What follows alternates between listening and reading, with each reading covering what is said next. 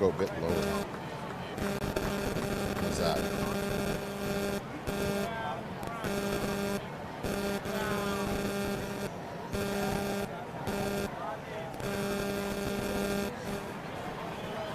Oh, okay, thanks, sorry.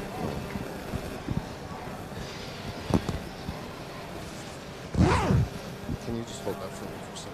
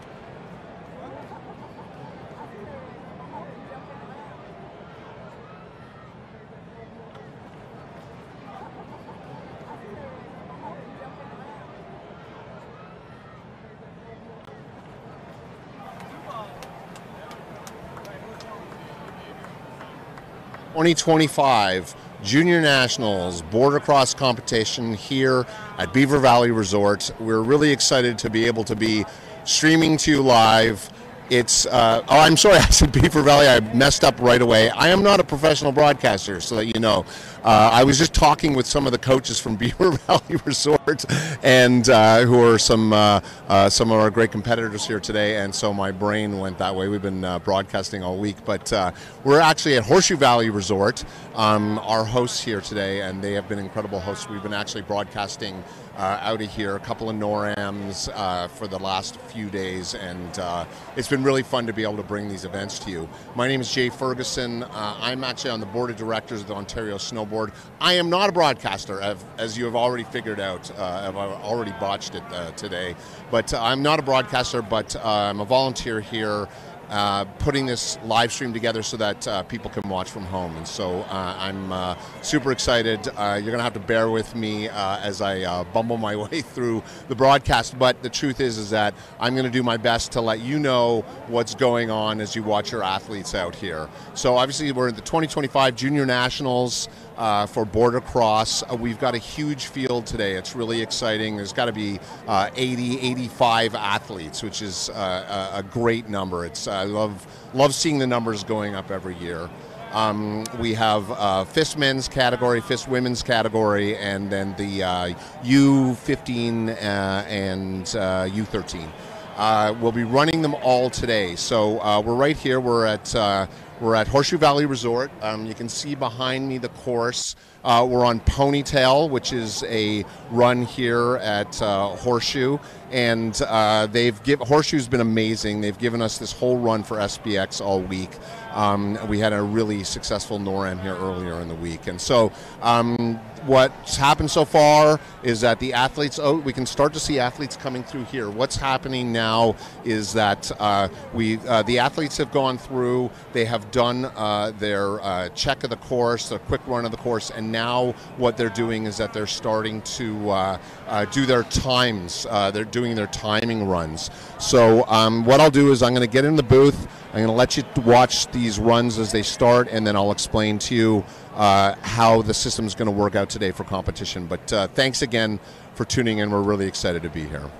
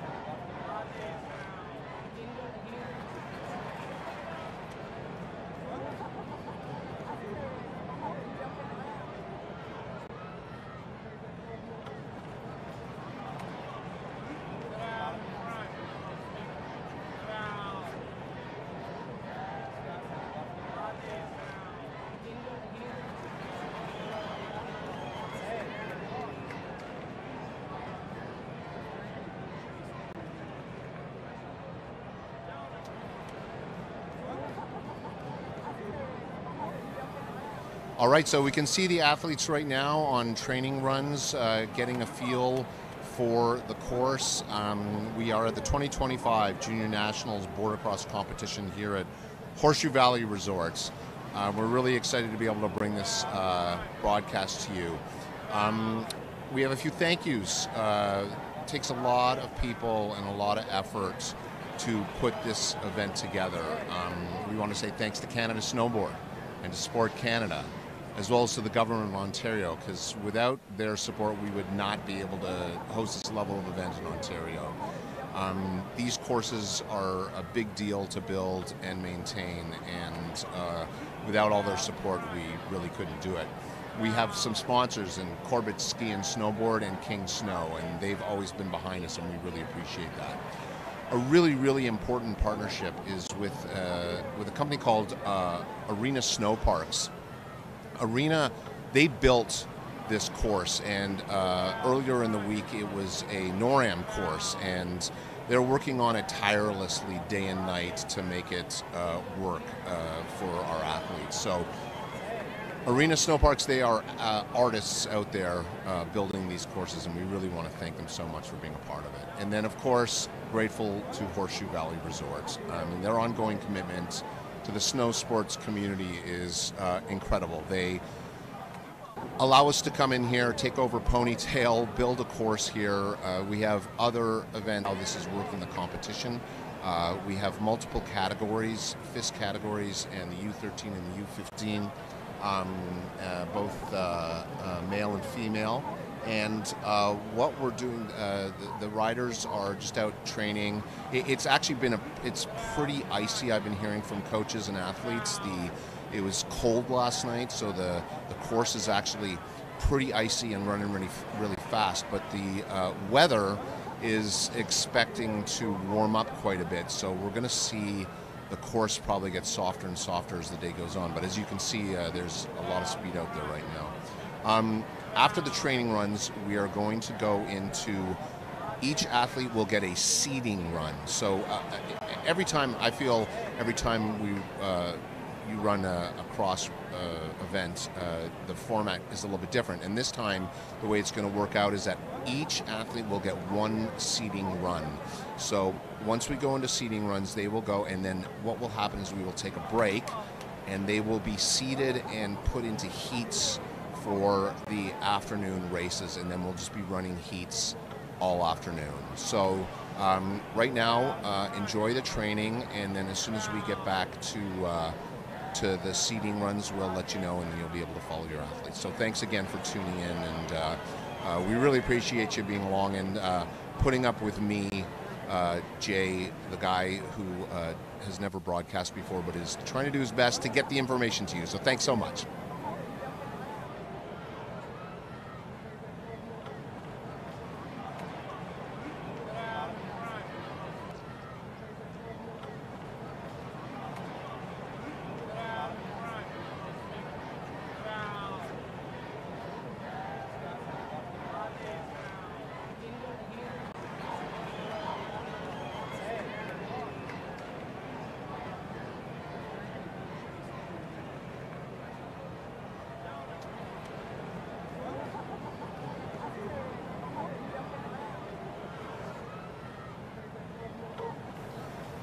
Also, folks out there, if you're interested, check in on our Facebook and Instagram. It's really worth, we've got events going all week. It's Junior Nationals Week here, and we would love to hear from you. We've got some, you can also, if you're watching, you can comment obviously in the YouTube in the comments. Let us know where you're watching from. We'd love to know how far out people are watching. We've been having, over the last few days, people all over the world watching, and that's been, we love that. We love the fact that we're getting this out to so many people who can follow the athletes. So thank you.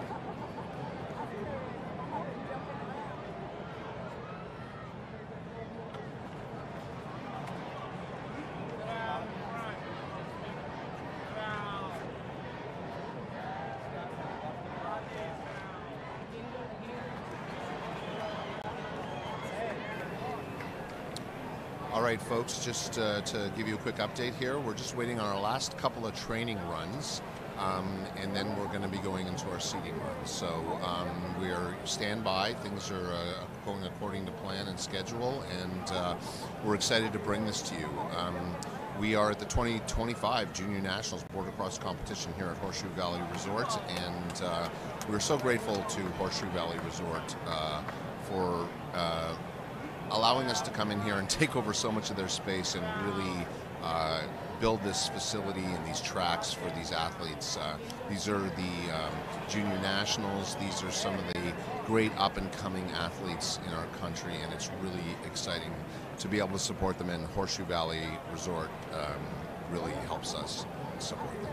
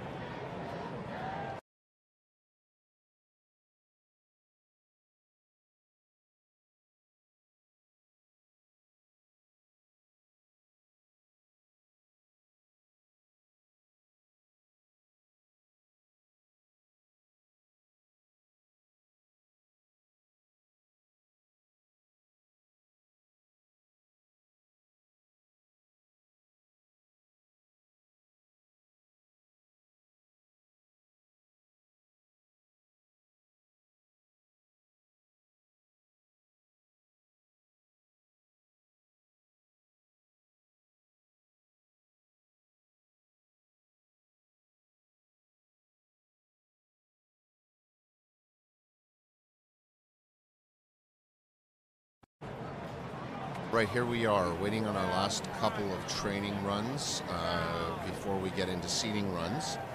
We're at 2025 Junior National Border Cross at Horseshoe Valley Resort here. We're not far from Barrie, Ontario. A couple of special thank yous to Canada Snowboard, to Sport Canada, as well as the Government of Ontario, because without their support we would not be able to host this level event in Ontario. These are big courses. They are they take a lot of time and effort put together, and so we really appreciate all the support. We also want to thank, this is actually here, we're going to take a look at the course. This is taking you through the course that Arena Snow Parks built. It comes around out of the Wu-Tang into the first turn underneath the lift.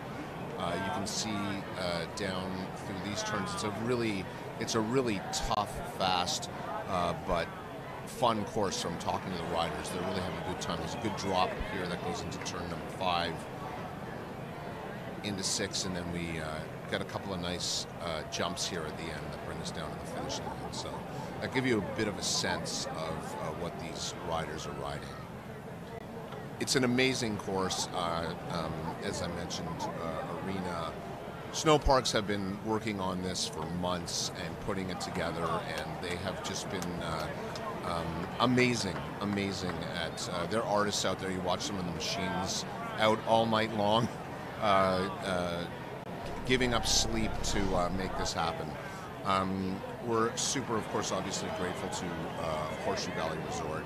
Their ongoing commitment to the snow sports community is really nothing short of miraculous. They give us so much space, and they allow for all these athletes that you're seeing here right here to come out and compete. Border cross is one of those sports that it's not just like kicking around a soccer ball. You need a mountain, you need groomers, you need coaches, you need all this infrastructure to put it together, and so it takes a lot of effort and a lot of people to make that happen. We've actually got a really beautiful day here today. The sun is actually out. It was a bit cool this morning, but it's going to be warming up over the day, which I think will also affect the course, because the course is hard and fast right now in training and going into seating, but then we know that it'll start to get a little bit softer as things warm up, and so once we get into the heats, it might be a whole different game plan for how these athletes approach and make things happen. But so right now we're just on a hold. We finished our training runs, I believe, and we're just waiting on seating. So we'll keep you updated with what's going on and let you know when seating is happening.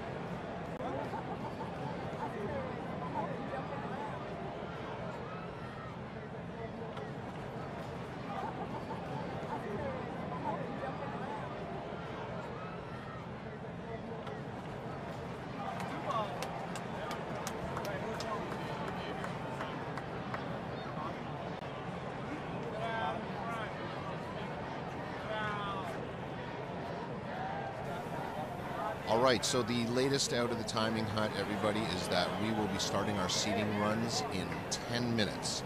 In 10 minutes, so that's so stand by. We are at Horseshoe Valley Resort, and we are about 10 minutes away from seating runs, so that we will know the placements of the riders for the heats later on.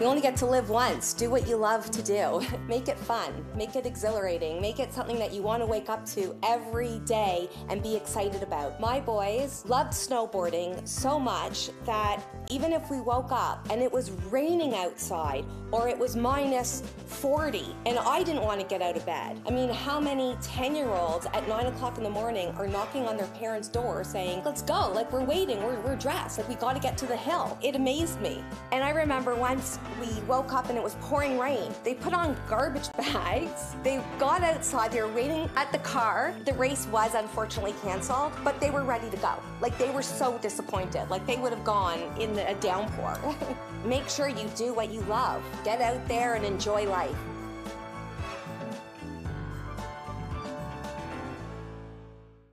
Just like bliss, like there's nothing else going on when you're at the top of a run and there's untouched powder in front of you or straight corduroy. I don't think of anything else going on in my life. I'm totally present right then and there. There's nothing else I would rather do than to be snowboarding.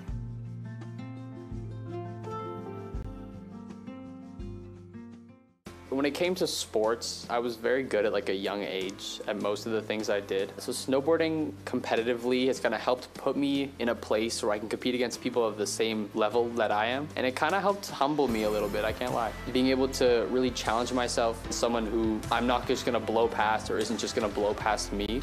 I think that thing that's really important was learning how to thrive in competitive sport, like how to take a loss. Obviously you're gonna have to lose at some point in something. Learning how to push myself and learning how to win graciously and lose graciously, you know. So snowboarding has brought me a lot of those different skills that I think are pretty important.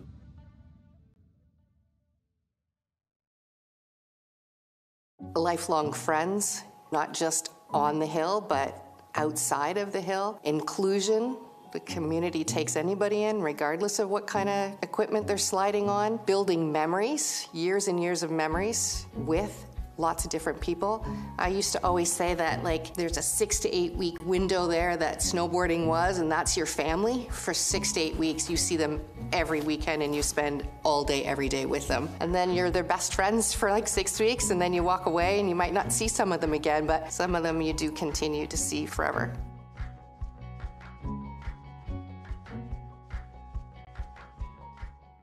The thing that I loved most about snowboarding is that the community and just I was welcome and that everyone helped me, like all my coaches really helped me, and it wasn't just like, okay, do this and do it by yourself. They really helped me, like, okay, you're gonna do this turn and you gotta go down this hill first, and really helping me out. It was kind of just like we were on the same page no matter what.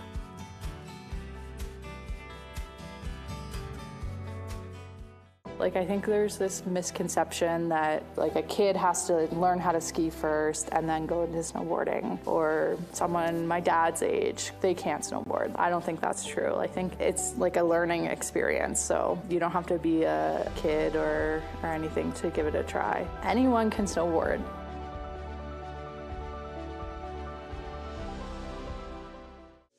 For me, what I've seen in my daughter, and with the support of some amazing coaches along the way, it's just given her so much confidence. Confidence in her own ability, her own skills, maybe things that she didn't think were possible became possible. And I also think that it has taught her that when you set your mind to something, you can achieve it. It doesn't necessarily mean gold medals, and it doesn't necessarily mean you're going to the Olympics, you're going to be an Olympian. Like, that's not, for me, what it's been about, and that's not what it's given my daughter. It really has been the journey of learning that when you put your mind to something, you can achieve it. Those are skills that she's going to have the rest of her life.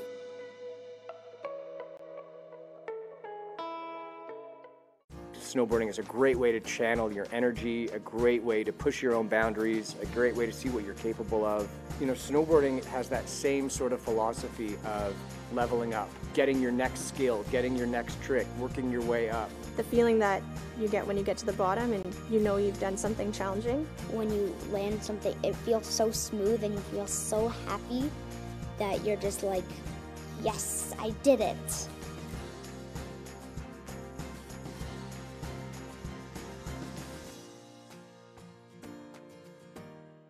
I almost landed my 360 last year. A 360 is a spin where you start, let's say, left foot forwards, and you spin any direction and land left foot forwards again. Last season, I got a 270.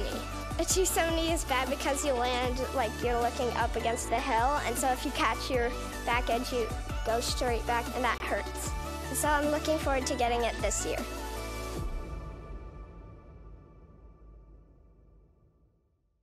My boys would come in and their toes would be frostbitten and they would go back out again. So I actually had to buy them socks that had heaters in it to keep them outside for longer because they hated to come inside. It's a great sport. You're outside all day. They came in with rosy cheeks and big smiles.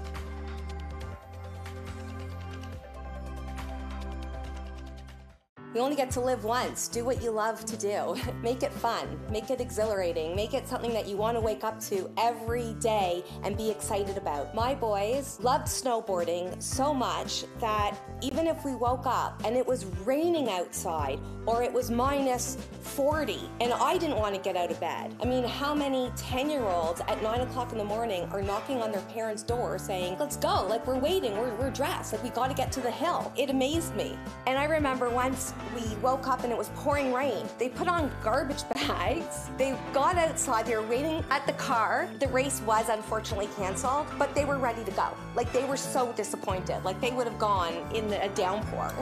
Make sure you do what you love. Get out there and enjoy life.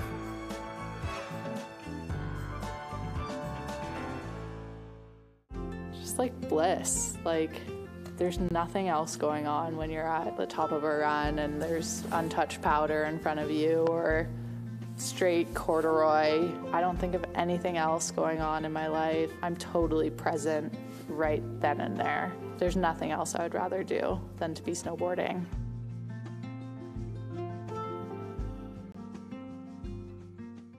When it came to sports, I was very good at like a young age at most of the things I did. So snowboarding competitively has kind of helped put me in a place where I can compete against people of the same level that I am. And it kind of helped humble me a little bit, I can't lie. Being able to really challenge myself, someone who I'm not just gonna blow past or isn't just gonna blow past me. I think that thing that's really important was learning how to thrive in competitive sport, like how to take a loss. Obviously you're gonna have to lose at some point in something. Learning how to push myself and learning how to win graciously and lose graciously, you know. So snowboarding has brought me a lot of those different skills that I think are pretty important.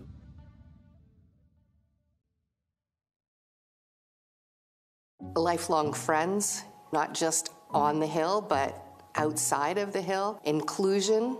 The community takes anybody in, regardless of what kind of equipment they're sliding on. Building memories, years and years of memories with lots of different people. I used to always say that like there's a 6 to 8 week window there that snowboarding was, and that's your family. For 6 to 8 weeks, you see them every weekend and you spend all day, every day with them. And then you're their best friends for like 6 weeks, and then you walk away and you might not see some of them again, but some of them you do continue to see forever.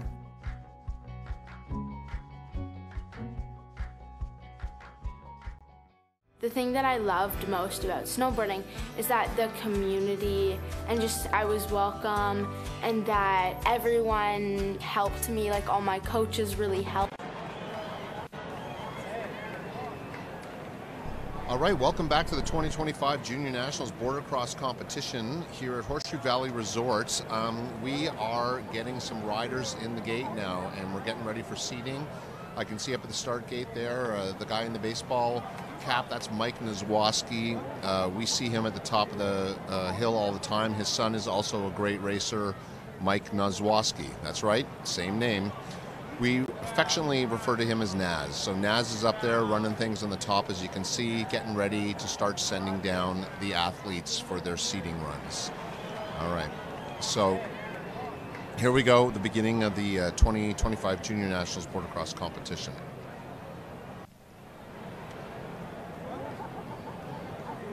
So there are a number, this is a big competition. We've got 80 some odd riders, and they have multiple categories. There's the men's fists, women's fists, and youth.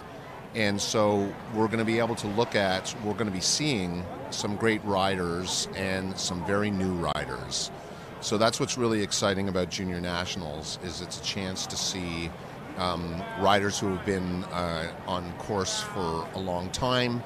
And some of these riders, this will be one of their first times probably, or, you know, first seasons anyways, on the cross courses. So that's actually very exciting. We're running the men's fists first. So you'll see men's fists riding first. That'll be followed by women's fists, and then into the younger riders, into the youth.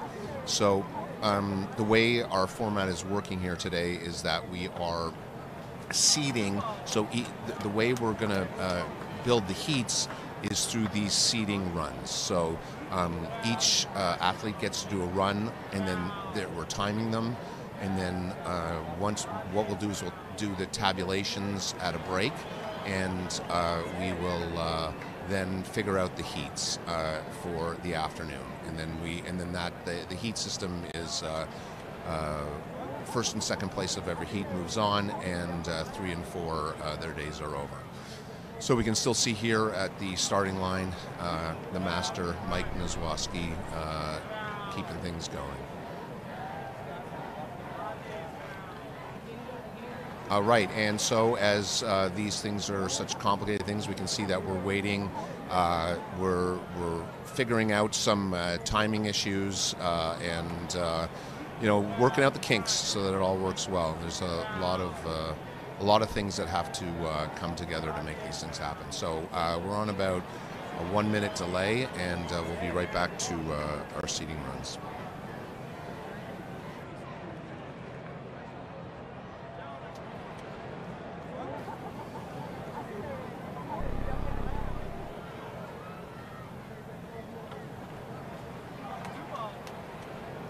All right, so we are back. Here we go. That was a shorter delay than we expected, which is fantastic. You can see how beautiful it is here.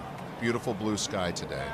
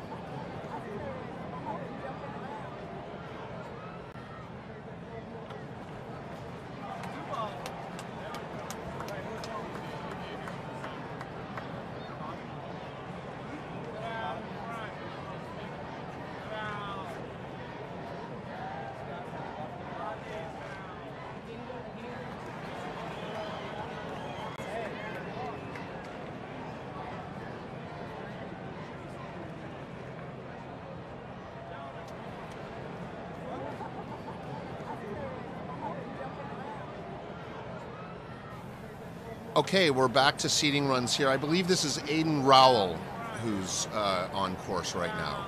Aiden Rowell.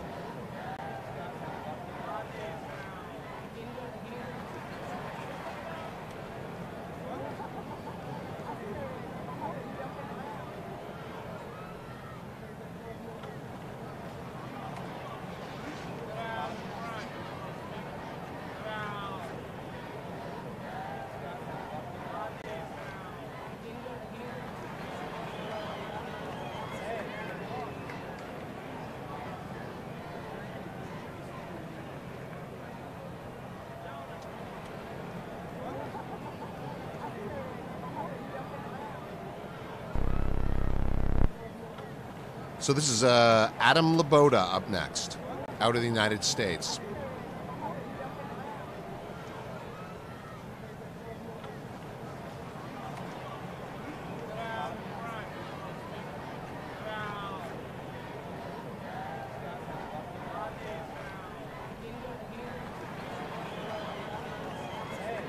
All right, I just heard that we've got some people watching from St. John's, Newfoundland. Always happy to hear from out east. Let us know, have you got athletes in the race? But St. John's representing, that's great. Thanks for watching.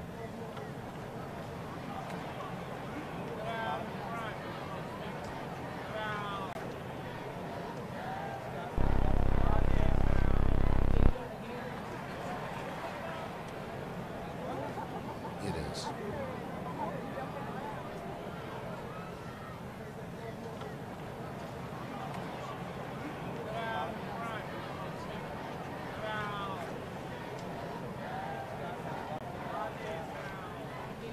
Athlete on course, this is Hans Schomer.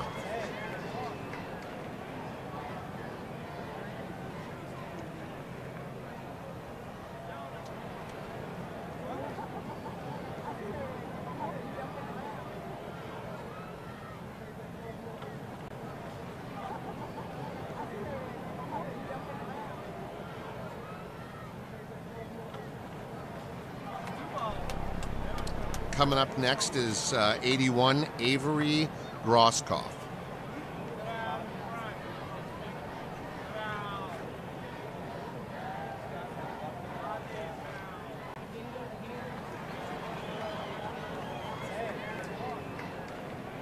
I have just been informed that we've also got some people watching from British Columbia.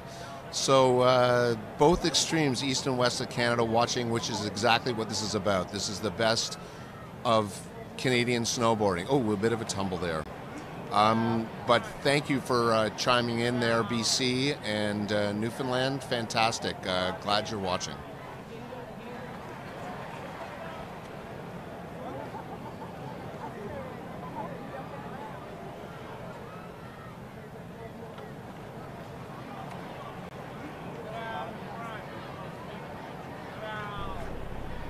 Up next is Evan Russell.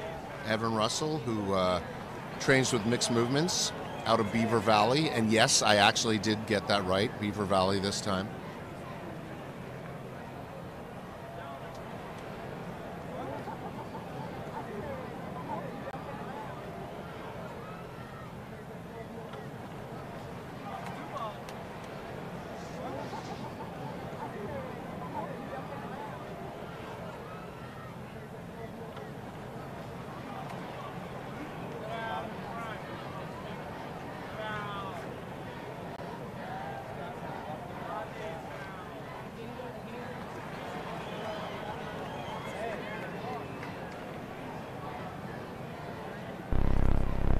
Up next, Rafi Hudson. Rafi Hudson's with BC Snowboard. So there, BC's watching, probably cheering on Rafi.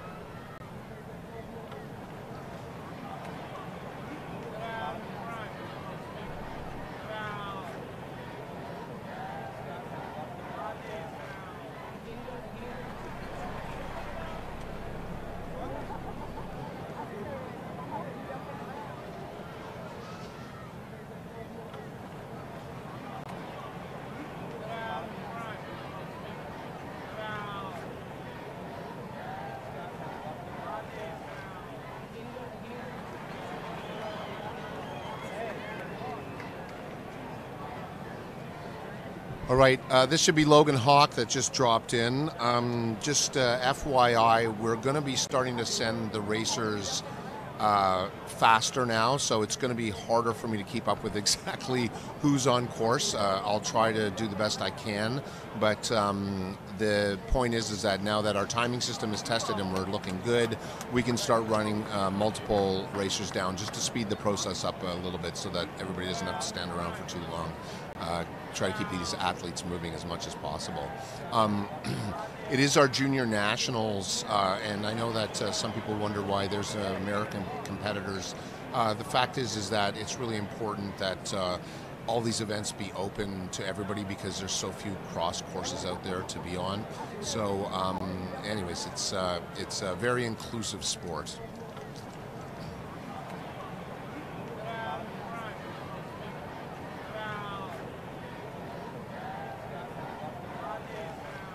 All right, I'm hearing right now that now as we go further afield than Canada, we've got people watching in Colorado. Fantastic. Such an amazing snow sport community in Colorado and Australia.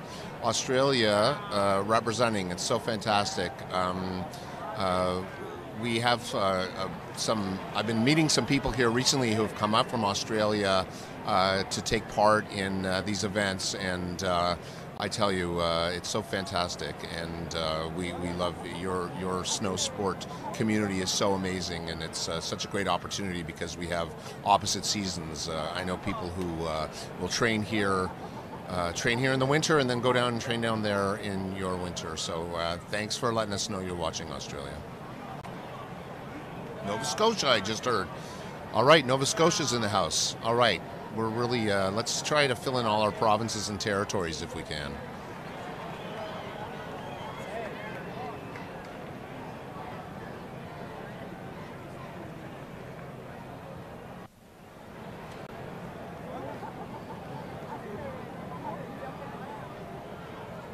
If you're following an athlete from home,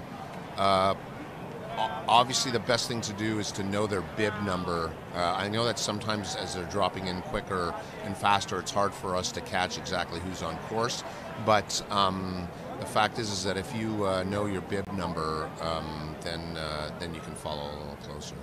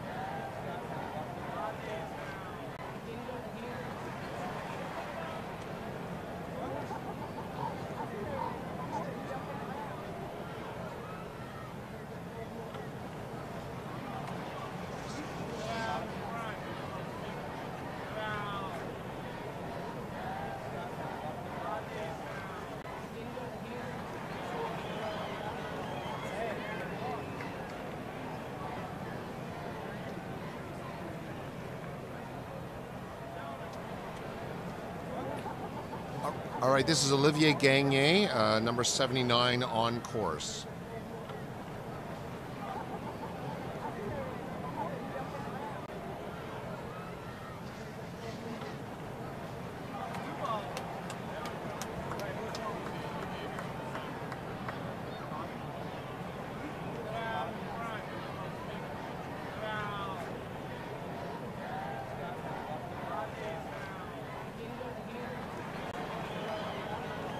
All right, and this is 84 Cole Cassell.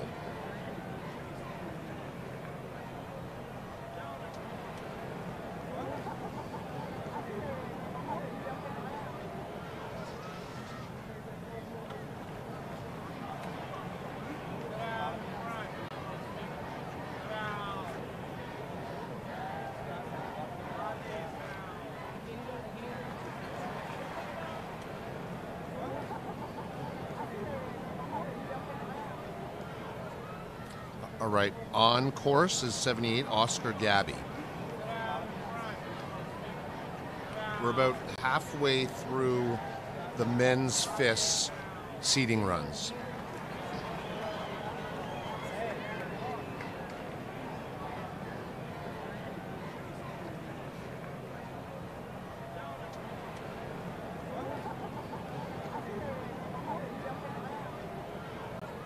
All right, going on course 110, that's Vincent Scott.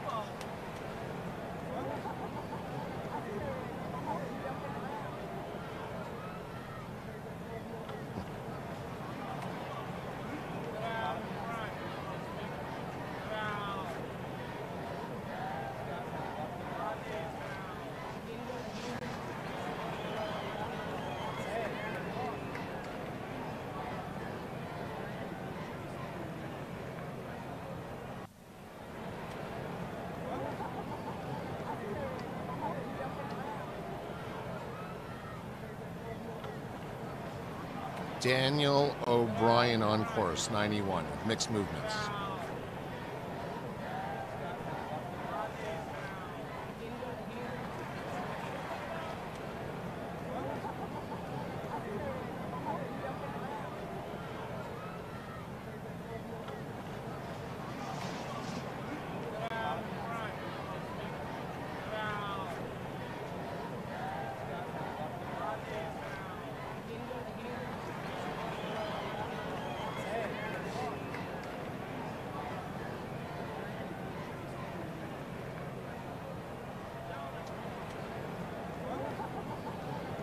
All right, 74, this is Christian Blights on course.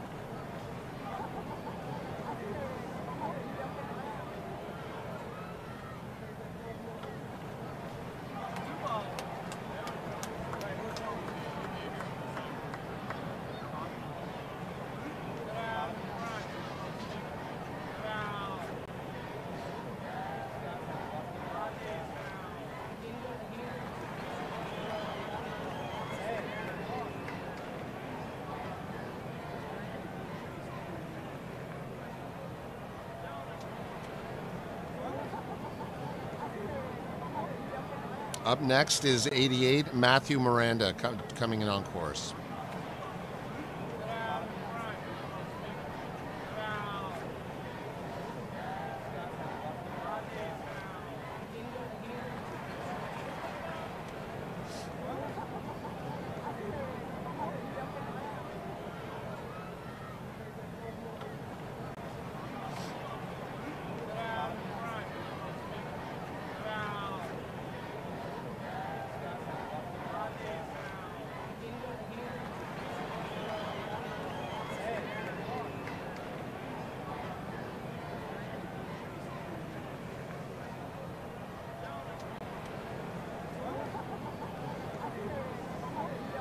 Matthew Miranda on course.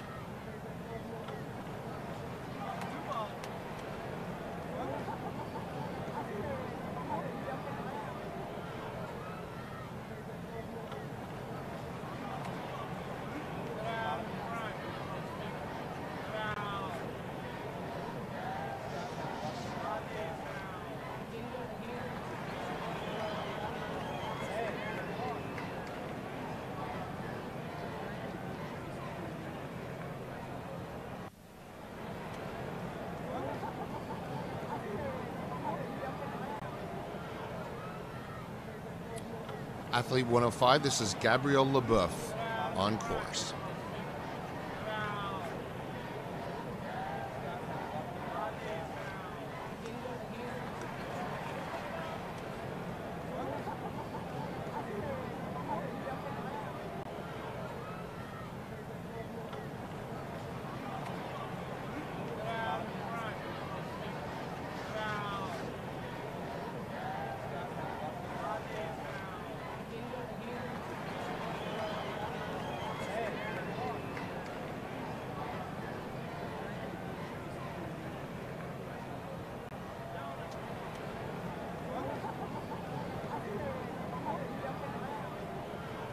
Jonah Ingefuk is up next on course.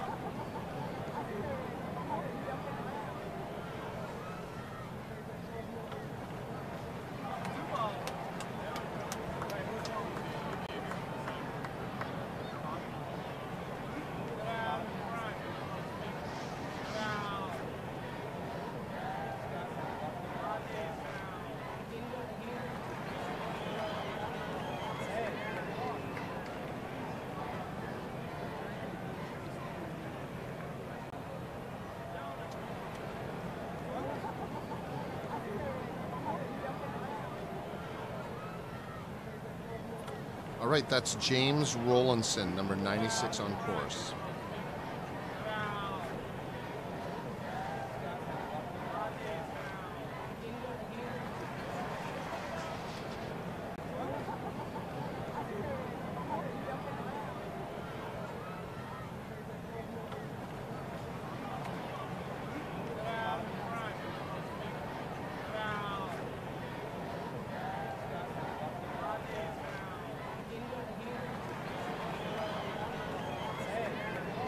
All right, this is Jackson McGowan, number 87 on course.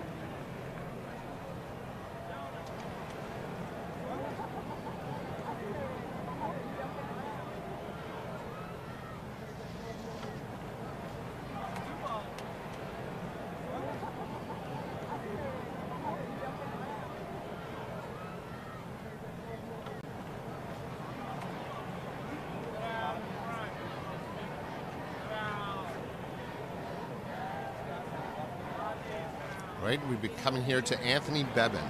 Anthony Bevan, 73.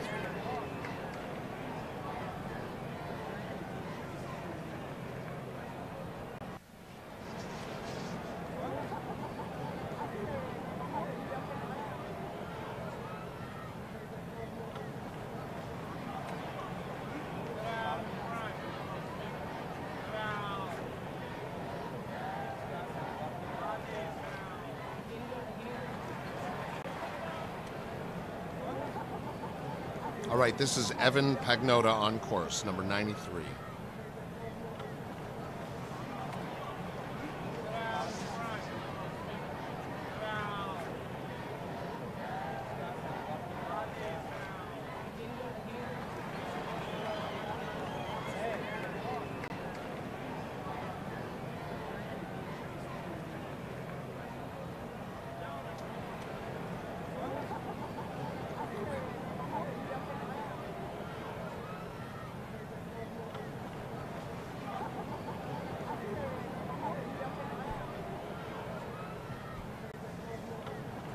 All right, I believe this is Owen Weiglin on course.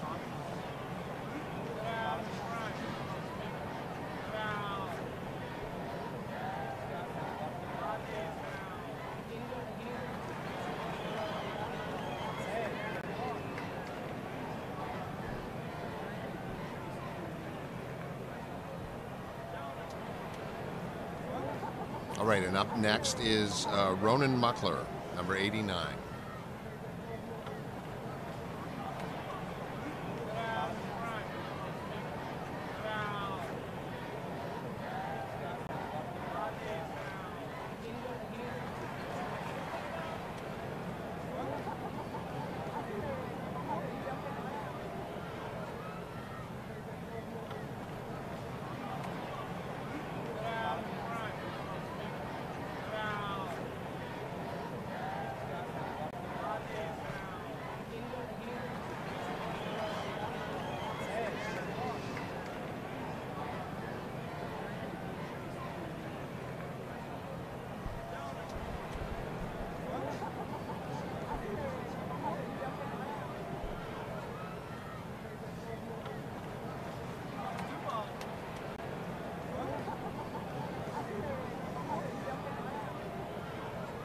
All right, in the gate is 75, Samuel Carpenter, about to drop in.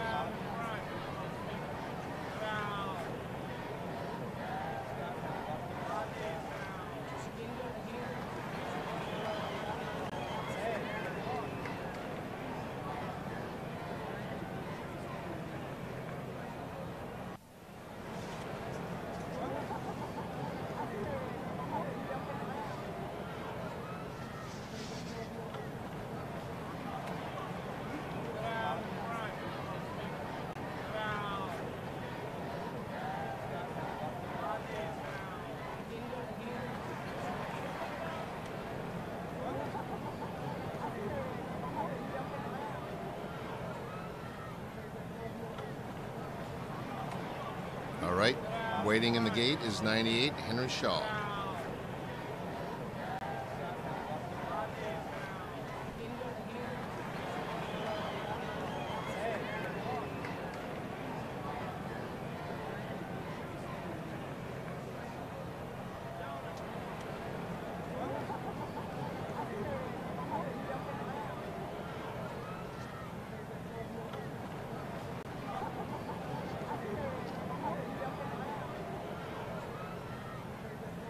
All right, it turns out that actually Henry is not there, so we're actually going to run Xavier Maurice, number 86. So, we don't know where Henry is. We're going to try and find him.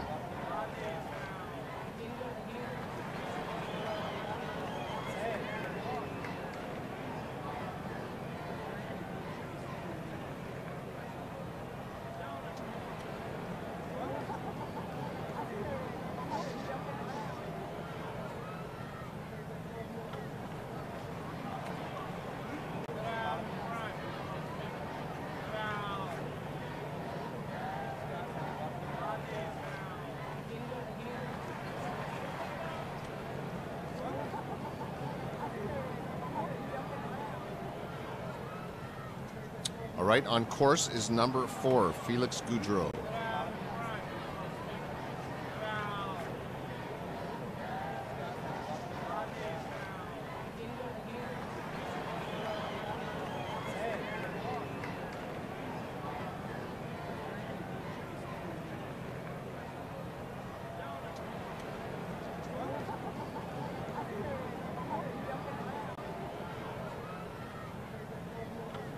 On course, Tristan Wagelin, number 101.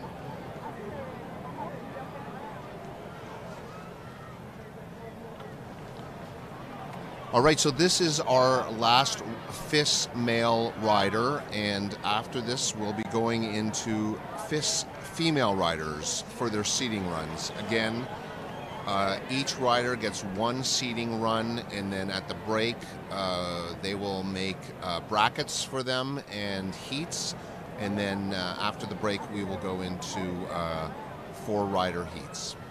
This is just to find the seating.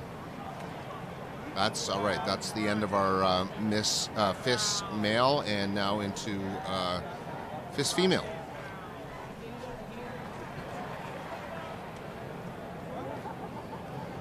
All right, that's Katie McQuiggan there at the top, getting ready to be our first FIS female rider of the day.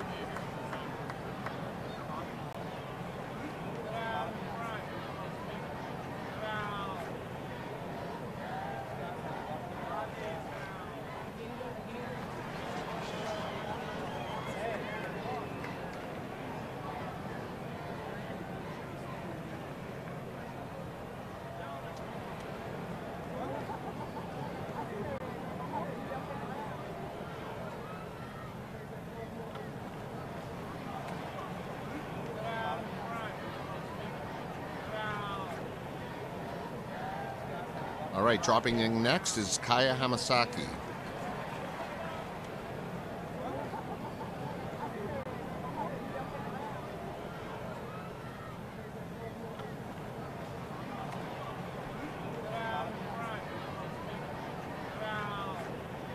All right, I'm hearing from Bromont, Quebec in the chat. Bromont, thanks for reaching out. Lots of great Quebec athletes representing here. Let us know who you're cheering for today. Cheering for Elite Snowboard, apparently. All right, that's fantastic. Great club.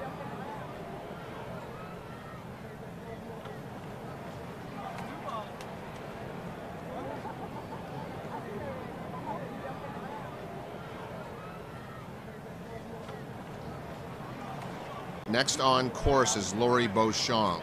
We just had a question online about the Big Air today, and we had originally talked about broadcasting Big Air. Thanks for the question. We unfortunately will not be broadcasting Big Air today because of the conditions. We have only one camera crew, and unfortunately, because it's getting so warm, the conditions, in order to wait for this event to be over to go to the other one, we just couldn't do it. It would have been bad for the riders. So unfortunately today, no Big Air. On course, Anne-Sophie Schoenbeck. Ask us any questions and we will try to respond immediately.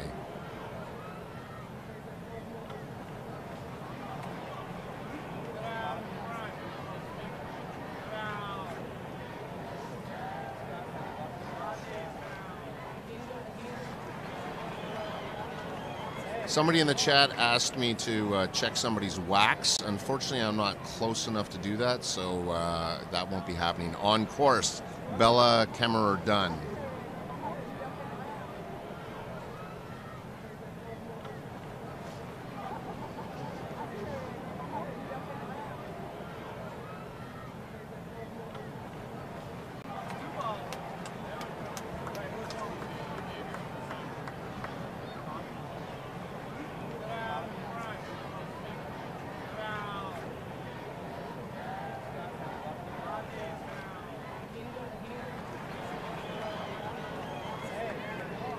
All right, up next should be Logan Kolodzik.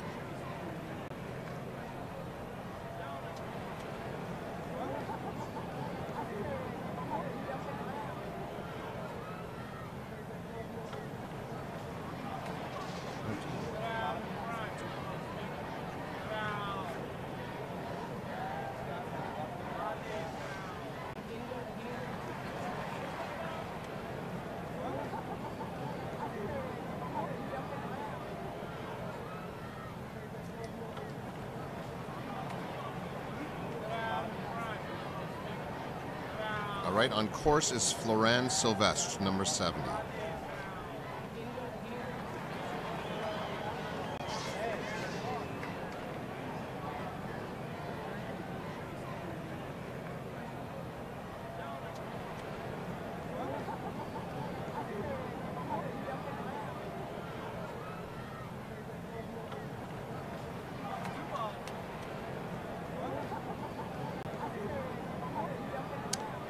Coming on course right now is Tegan Clark.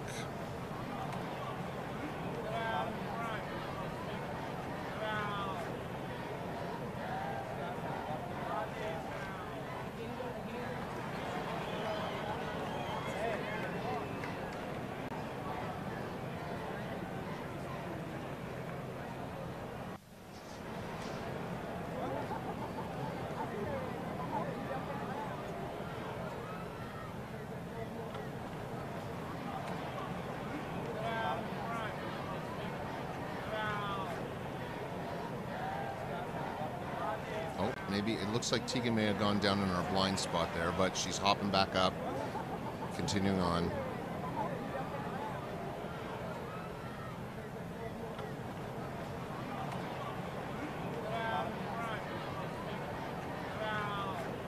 All right, back up and going.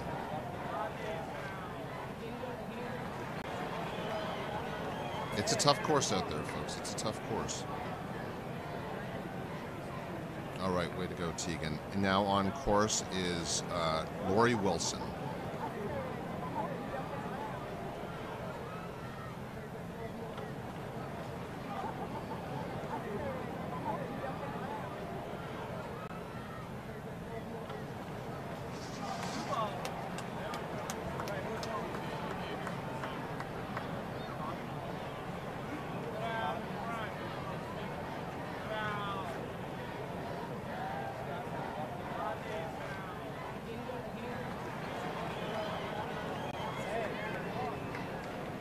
All right. Now back to up on course is Lorelei Joseph. We're about to drop in.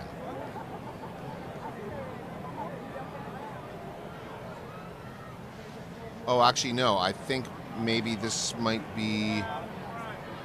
This is bib number one. Bib number one, Sienna Cater.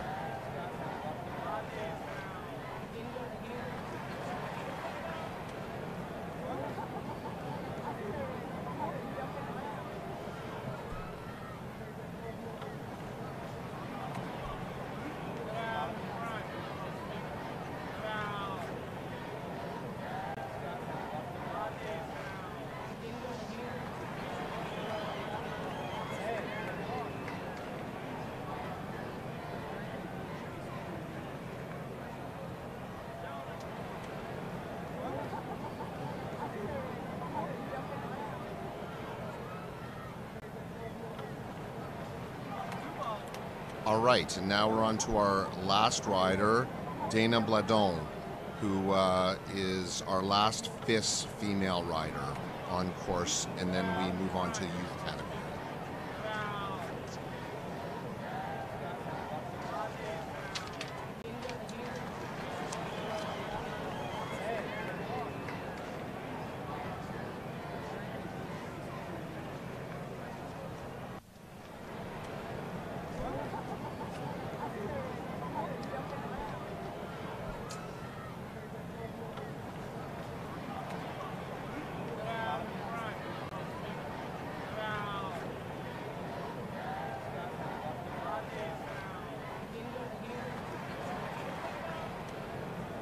All right, so that completes our FIS women's seeding runs.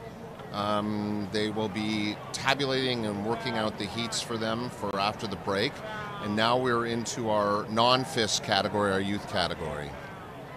I can see the coaches up there. I can see Coach Megan up there at the top with mixed movements and giving a little bit of direction there. We're starting off. Let me make sure that we've got. All right. We've got 1 or 2 minutes here, apparently, as we do tabulations to get our brackets ready before we go into our non-FIS athletes. We'll be starting with U13 female, followed by U13 male, U15 female, and U15 male. So we got a couple of minutes to hold off here. I think that we should be starting off with Samantha Cameron out of Beaver Valley Ski Club. We are right now, just in case you've joined us a little late, it's the 2025 Junior National Border Cross competition at Horseshoe Valley Resort. We're really excited to be here. It is a beautiful, beautiful sunny day here at Horseshoe Valley, and looks like we're getting ready. Actually, we're going to be able to jump right in here. It's like Samantha Cameron, we've got all our tabulations done, and Samantha Cameron, our first non-FIS female athlete, jumping into her seeding run.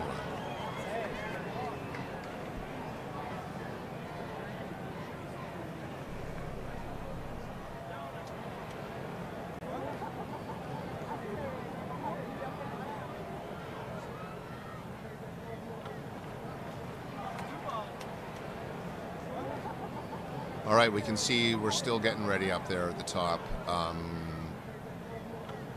making the shift into the non-FIS. So we've got about 30 seconds probably here before we go.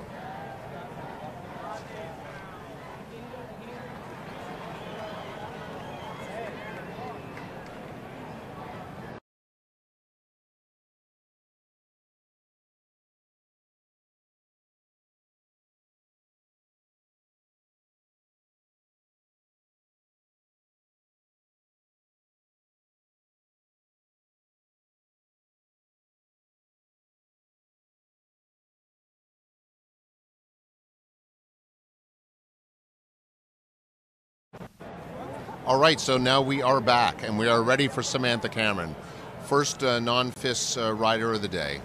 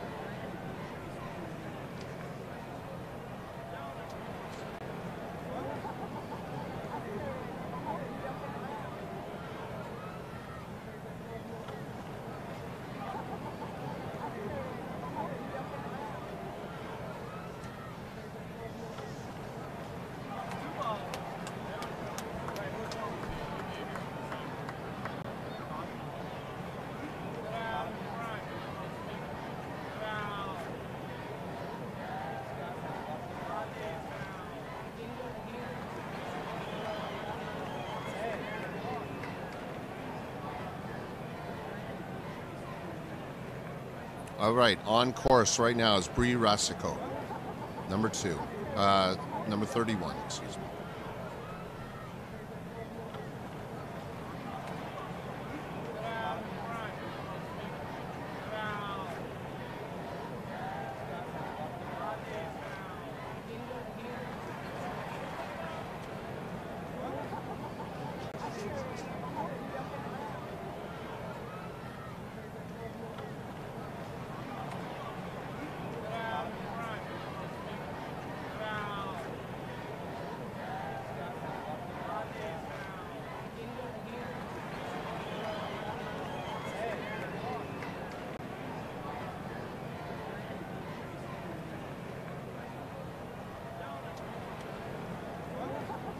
All right behind Brielle is Fiona Mullen on course.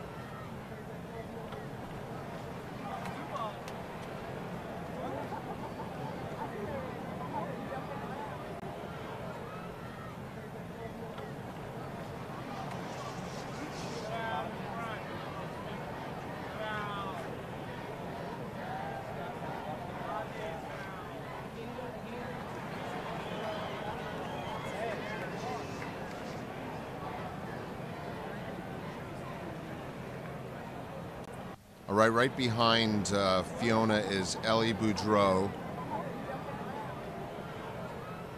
We see her coming up behind there.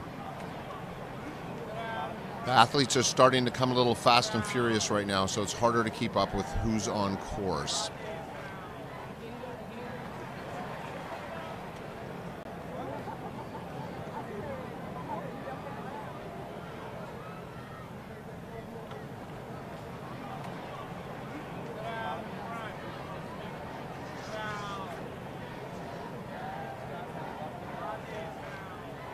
I think that might be Blair Mullen, number 24.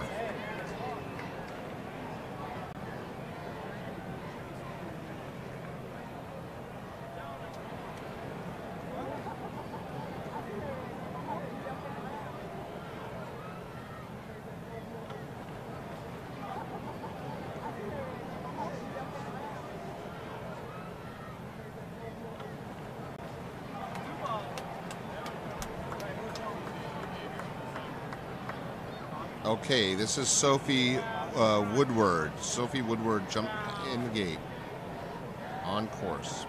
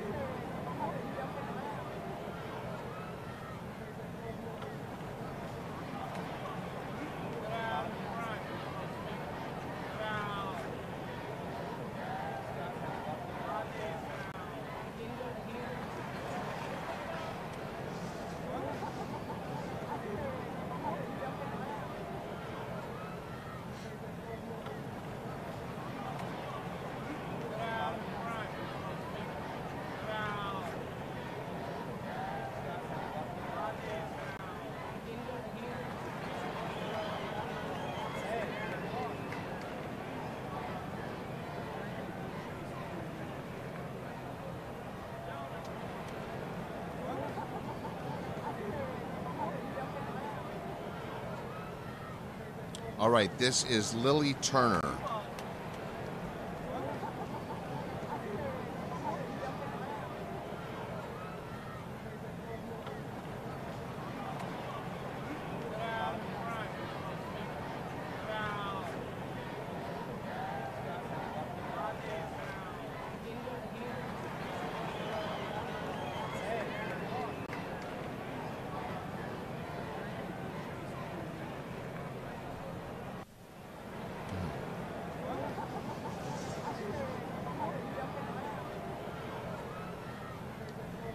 I believe that was Kayla Taylor that just went by.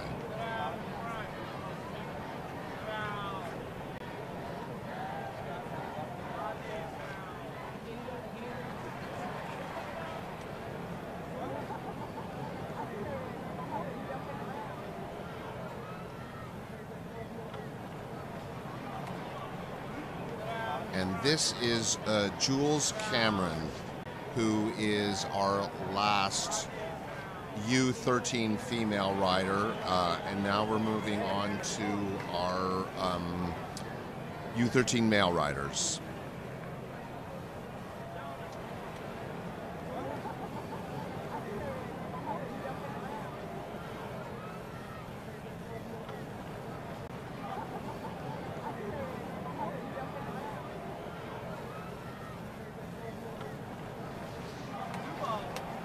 All right, so this is our U13 males.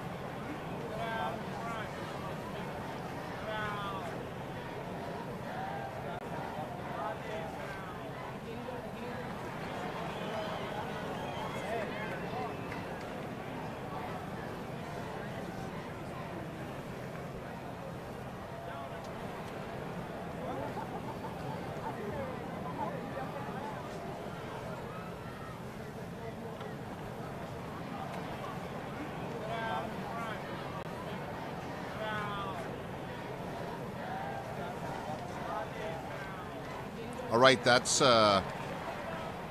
Ewan McGowan going past there. Was able to catch the bib number.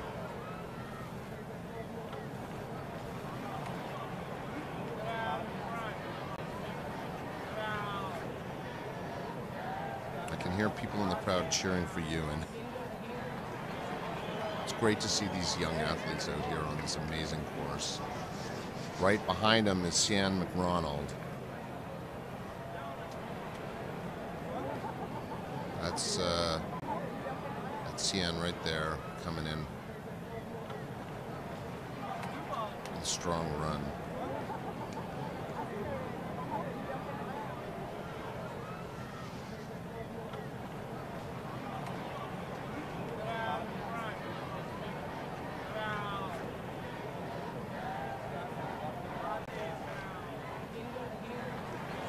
Obviously, we can see here that the athletes are coming fast and furious. It's hard to keep up with them all.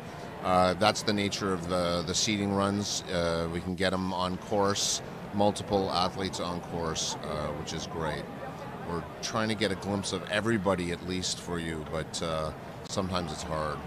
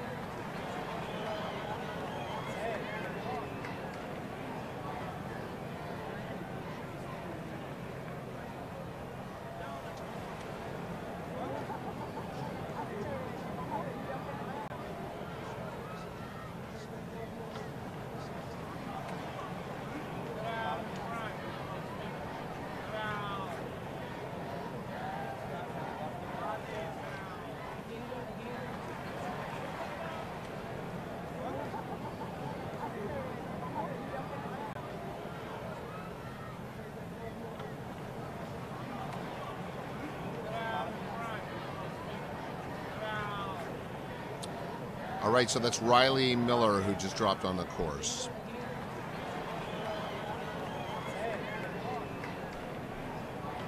After him will be Colin Connings.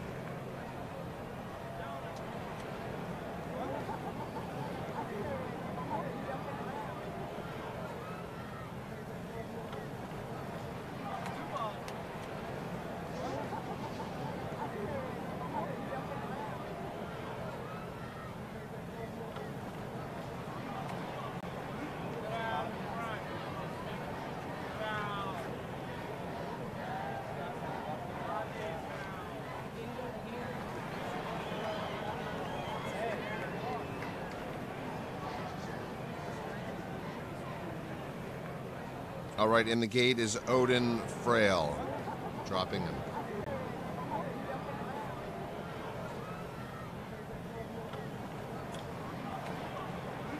Odin is our final U13 male rider today in the seating, and after this we will be going to U15 females.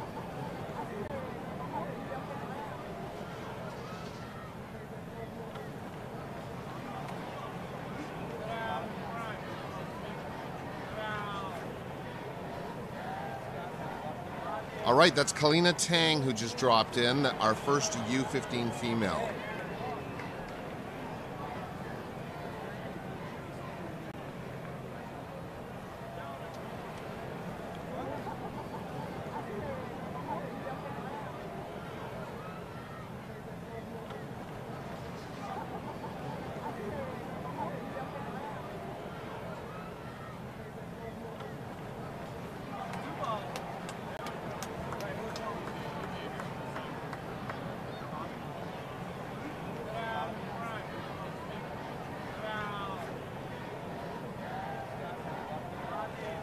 All right, and this is Ilya Cooper.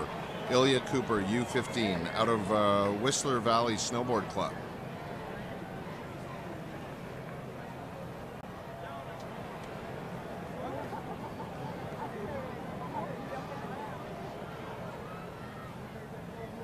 Rumi Cooper at the top of the hill there.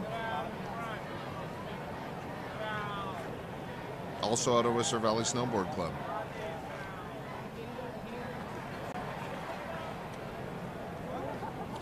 Kaylee Grace Lemieux just dropped in.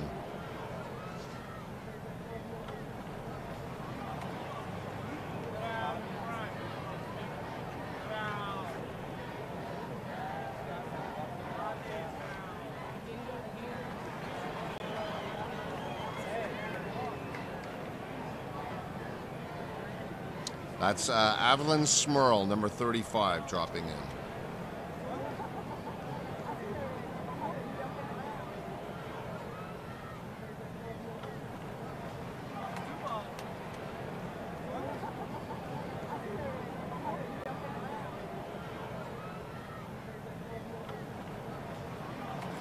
Elizabeth Lavoie on course.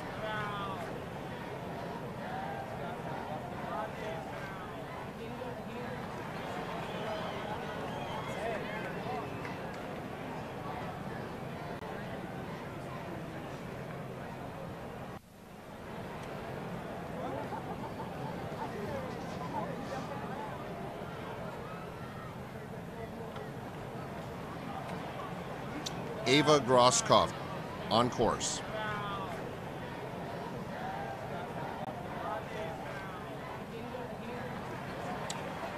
After Ava, we have Izzy Edlin, which is our last U15 female non-FIS rider.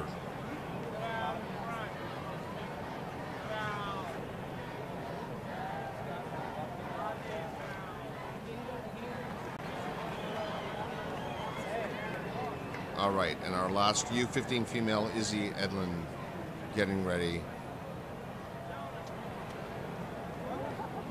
On course.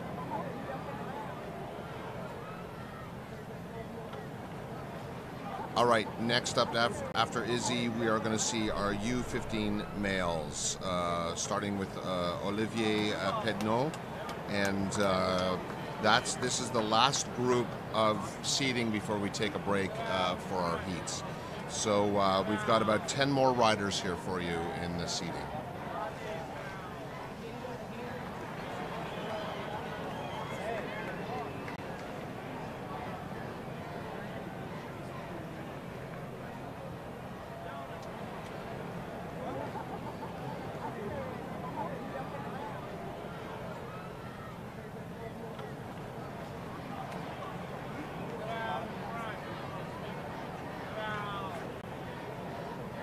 Oh, just making it in there. All right.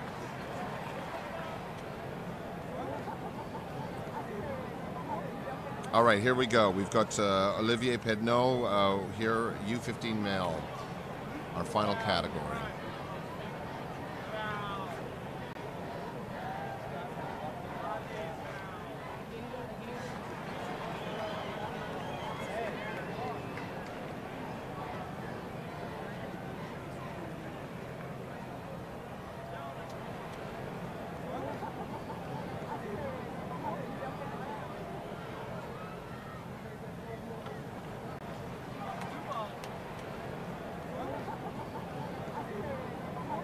Olivier Pedneau on course.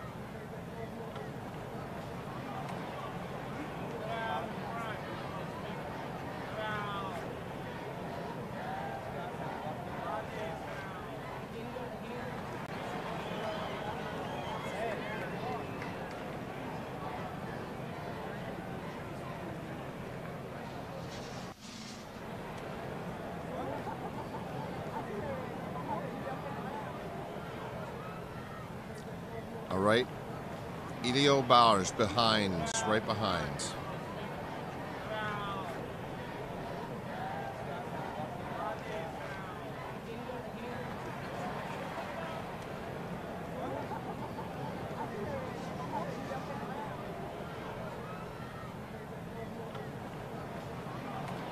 Davis Carrier, 54, out of Castle Snowboard Club on course.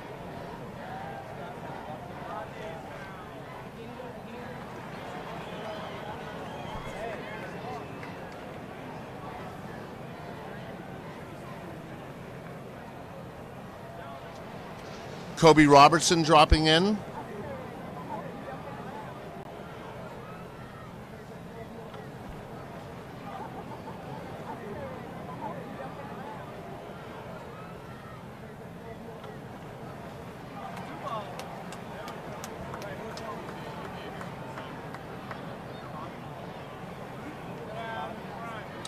All right, we've got Kai Hendry on course.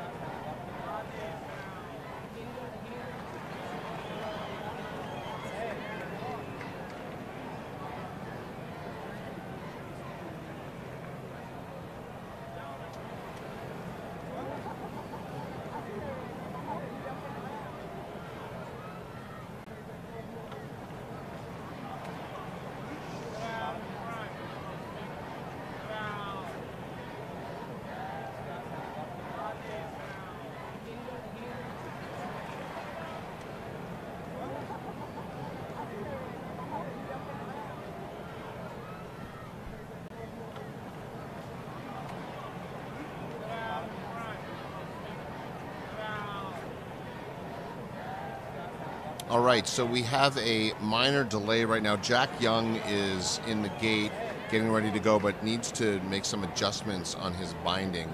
So, oh, it looks like he got it together there. That's great. We're just having a very quick hold on that.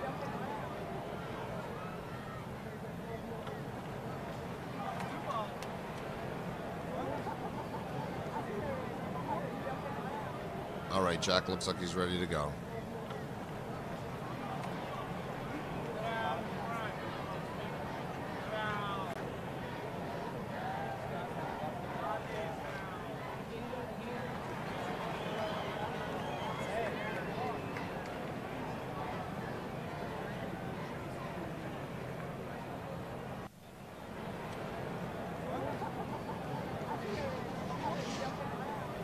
All right, this is Angus Lindgren on course.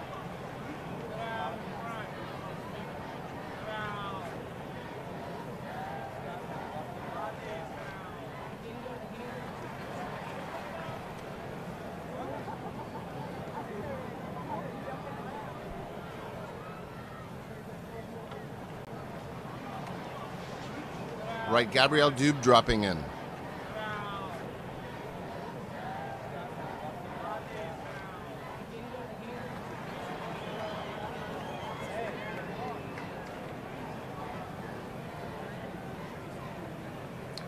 All right, after this, we've got 3 more riders for seating today. This is Vincent Paquin on course.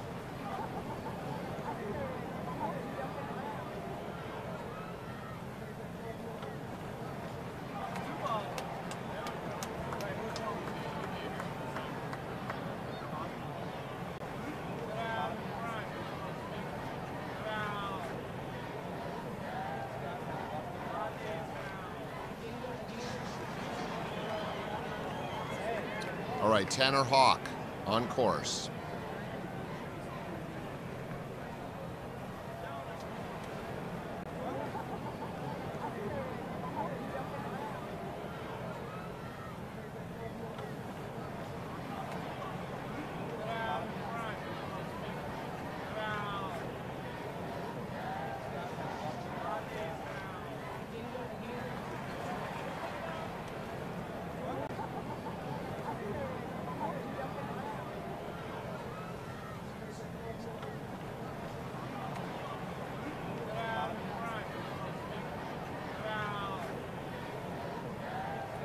All right, so that run by Tanner Hawk is actually our final rider in seating for this morning. That completes our U15 male, and now we are going to wait for tabulation. There will be tabulation and maintenance on the hill, and we'll be having a bit of a break. I'll let you know exactly how long that break is as soon as I find out. Everything is always constantly in flux here as we figure out.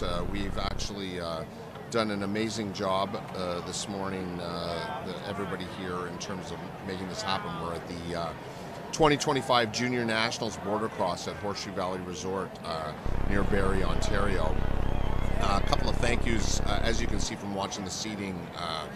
It's a pretty complicated course. It takes a lot of people to maintain this and a lot of people to make this happen. You can see people out in their t-shirts there. You can see it's so sunny and beautiful here at Horseshoe Valley Resort. Honestly, at the top of the mountain, it's such an ideal day. But the supporters, all the people who have really helped us put this together, it's so important to mention Canada Snowboard and Sport Canada, as well as the government of Ontario, because without their support, we'd not be able to host this level of event in Ontario.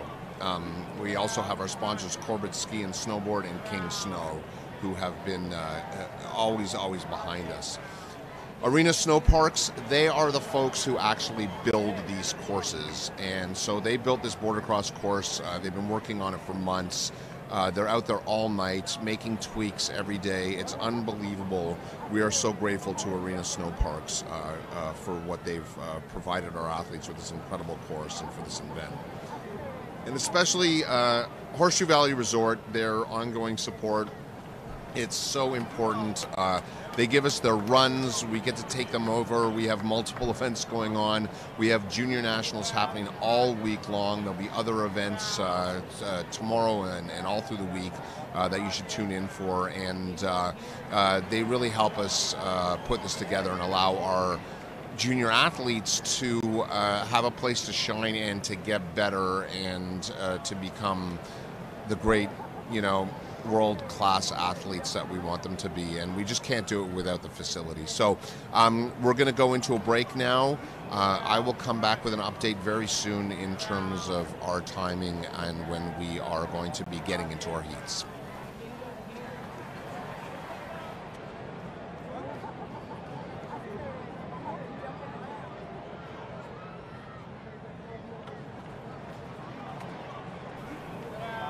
Okay, so I did just get the update, and we will be back for heats at 12:45. 12:45, so that's in an hour. So please stick around, but we'll be back up in 1 hour.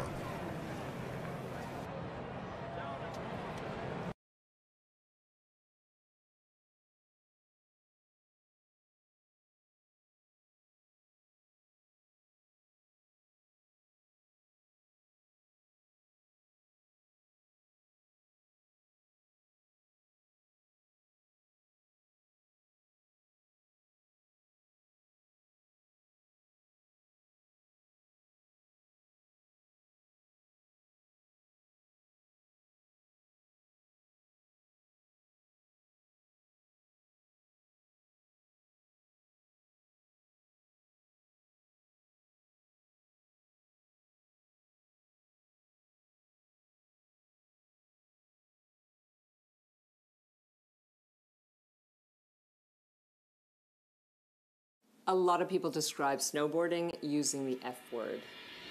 Fun. It's just fun. It's so much fun. It's a lot of fun. Why do you like snowboarding? Because it's fun and awesome. It's fun. It's just so much fun. I just have so much fun. It's fun to be with snowboarders. Just kind of doing whatever, it's so much fun. I just found it really fun. A, it's fun, and B, it's fun. It's just fun. I hope that I'll snowboard my whole life because it's super fun.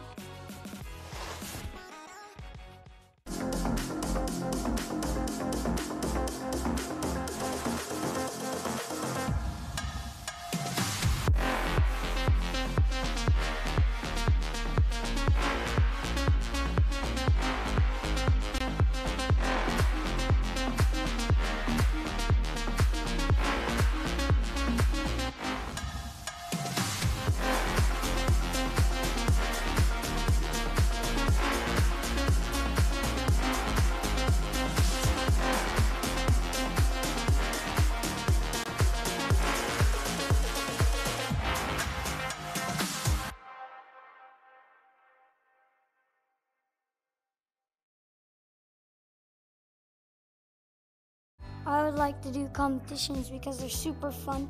Everybody is there for a reason, and the biggest reason they're there is not to win, but to enjoy the moment of their friends, their competitors, and just being there to celebrate everybody's victories, not just their own. Even though it's competition, there is a camaraderie there. It's more relaxed and it's more inviting. Well, everyone cheers for you regardless of if they're on your team or not. It doesn't really matter who wins.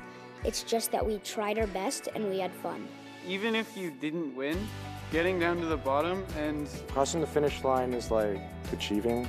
I am proud of my work. Getting something that you've been working on, that's like the biggest gift that you can give yourself. Whether I come last in that heat or I come first, I always just like feel happy at the end of a race because I'm doing what I love.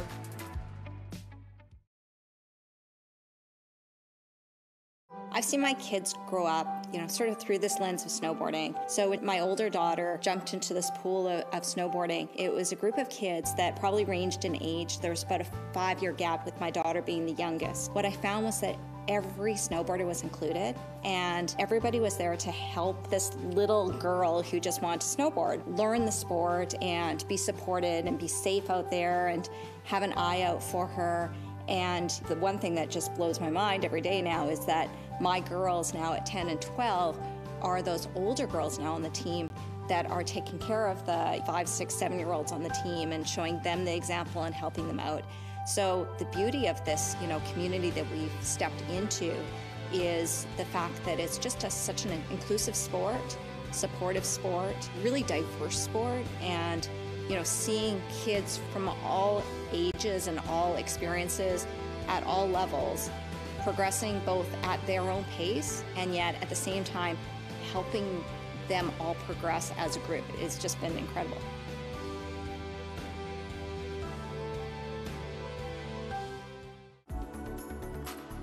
This kid George, who I never met until 2015 or 2016 OFSA border cross event, but George basically showed up out of nowhere and threw down a crazy fast run, and he was on the CSAT team to represent our league, CSAT OFSA. And I remember it was her finals. He just lost his dad, I think, the week before. He was a little messed up, obviously. But he wanted to participate. It was cold, it was icy, he hadn't been on a board, he was frightened. Students from schools that had nothing to do with him helped him gain his confidence back. Telling him that, like, dude, you'll be okay. We've seen you race. You're really good. Just fire away. Every other school in our league wanted to see him get from the top to the bottom, A, in one piece, and B, with a good time. It felt like half the league was cheering for him, and quite honestly, he had the best finish of his entire life in snowboarding. That one day. That's a special moment. It was a real moment for him. It was special to watch somebody who didn't almost trust in themselves, what they could do, discover what they're really good at. And it was pretty touching to see that.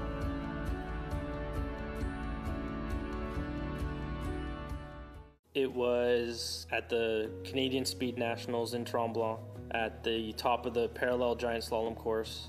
We were into the knockout rounds, which is the finals, where the first person across the line goes on to the next round, and one of the competitors broke his spoon. So his competitors that he was racing against were there to help him, and even the coaches from the other team and the other countries that were there were looking through all their equipment and all their spare parts to see if they had something that would help him, so he can continue on and try to win the event. Snowboarding is more of a community, and everybody is there to make sure everybody can reach their potential.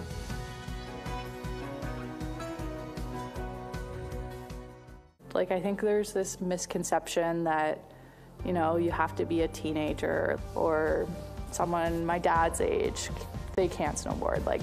I don't think that's true. The age doesn't really matter as much. Everyone is there with the same interests. You can talk to somebody about snowboarding and that's bam, already one thing you have in common. I'm sort of strange because I started competing in my 30s. He was literally 70 and had skied his whole life. I think he wanted a new challenge in his life at that stage in his life. You're never too old, it's never too late. And it doesn't necessarily have to be organized. You don't need a big group in order to do it. As you get older, you can keep snowboarding as long as you want. You could always keep snowboarding. You can be absolutely any age, trust me. because I have no plans on stopping anytime soon.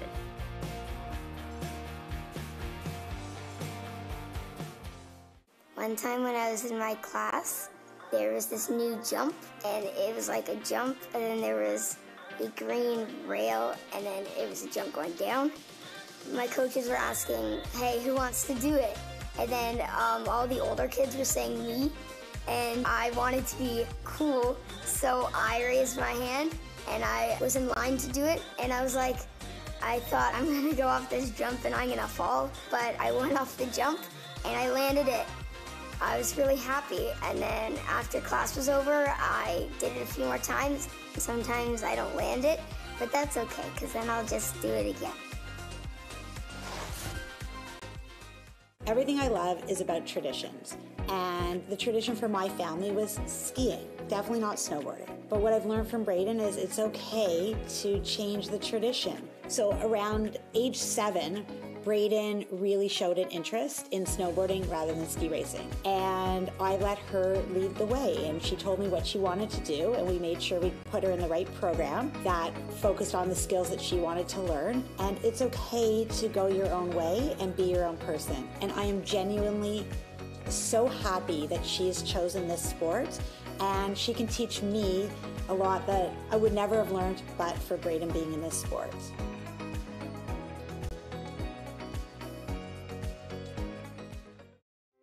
I've always felt as though the winter in Canada can be a long period unless you're outside enjoying it. And snowboarding can be that sport where you can get out, you can have some fun, and you can do it as a family.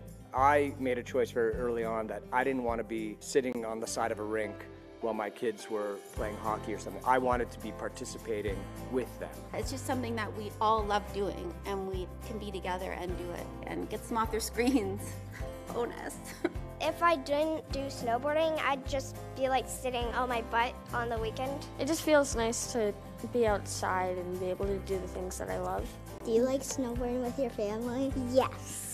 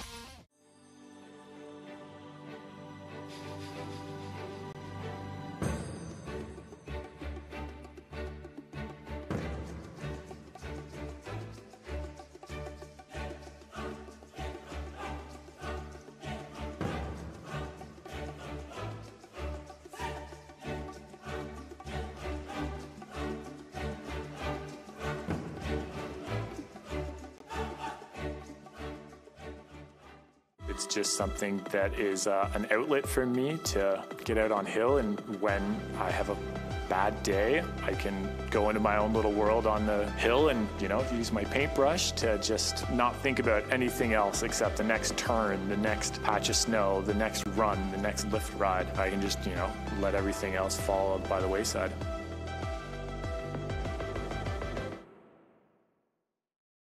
Braden really showed an interest in snowboarding rather than ski racing. So at 7 years old, Braden tried her first snowboard class, and I couldn't believe how she picked it up so fast.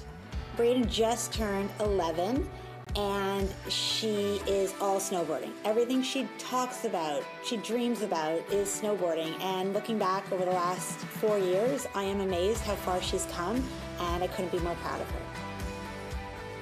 I am so proud of you. You are way cooler than me.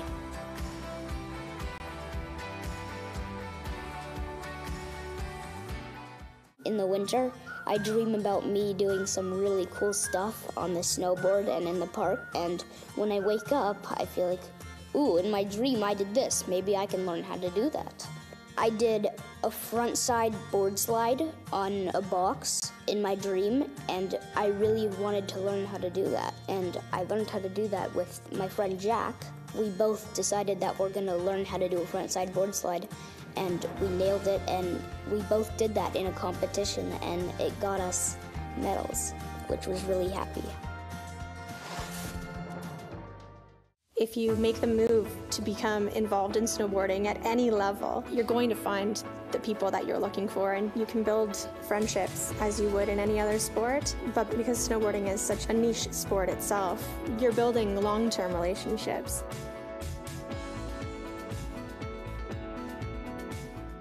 I'm a lifelong skier, and when I met my future husband, who is South African, who didn't know anything about skiing or any winter sports, I said to him one of the terms of us getting married was that he had to do a sport that involves snow and hills that goes down. Lucky for me, he said, okay, I'm gonna give snowboarding a shot. I thought that was pretty bold to start going up a chairlift and down a hill on a board for your first time in your 30s, and I decided to join him. So we started snowboarding together in our mid-30s. He took off. It took me a little bit longer, but once I got it, I was totally hooked.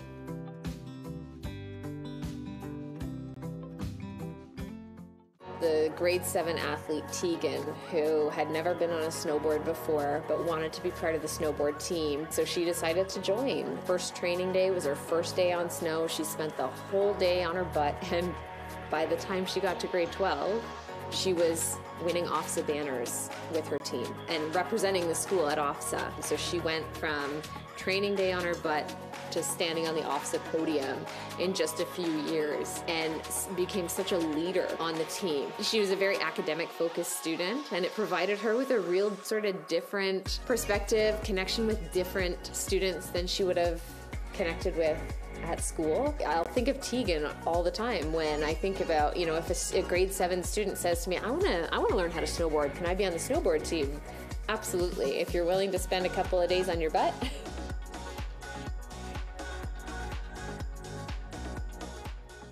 Kids want to push boundaries. Kids want to see what they're capable of. Kids want to try things that are a little bit dangerous. It's just part of being a kid. And I have like a 13-year-old and 11-year-old. They're coming into being preteens and teenagers. And, you know, snowboarding gives them a safe place to push their own boundaries, to feel completely free and independent on the mountain. Their parents are not there with them. They spend the whole day out with other kids. And so they have that level of independence, and then they're pushing their own boundaries and getting that rush of adrenaline of like, whoa, I just did this, or I just went that fast. And so I find it keeps them out of trying other dangerous things in their lives that might not be as productive. So I really think snowboarding is a great way to channel your energy, a great way to push your own boundaries, a great way to see what you're capable of, all of that stuff.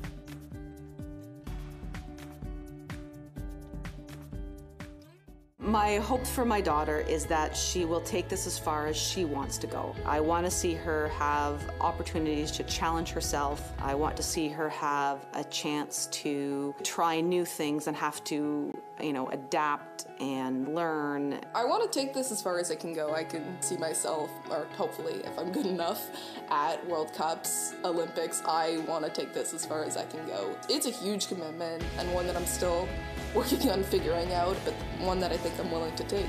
I don't know what her pathway will be or how far this will take her, but I'm really excited to be on the journey.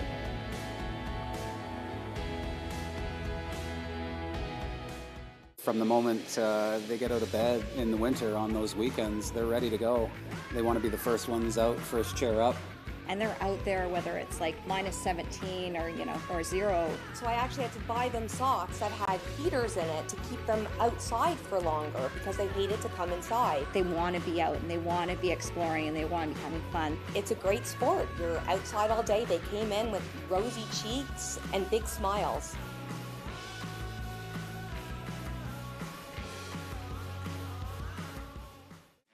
Not gonna sugarcoat it, we do get some icy days. In Ontario is either ice or slush. There's no cushion. They've had to ride these horrible conditions. When you train in that, you're just preparing yourself. Which means that we build resilience. The riders coming out of Ontario are amazing in that sense. If you go to somewhere like for a competition that's super icy. Oftentimes the riders from Ontario can like absolutely just rail that turn because they're so used to riding on ice. Like it plays to our advantage sometimes, which I think is good.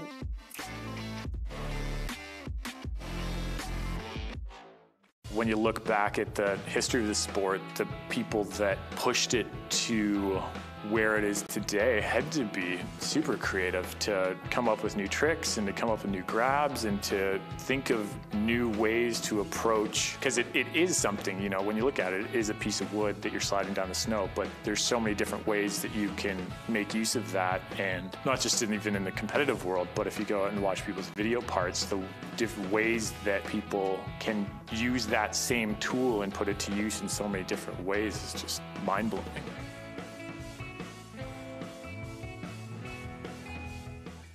I'm really competitive with her because first, she is a year and a half older than me, so I try to beat her because we're near the same level. Then you can brag about it. When she lands a trick, I'm always happy for her. I feel happy for her if she nails something, and if I nail something, I know that she's very proud of me. If I can't get the trick that she landed, I'll still be happy for her. But I'm just a bit upset because she'll brag and brag and brag. She gets angry at me sometimes. Can I talk? No.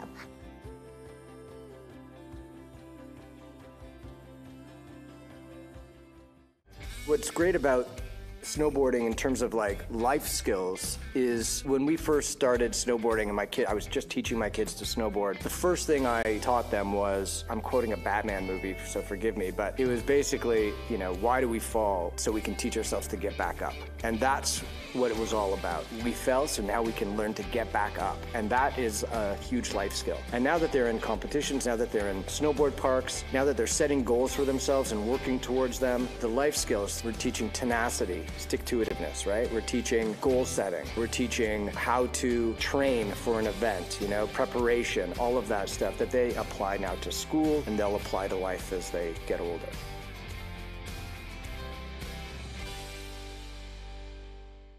You know, when you meet somebody that snowboards, you can have an instant connection. Like if I'm at a party or if I'm at like a social outing and somebody snowboards, like instantly we're talking about like a million different things about it. And that's how my wife and I met. When we first met, that was like one of the first things that came up, like, oh, you snowboard? Oh, I snowboard. And then, you know, we started talking about snowboarding, and that was a big thing that I think initially drew us together. So yeah, so snowboarding can be a big part of a lot of parts of life.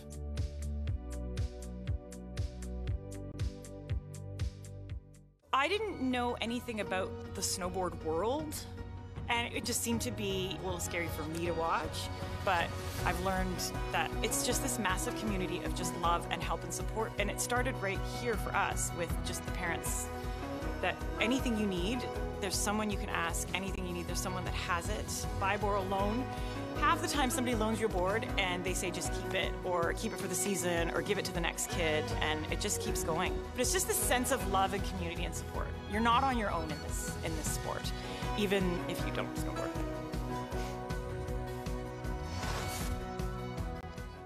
As an adult, we don't like not being good at things. That's just my opinion, is that like recently I tried something new, cross-country skiing, and I was so bad at it. And I was like, I don't like this. Like, I don't like cross-country skiing. I don't want to do it again. But it's because I wasn't good at it. So I think that if you can kind of like push that into the back of your brain as an adult and say like, okay, like I'm probably not going to be a professional my first day out, but give it a try. Like, you will learn, and you just might like it better than skiing.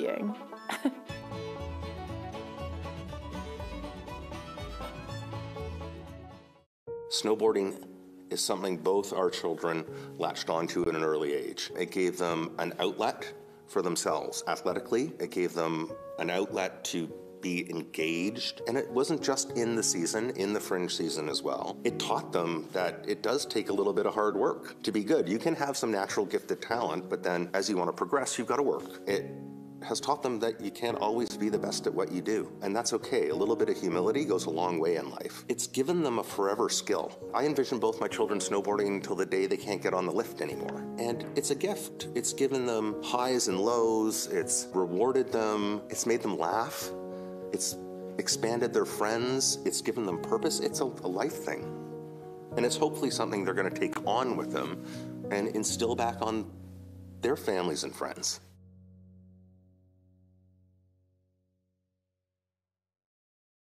I practice and practice, and I try to learn new tricks for my next competition, and I keep doing it. And one time my coach said that if I land it 3 times in a row, it's now in the bag and I got it. So I try to do that with my friends, and then I'm ready for the next competition.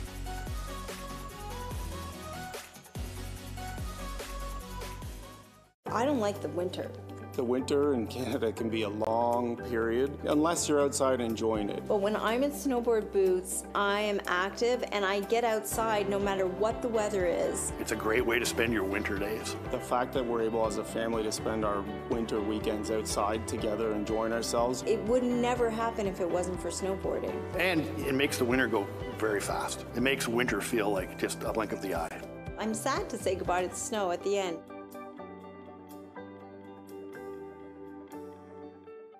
I have 2 boys, twin boys. They've both had job interviews, and on their resume, they, of course, have some things in there about snowboarding, these unique things and accomplishments that they've done and experienced. And they say when they go for job interviews, people tend to ask them about it, and it makes them stand out.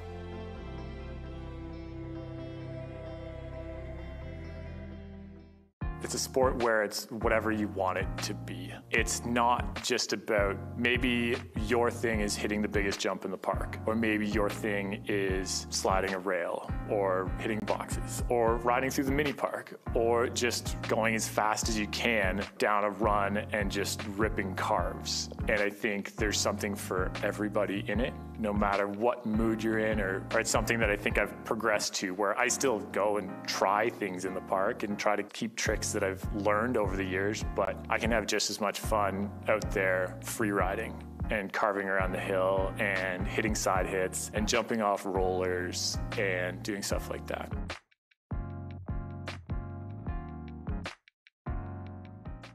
I could not imagine what I'd be doing with those kids if we didn't have this opportunity for them to be on the hill at 8 in the morning and come off the hill at like 3 and 4 in the afternoon. They want to be out and they want to be exploring and they want to be having fun. There's no other word that comes out more when you talk about snowboarding or you talk about what the kids are doing. It's just this awesomeness that the kids come down with. The accomplishment, it's like, I did this and I did that. And every day they come in, there's some funny story. Them playing, Mario Kart training runs down the hill to learn how to link their turns, or landing their first jump, or having an epic crash. I mean, those epic crashes are almost like celebrated as much as them stomping and landing on something, and they're stories that they tell over and over again. So I just see the joy that it brings to them. And, slowly as I become a snowboarder myself, I'm looking for those moments. I've had a couple of them, but I know there's probably more to come.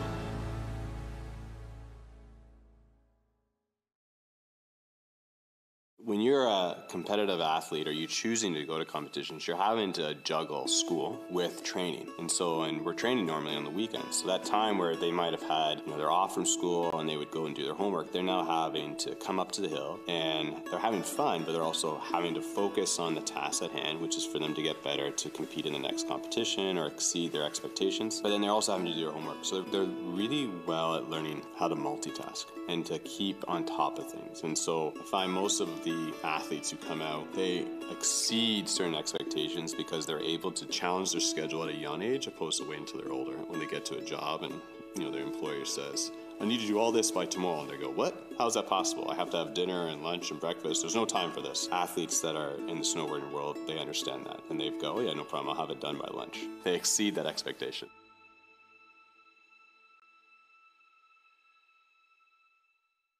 To me, it's always been a supportive community. I think that was one of the draws I always had, whether it's from a skateboarding or a surfing background too, where those communities have that element. I think earlier on, going back a number of years, clearly and culturally, there may have been a divide there for a while, like anything new as it's progressing between skiing and snowboarding. And I think really now it's a lot more harmonious, and it really doesn't, as you can see throughout the clubs in Ontario, there really isn't that divide. It's a blend now. And a mix where everybody's sharing the hills, and really regardless of what you're doing, you're out there doing it together and having a great time, whether you're riding the chairlift or a gondola with someone who's skiing or snowboarding. It's just about being out and getting out together and again having those good times.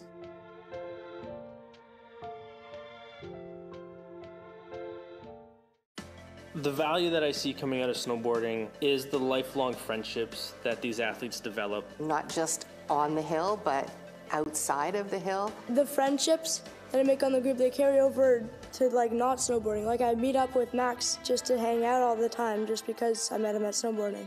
We compete individually, but we train and travel as a team, living on the road. There's a 6 to 8 week window there that snowboarding was, and that's your family. For 6 to 8 weeks, you see them every weekend and you spend all day, every day with them. And then you're their best friends for like 6 weeks, and then you walk away and you might not see some of them again, but some of them you do continue to see forever. Most of the things I have learned in life, I've learned on the snow or with the people I've spent time with on the snow. It's like a second family.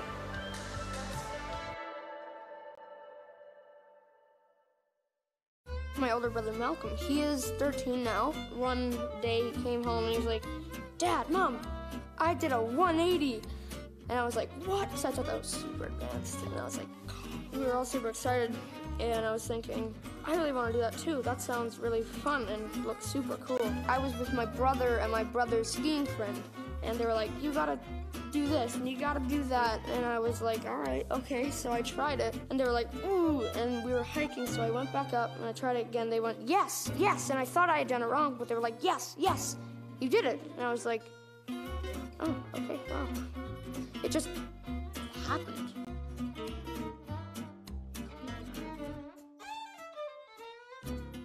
Back then, everybody was still skiing and a lot of the clubs were still ski focused, and snowboarding was just starting to take over. And switching over to snowboarding gave me a new challenge. As an 18-year-old skier, I was at the highest level that I could compete in at a club level, and I was looking for that next challenge. Just the feeling of carving turns, being able to ride forward or switch, being able to do tricks, the G-forces that we were able to generate on a snowboard as compared to skis, and just the overall excitement was just a great feeling that I loved. You can make the entire mountain a playground as opposed to just going top to bottom turning.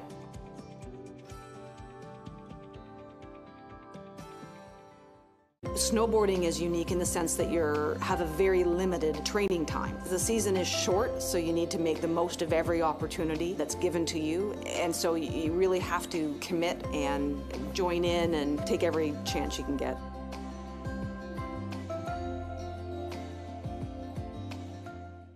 I'm really lucky that I found snowboarding as something that I really enjoy doing. I look forward to the weekends, you know, where I'm not like sitting inside like playing video games or something. It's kind of boring when you just do that. So when I'm on a snowboard, I feel good.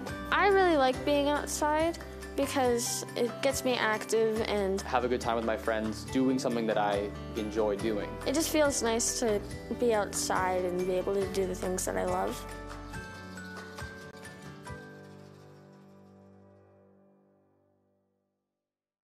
Ontario produces some of the best athletes in the world. They consistently podium at international events, both here and abroad. Currently, Ontario represents 35% of the national snowboard team.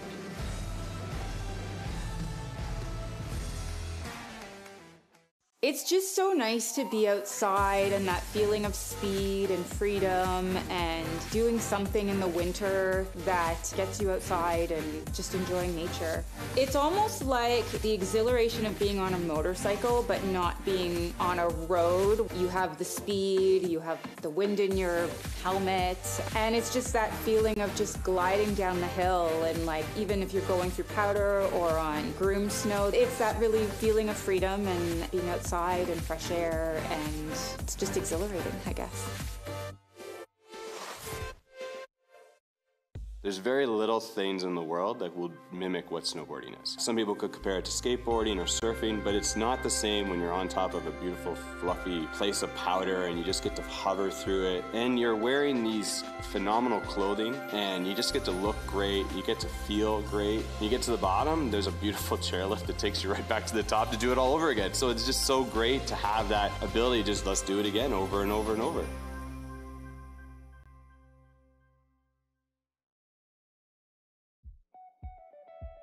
Getting into your first competition it's nerve-wracking. Like, it's so normal to be scared of jumping into something new. But it's also very exciting. Your first competition, it's about the experience. Ontario snowboard events are organized in a way that everyone competes together, from the 3-year-olds to the 60-year-olds. You don't have to be the best to go into a competition.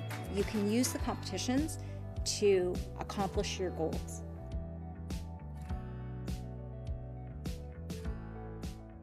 I was judging in New Zealand, and it was me and the Japanese judge, and he didn't speak English, and I didn't speak Japanese. And he was driving to the airport in the afternoon, and I was like, snowboard? And he's like, yes. We're just communicating through nods, and we're gonna go snowboarding with little communication except for we're gonna go ride. And it was awesome. Not because of the conditions were amazing, not because the visibility was amazing, because it was two people finding a love for the sport that we love. There were no words necessary. It was just a blast.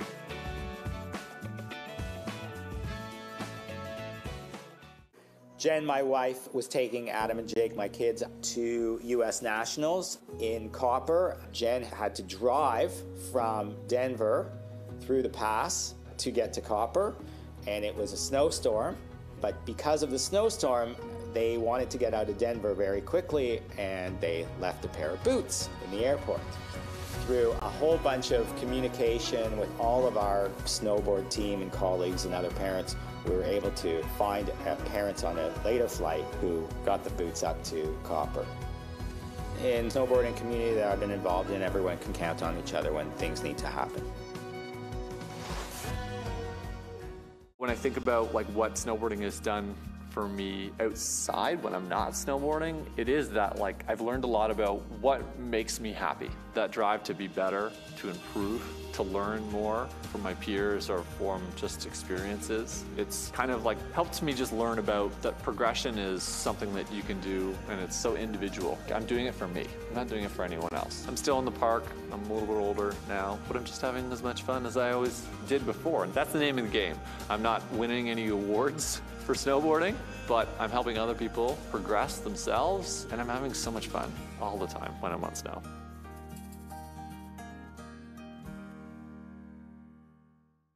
So my daughter has gone from, being in a snowboarding class to then being on teams to, increasing the level of competition. And being on that team and challenging herself at this level has given her so much. It's given her confidence. It's given her the ability to challenge herself and to overcome fears that she's had. It's given her a sense of camaraderie, a sense of responsibility. My daughter goes out and waxes her snowboard every day at the end of the day in preparation for the next day. My daughter gets up at 7 o'clock in the morning on Saturday and Sunday every single weekend in the winter so that she can be out there boarding when most teens are sleeping till 11, 12 o'clock. My daughter goes to other ski hills sometimes to support friends who are boarding on other teams. So the kind of camaraderie and friendship and support and responsibility that it's brought to her life is really unparalleled.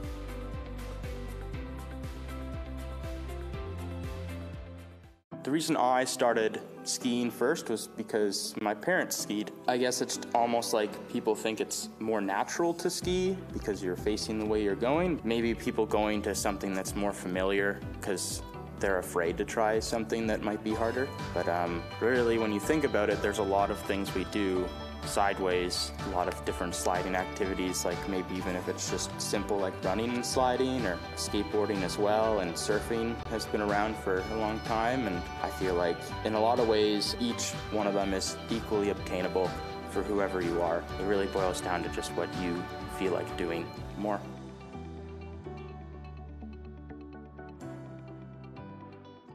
As an outdoor winter sport that gets you outside in the fresh air, doing something active during the months of the year when so many people are locked inside and experiencing like seasonal depression. No snowboarders have seasonal depression. We go out in all kinds of weather and we have fun. We only really do it during the winter, but it kind of is something that we identify ourselves as snowboarders all year round.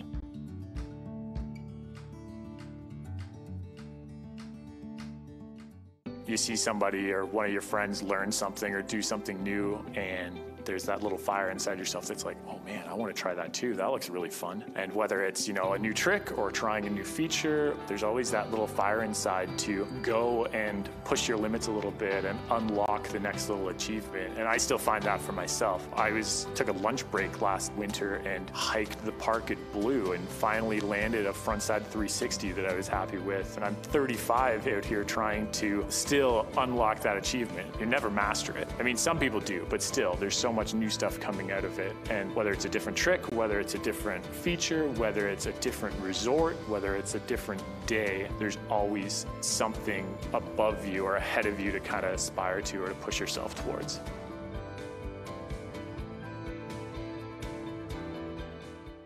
You only get to live once. Do what you love to do. Make it fun. Make it exhilarating. Make it something that you want to wake up to every day and be excited about. My boys loved snowboarding so much that even if we woke up and it was raining outside or it was minus 40 and I didn't want to get out of bed. I mean, how many 10-year-olds at 9 o'clock in the morning are knocking on their parents' door saying, let's go, like we're waiting, we're dressed, like we got to get to the hill. It amazed me. And I remember once we woke up and it was pouring rain. They put on garbage bags. They got outside, they were waiting at the car. The race was unfortunately canceled, but they were ready to go. Like they were so disappointed. Like they would have gone in a downpour. Make sure you do what you love. Get out there and enjoy life.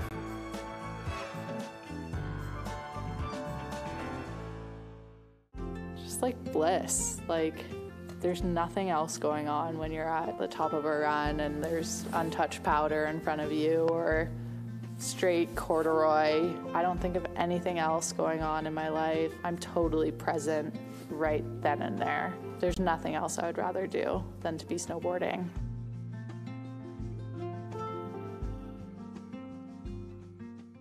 When it came to sports, I was very good at like a young age at most of the things I did. So snowboarding competitively has kind of helped put me in a place where I can compete against people of the same level that I am. And it kind of helped humble me a little bit, I can't lie. Being able to really challenge myself, someone who I'm not just gonna blow past or isn't just gonna blow past me. I think the thing that's really important was learning how to thrive in competitive sport, like how to take a loss. Obviously you're gonna have to lose at some point in something. Learning how to push myself and learning how to win graciously and lose graciously, So snowboarding has brought me a lot of those different skills that I think are pretty important.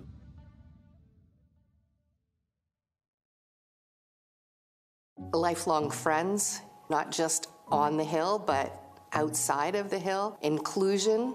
The community takes anybody in, regardless of what kind of equipment they're sliding on. Building memories, years and years of memories with lots of different people. I used to always say that there's a 6 to 8 week window there that snowboarding was, and that's your family. For 6 to 8 weeks, you see them every weekend and you spend all day, every day with them. And then you're their best friends for 6 weeks, and then you walk away and you might not see some of them again, but some of them you do continue to see forever.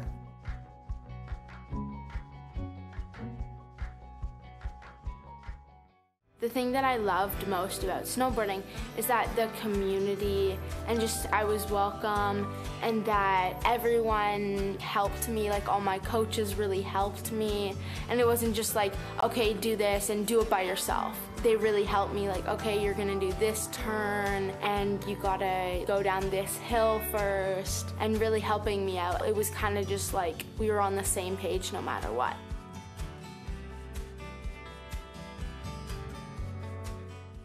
I think there's this misconception that a kid has to learn how to ski first and then go into snowboarding, or someone my dad's age, they can't snowboard. I don't think that's true. I think it's a learning experience, so you don't have to be a kid or anything to give it a try. Anyone can snowboard.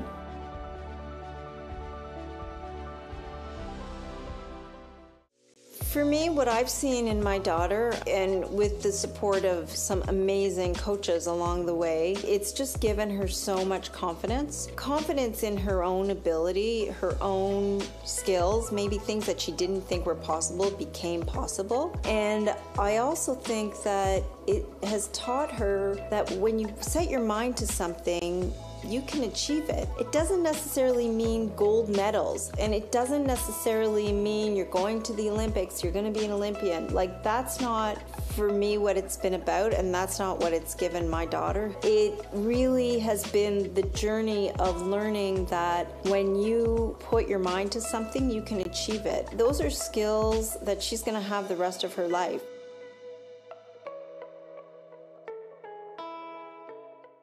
Snowboarding is a great way to channel your energy, a great way to push your own boundaries, a great way to see what you're capable of. You know, snowboarding has that same sort of philosophy of leveling up, getting your next skill, getting your next trick, working your way up. The feeling that you get when you get to the bottom and you know you've done something challenging. When you land something, it feels so smooth and you feel so happy that you're just like, yes, I did it.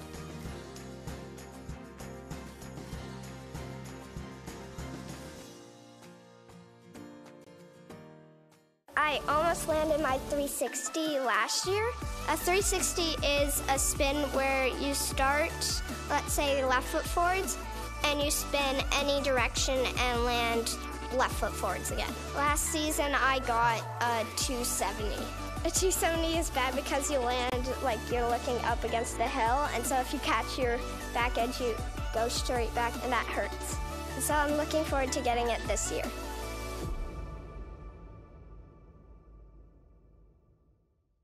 My boys would come in and their toes would be frostbitten and they would go back out again. So I actually had to buy them socks that had heaters in it to keep them outside for longer because they hated to come inside. It's a great sport. You're outside all day. They came in with rosy cheeks and big smiles.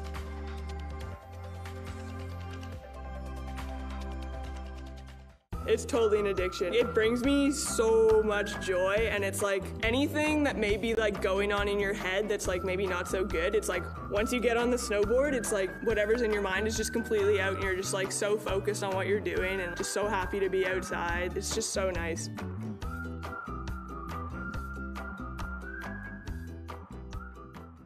So when I'm snowboarding, I feel so happy. I'm excited that I'm on the snow. I just feel that all my problems go away, and I'm just like snowboarding and just having so much fun on the snow because it's so much fun. It's so much fun.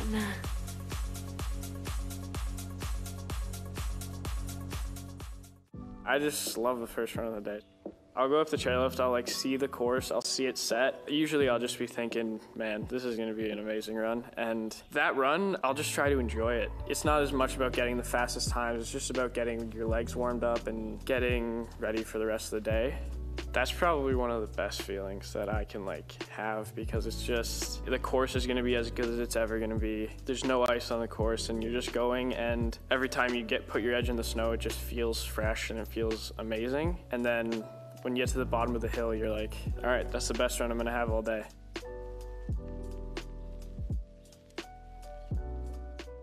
I have a dirty secret, and my dirty secret is that, okay, so I'm the guy, 1, I'm on the board of Ontario Snowboard.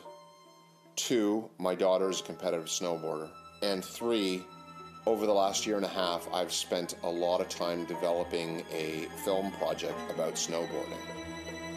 I don't snowboard. That is how much impact this community has had on me. I've spent the last couple of years focused on snowboarding, and I've never once done it. And I still love it. I love snowboarding so much. Like, I spend a lot of time in my day thinking about snowboarding, and I've never been on a snowboard.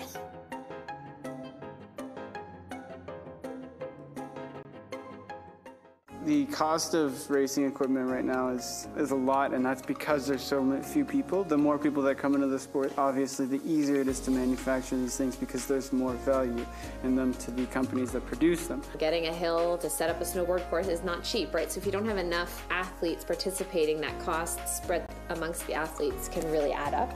So it would be nice to have a larger community because then it would mean that we'd be able to easier to get equipment, and the technology for it would be more developed because we'd have more people that want it. Come snowboard with us.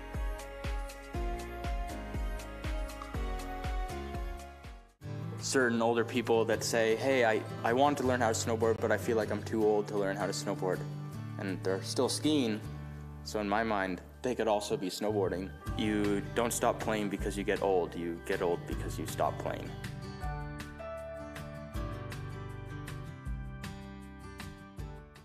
There's so many life skills that tie into snowboarding as a sport. You're learning about the world and how to respect the environment and how to care for the planet. Because snowboarders want to be out on the hill. They want the snow. They need the powder. And so, ironically, snowboarding can help people be more interested in climate change.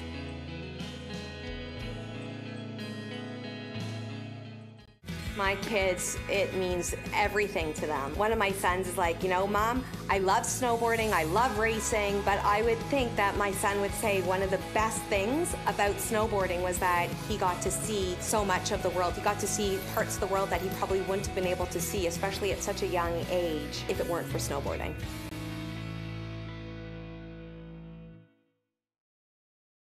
Our son's name's Kobe, and it allowed him to be free when everything else he would do would have restrictions. He could go down the hill on his own, make a left turn, right turn, but by doing that, he kind of understands that, you know, there's limits to certain things, but there's moments where I can do whatever I want to do, and snowboarding could be one of those atmospheres. A lot of people are going through some difficulties during this last little lockdown, and snowboarding is definitely something that lets you kind of escape that. And so I hope that that gives him the opportunity to escape scenarios when he's in a tough time. Like wintertime, I'm just gonna go on a ride. I'm like, no problem, go do that. You know, when he gets to that age, he can.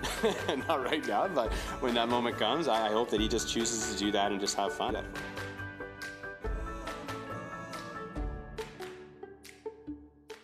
Snowboarding's like a metaphor for life. It's got absolutely everything in it. It's got ground up starting, learning, teaching. It's given them highs and lows. It's rewarded them. It's made them laugh. It's expanded their friends. It's given them purpose. It's a life thing. I think that it gives them encouragement. I think it gives them some self-worth. I think it's a huge confidence builder, which they can take forth, you know, to school and to different endeavors, whether it's their first job or moving away from home or whatever. You build yourself up on the inside, and that's what counts. And it's hopefully something they're going to take on with them and instill back on their families and friends.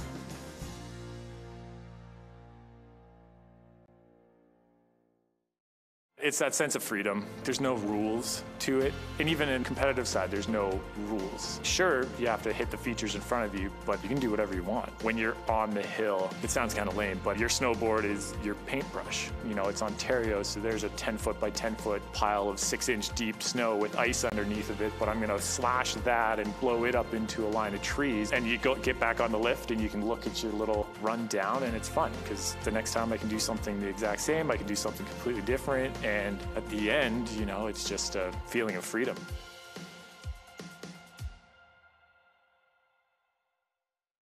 My friend falling asleep early one night, and then he just forgot to scrape his board.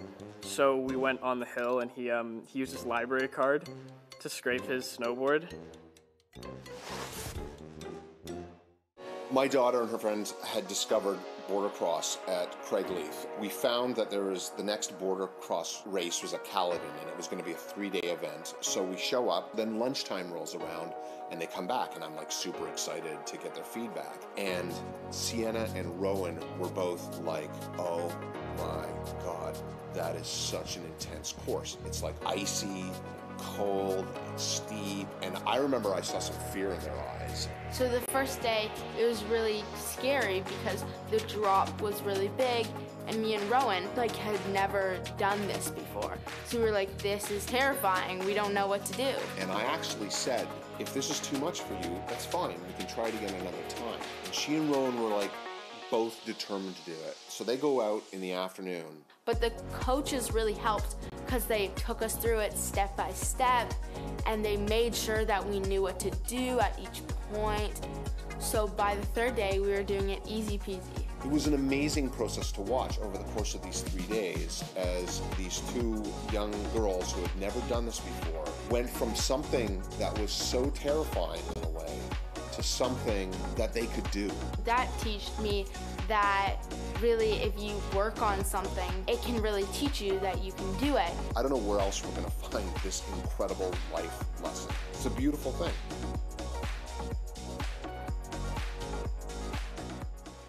So when I was like really young, just starting to snowboard, I think it was club championships, there was a race and there was this older girl, Katie, who was there, and she always made an effort to come say hi and ask me how I was doing and talk about the course, about the race, and hype me up, and that was always something super cool, and I always did look up to her because she welcomed me into it in a way no one else did, and even though everyone else was always super welcoming about it, she brought a new light onto the sport and a new thing about the community.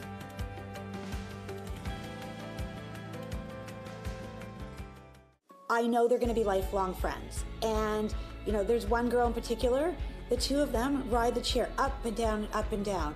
And one of them will say, okay, I'm going home for the day. And the other will be like, really? Come on, let's take another run. And then as parents, we're like, okay, one more run. But it's beautiful. The friendship that she has developed are going to be lifelong. I know that.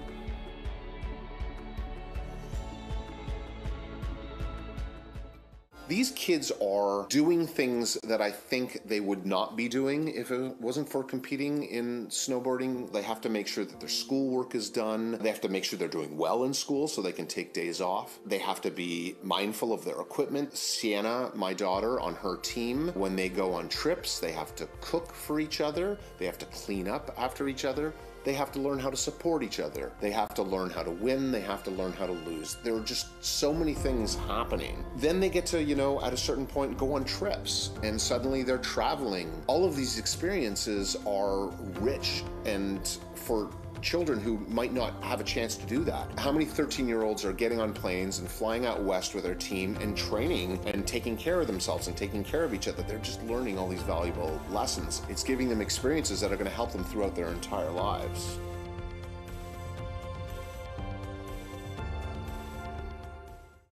Just persevering and, you know, keep trying when you fall, obviously, and, you know, getting back out there, and when you set your mind on something and you can really work hard at it and, you know, train for it and achieve goals that you set. And I've always loved doing sports and athletics, and it's just so good for my mind as well as my body. Just setting a goal and achieving it is an amazing feeling.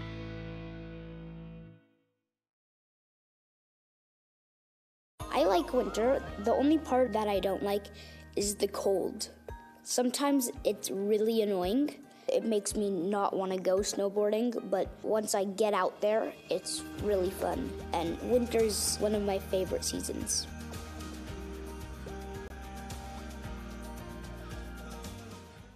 For a lot of people, they feel like they can't find an activity to do in the wintertime because of the cold and the challenges that winter brings. But snowboarding breaks down those barriers, and if you make the move to become involved in snowboarding at any level, you're going to find the people that you're looking for. And don't be scared of the snow. Don't be scared of the cold.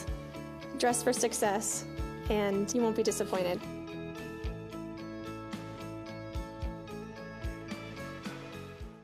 We allow our athletes to go and do other sports. You don't have to just do snowboarding.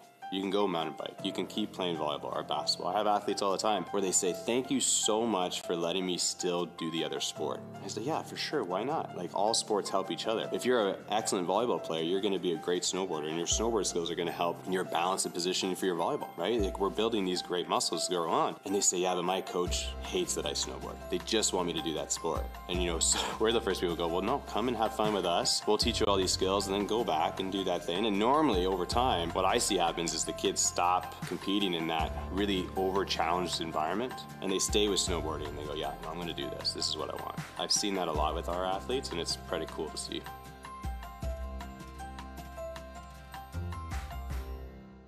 When you're waking up early on the weekend, which is usually your time to relax, but the only thing you want to be is the first person on the hill to get those first tracks. There's nothing that compares to that. The feeling of just being part of winter, being part of a sport that you love with people that love it as much as you, it's so fulfilling.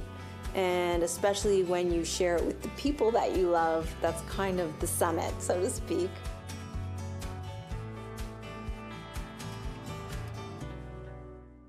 When you're on the hill, it sounds kind of lame, but it's, you know, your snowboard is your paintbrush.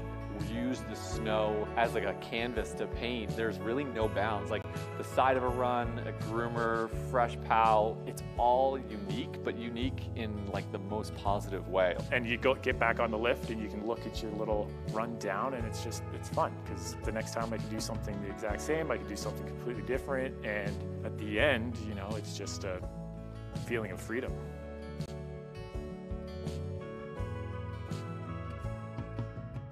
Great thing about snowboarding is because the discrepancies between the winners and the losers are less than a second. That anyone can come through almost any day. Certainly there's going to be people, guys, girls, faster than you overall in the results, but nevertheless, you have to get down the hill, and just because they beat you yesterday doesn't mean they're going to beat you tomorrow. The smallest little mistake can cost you enough time that you could beat the guy who usually beats you. There's so much that can happen. You never quit until you cross the line.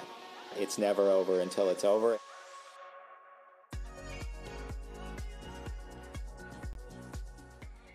I think it's a really great community in snowboarding. Like, I've always liked it. One of my first Snowboard Ontario races, like, we were at the top, it was like super delayed, and every single athlete and coach, we were having like a full-on snowball fight at the top of a hill, and I was like, oh my gosh, like this would never happen in like a ski race or anything, and I think that was really cool.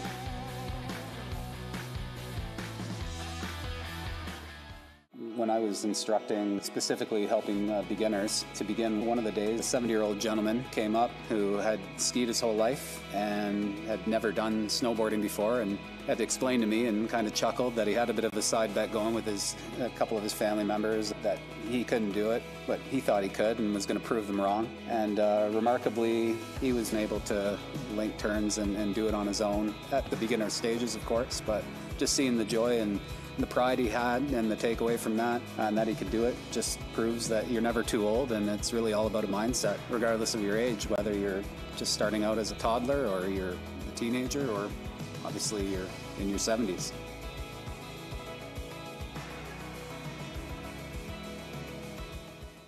Like a lot of team sports, you have your whole team pushing you, and I'm not saying that you don't have that in snowboarding, but when you're on the hill and you're actually performing, you don't have your teammates to support you right there. It's just you. It boils down to your own drive, and snowboarding really helps foster like a drive for something, right? Even if it's snowboarding to start, that can become a drive for something else later in your life.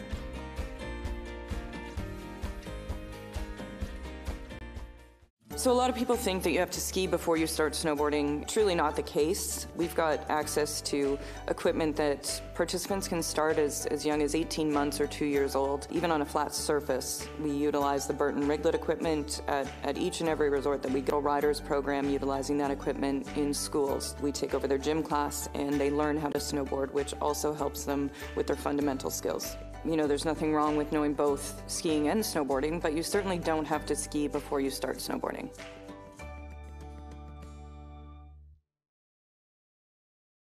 One of the things that I keep coming back to with snowboarding is it's such a release for me in the winter. There's always that natural element of just what's going to fall that day. If I'm in the trees, this like path that I am in control, but it really takes so much focus, and it really takes me out of my day-to-day and puts me into the moment. Like I can't get with very many other things, and nothing really in the winter can you get that's similar to that.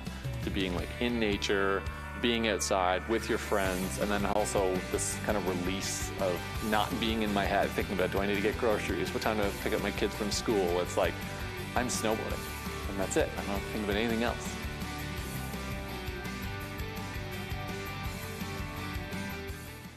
Rowan is one of my best friends in snowboarding, and there was this border cross race at Craigley, and she was really into it, and she really wanted to go. I was like, hey, Sienna, come on, come to border cross. You've never done this before, you're gonna like it. On the day of the competition, we were both like saying good luck to each other, and we were like, okay, like we're gonna do this, like it's gonna be so much fun.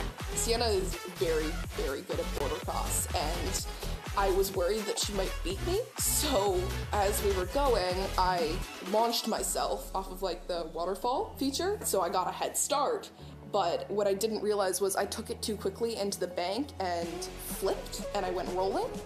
And she was behind me and ran into me and fell over me. I couldn't stop in time, so I fell right beside her, like almost on top of her. I was fine, we were both fine, but obviously I'm not gonna be the one who's like, I'm getting up and gone. I'm like, give her a hand, I get her up. But she kind of got up first, so that made her win, because I couldn't catch up to her. We knew that one of us was gonna win and one of us was gonna lose, but we really had so much fun that we didn't really care who won and who lost.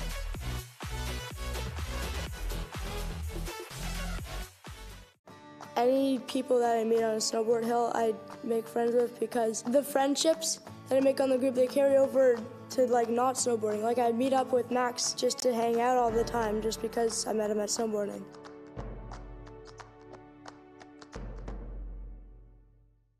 When my son was 11 years old, he was training at Tremblant, and he came down later that day and he said, Mom, I should have had extra bindings because things could happen up there. And I said, oh no, so what did you do? Did you have to stop? And he said, no, because other people had extra equipment, and this guy, Mom, came over and said, I've got this extra equipment, give me your board, I'll strap it on for you so you can keep snowboarding. And he gave this expensive piece of equipment to my son to borrow for the rest of the weekend, which was really, I thought, so nice. Everyone looks out for each other, and that's really special.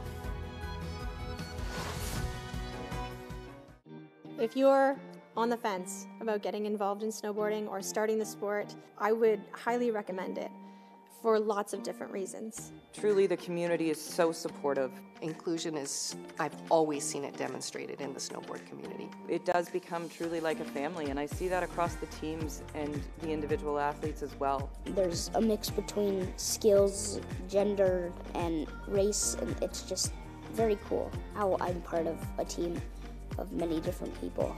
It doesn't matter what background you come from, it doesn't matter what perspective you have, because you have this common love of this sport. Like, everybody's part of it, you're included, your family.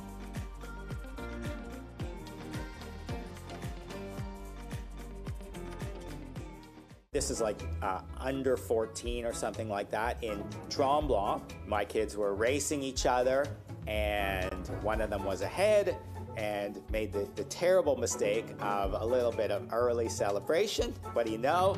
The guy in the blue course comes through just as the head comes up, beats him. It was a photo finish. I think it went down to the 3 or 1/1000th of a second. It was a terrible experience for him because I think that he thought he had it in the bag. So he went from the under 14 national champion to a miserable individual for the next couple hours, yeah. But he eventually realized he made a mistake, and that's sports, and that's what happens. You just learn from those mistakes. That's the only way you're gonna actually get better.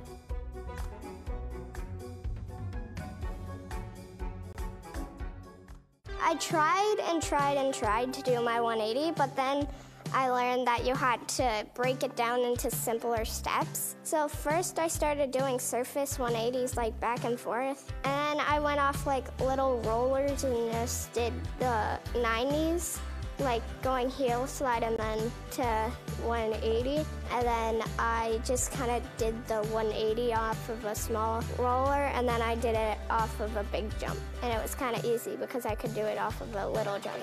And once that happened, then it became a lot easier and I did it way quicker.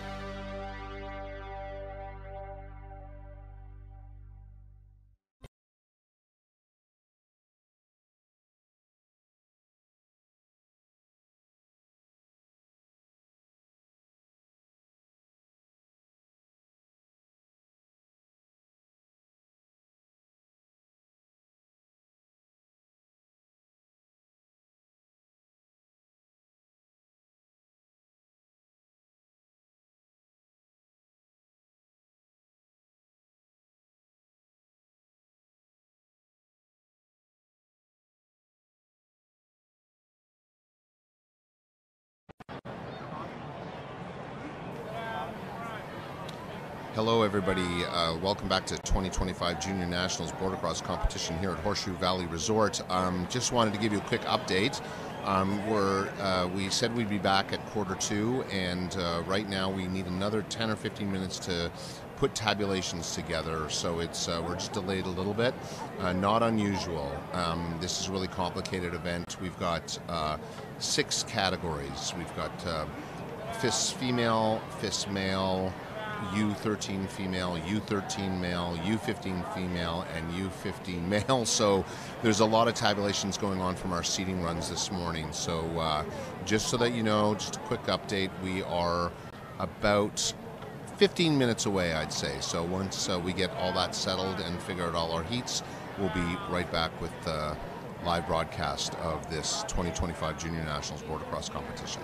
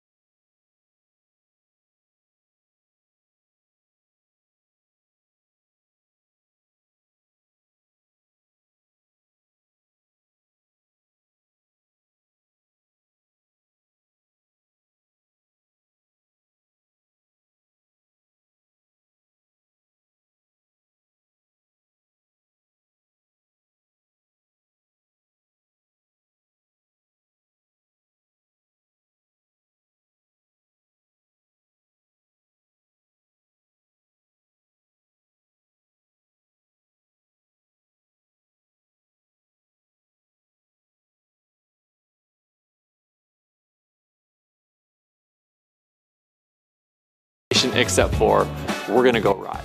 And it was awesome. Not because of the conditions were amazing, not because the visibility was amazing, because it was 2 people finding a love for the sport that we love. There were no words necessary. It was just a blast.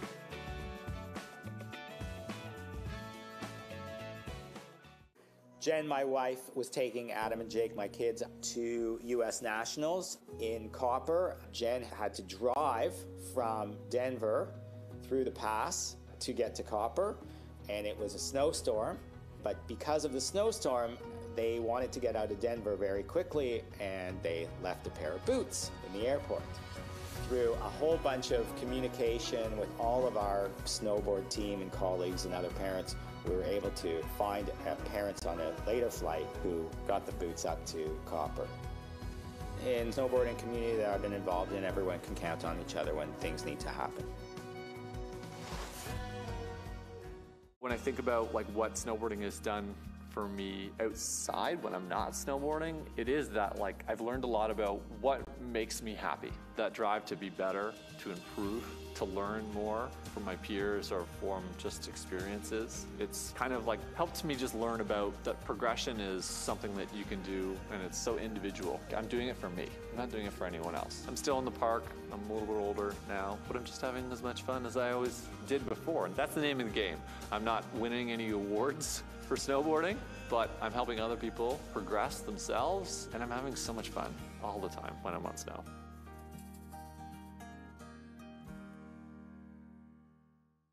So my daughter has gone from, being in a snowboarding class to then being on teams to, increasing the level of competition. And being on that team and challenging herself at this level has given her so much. It's given her confidence. It's given her the ability to challenge herself and to overcome fears that she's had. It's given her a sense of camaraderie, a sense of responsibility. My daughter goes out and waxes her snowboard every day at the end of the day in preparation for the next day. My daughter gets up at 7 o'clock in the morning on Saturday and Sunday every single weekend in the winter so that she can be out there boarding when most teens are sleeping till 11, 12 o'clock. My daughter goes to other ski hills sometimes to support friends who are boarding on other teams. So the kind of camaraderie and friendship and support and responsibility that it's brought to her life is really unparalleled.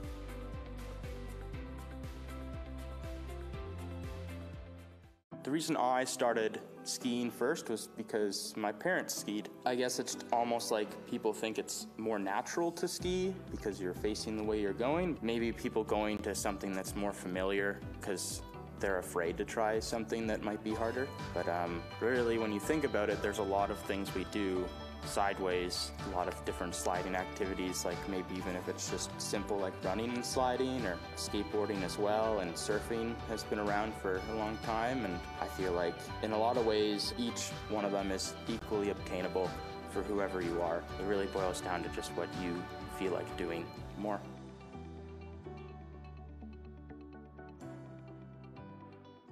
As an outdoor winter sport that gets you outside in the fresh air, doing something active during the months of the year when so many people are locked inside and experiencing like seasonal depression. No snowboarders have seasonal depression. We go out in all kinds of weather and we have fun. We only really do it during the winter, but it kind of is something that we identify ourselves as snowboarders all year round.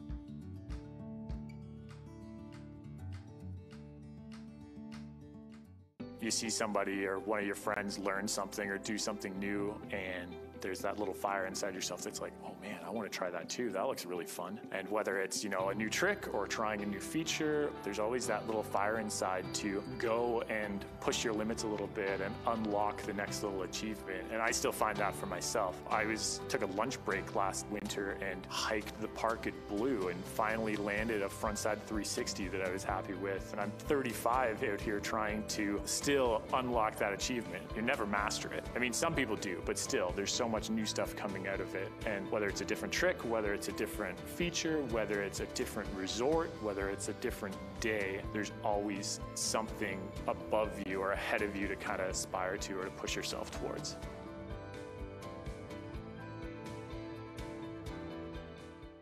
It's just so nice to be outside and that feeling of speed and freedom and doing something in the winter that gets you outside and just enjoying nature. It's almost like the exhilaration of being on a motorcycle but not being on a road. You have the speed, you have the wind in your helmet, and it's just that feeling of just gliding down the hill, and like even if you're going through powder or on groomed snow, it's that really feeling of freedom and being outside and fresh air, and it's just exhilarating, I guess. There's very little things in the world that will mimic what snowboarding is. Some people could compare it to skateboarding or surfing, but it's not the same when you're on top of a beautiful, fluffy place of powder and you just get to hover through it. And you're wearing these phenomenal clothing and you just get to look great, you get to feel great. You get to the bottom, there's a beautiful chairlift that takes you right back to the top to do it all over again. So it's just so great to have that ability, just let's do it again over and over and over.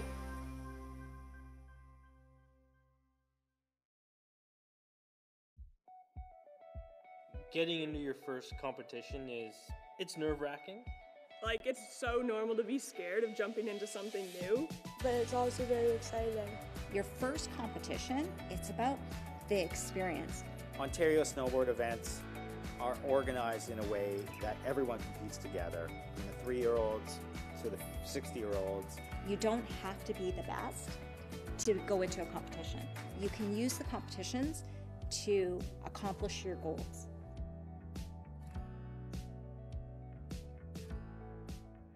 I was judging in New Zealand, and it was me and the Japanese judge, and he didn't speak English, and I didn't speak Japanese. And he was driving to the airport in the afternoon, and I was like, snowboard? And he's like, yes. We're just communicating through nods, and we're gonna go snowboarding with little communication except for we're gonna go ride. And it was awesome. Not because of the conditions were amazing, not because the visibility was amazing, because it was two people finding a love for the sport that we love. There were no words necessary. It was just a blast.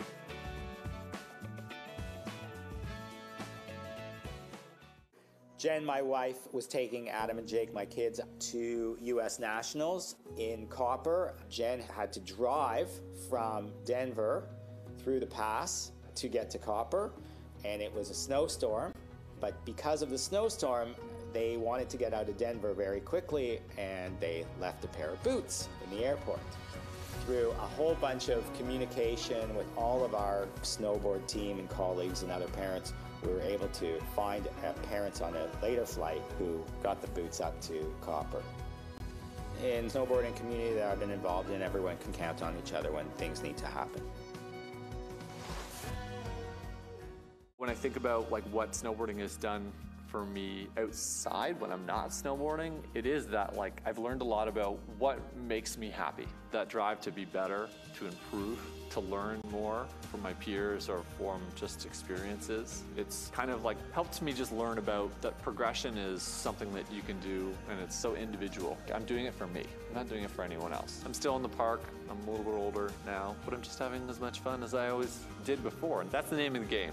I'm not winning any awards for snowboarding, but I'm helping other people progress themselves, and I'm having so much fun all the time when I'm on snow.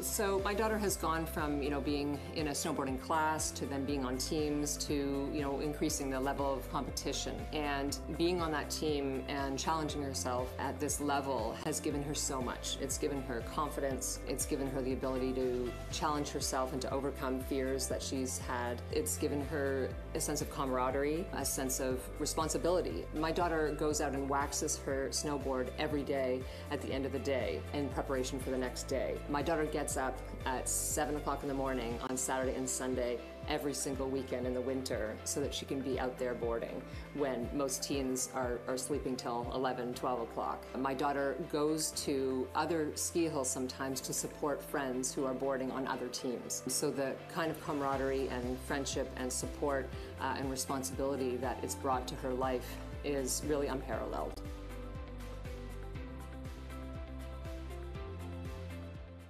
The reason I started skiing first was because my parents skied. I guess it's almost like people think it's more natural to ski because you're facing the way you're going. Maybe people going to something that's more familiar because they're afraid to try something that might be harder. But really, when you think about it, there's a lot of things we do sideways, a lot of different sliding activities, like maybe even if it's just simple like running and sliding, or skateboarding as well, and surfing has been around for a long time, and I feel like in a lot of ways each one of them is equally obtainable for whoever you are. It really boils down to just what you feel like doing more.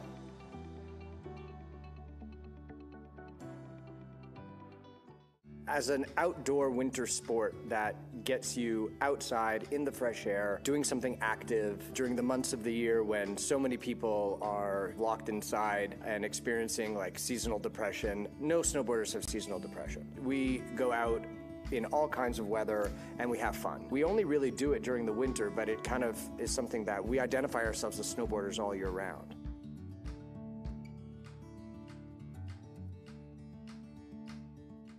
You see somebody or one of your friends learn something or do something new, and there's that little fire inside yourself that's like, oh man, I want to try that too. That looks really fun. And whether it's, a new trick or trying a new feature, there's always that little fire inside to go and push your limits a little bit and unlock the next little achievement. And I still find that for myself. I took a lunch break last winter and hiked the park at Blue and finally landed a frontside 360 that I was happy with. And I'm 35 out here trying to still unlock that achievement. You never master it. I mean, some people do, but still, there's so much new stuff coming out of it. And whether it's a different trick, whether it's a different feature, whether it's a different resort, whether it's a different day, there's always something above you or ahead of you to kind of aspire to or to push yourself towards.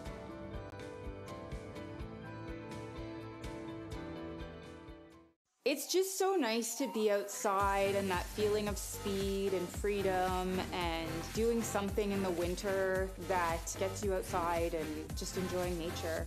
It's almost like the exhilaration of being on a motorcycle but not being on a road. You have the speed, you have the wind in your helmet, and it's just that feeling of just gliding down the hill, and like even if you're going through powder or on groomed snow, it's that really feeling of freedom and being outside and fresh air, and it's just exhilarating, I guess. There's very little things in the world that will mimic what snowboarding is. Some people could compare it to skateboarding or surfing, but it's not the same when you're on top of a beautiful, fluffy place of powder and you just get to hover through it. And you're wearing these phenomenal clothing and you just get to look great, you get to feel great. You get to the bottom, there's a beautiful chairlift that takes you right back to the top to do it all over again. So it's just so great to have that ability, just let's do it again over and over and over.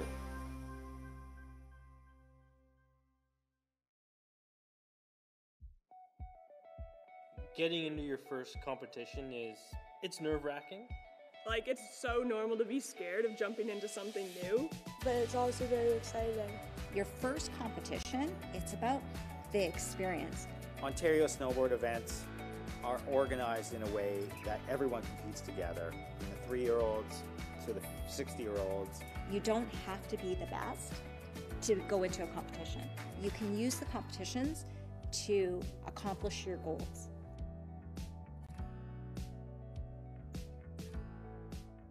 I was judging in New Zealand, and it was me and the Japanese judge, and he didn't speak English, and I didn't speak Japanese.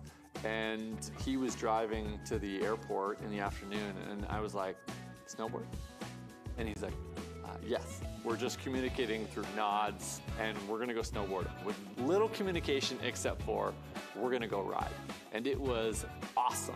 Not because of the conditions were amazing, not because the visibility was amazing, because it was two people finding a love for the sport that we love. There were no words necessary. It was just a blast.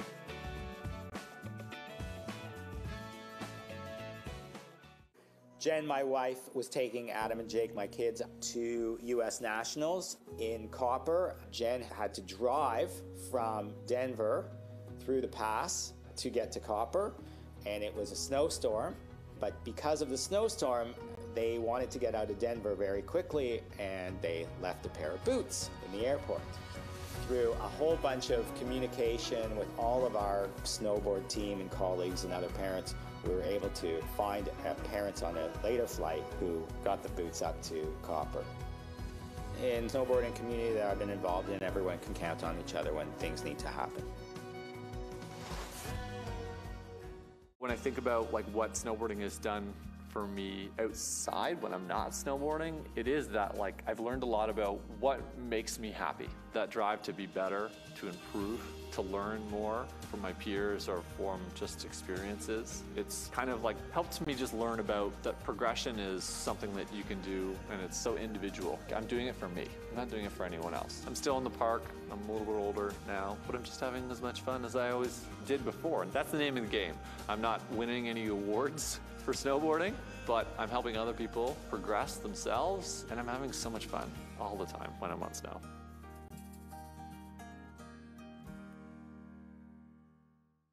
So my daughter has gone from, being in a snowboarding class to then being on teams to, increasing the level of competition. And being on that team and challenging herself at this level has given her so much. Okay, folks, we are back at the 2025 Junior Nationals Border Cross competition, and it looks like we're about to get underway. Before we get into heats, though, we have one thing we need to take care of. We have an opportunity for 2 more riders to move in. We have 3 riders, and we need to eliminate 1 to get into the heats for the men's FIS. So we have in the gate, in red, Xavier Maurice, in green, Samuel Carpenter, and in blue, Tristan Weiglin, and excuse me, it's green is Samuel Carpenter's in green and Tristan Weiglin in blue. Xavier Maurice in red. They will be racing for men's FIS for the last 2 spots in the men's FIS heats that will be coming up right after this. So once we're ready to go, we will have these guys on course. Top 2 will move on.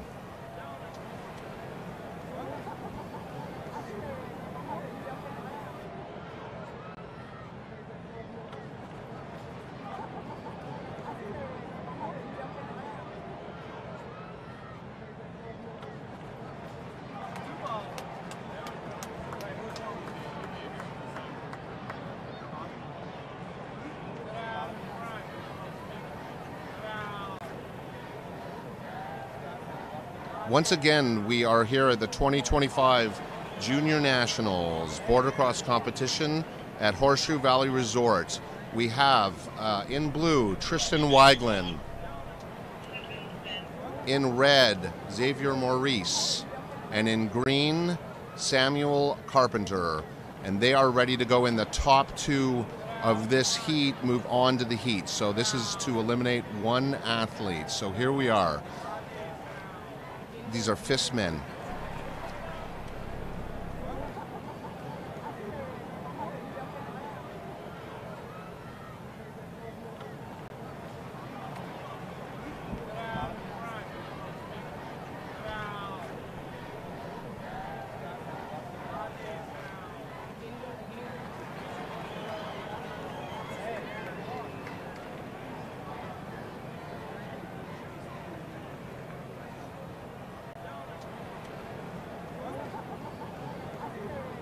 Looks like we are just confirming bib numbers, a couple little technical things before we get going. Once we get flying here, it's going to be amazing. We've got a beautiful day here at Horseshoe Valley. You can see a little bit of cloud in that shot, but there is blue skies. It is sunny. It is heating up by the minute here, and that's obviously going to change the course a little bit. When all these athletes ran earlier this morning, it was quite frosty here and icy, and now things are probably going to be softening and loosening up, and you know, that's a different way to ride the course. So anyhow, we're going to see how it affects the riding compared to the seeding runs that we had. So right now we're just getting things lined up and getting ready for this one quick knockout round in order to find out. We need to get 2 athletes into our FIS men's heat. And then, just so you know, right after that, after this one heat, we'll be going to the FIS women's and going into the FIS women's heats right after this. And then back to men's FIS heats.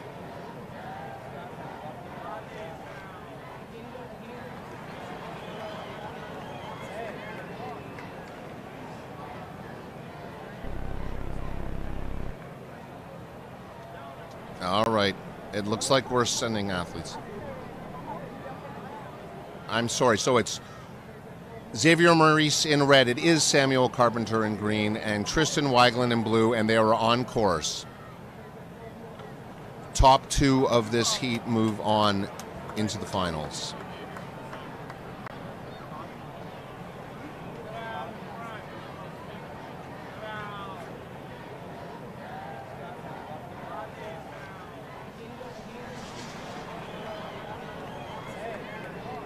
Looks like Xavier Maurice washed out there.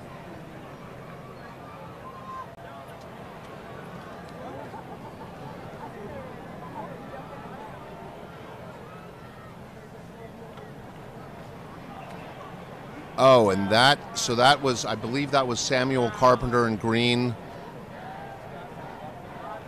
And then Tristan Weiglin in blue.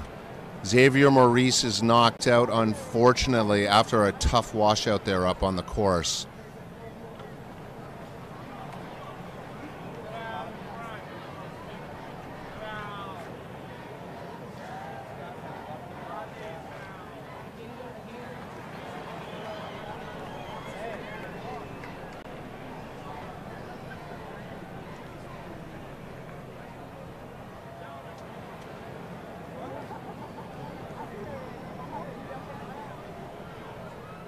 right, so now we're into the women's fist first heat in green. We've... Okay, I'm sorry. I'm just getting word from the booth that we're mixing something up here, so please stand by till we get more information.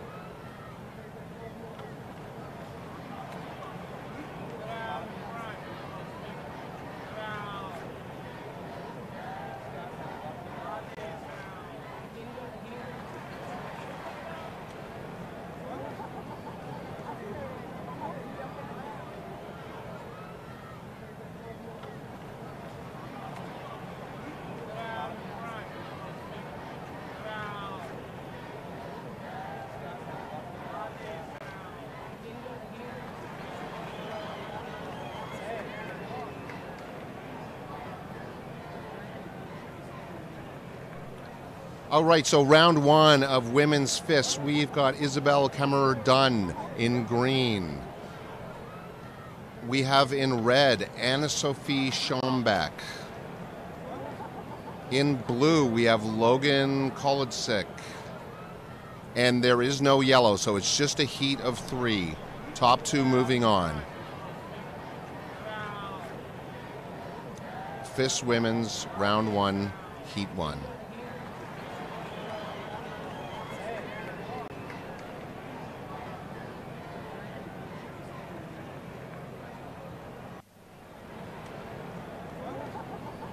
All right, Anna-Sophie has a very nice lead going into turn 2.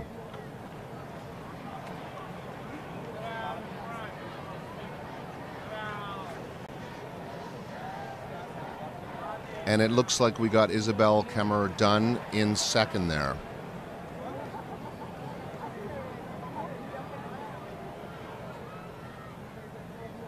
Looks like it's going to be a fight for second for sure.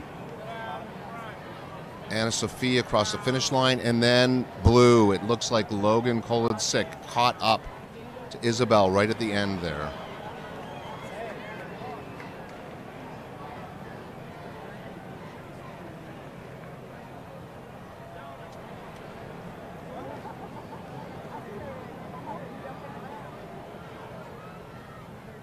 All right.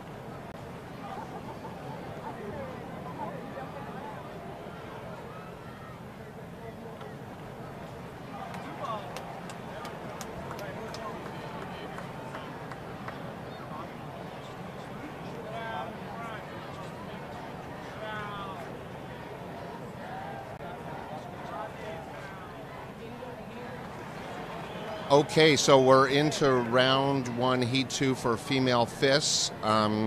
We've got 3 riders again. We've got in blue Tegan Clark. Tegan Clark in blue. In green, we've got Lorelei Joseph. And in red, Kaya Hamashaki. All right, Kaya is stoked and ready to go. And we are ready for Heat 2 of Women's Fists.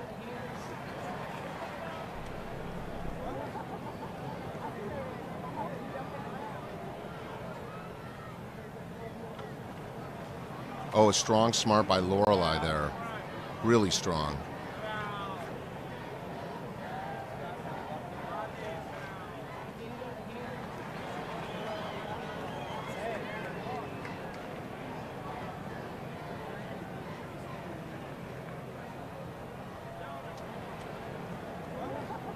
Oh, Kaya is making a move here. Oh, a little bit of a washout there for Kaya, but she's back up and going. Lorelei still in a commanding lead.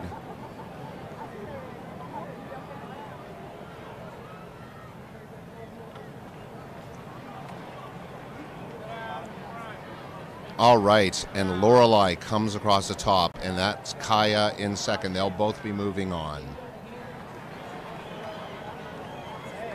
All right, another for the Women's Fists, round 1, Heat 3. We've got 3 riders. We have in green, Lori Wilson in green.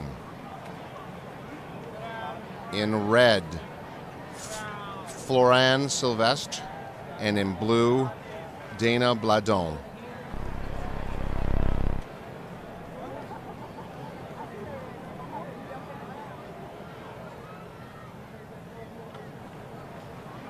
All right, riders in the gate, ready to go.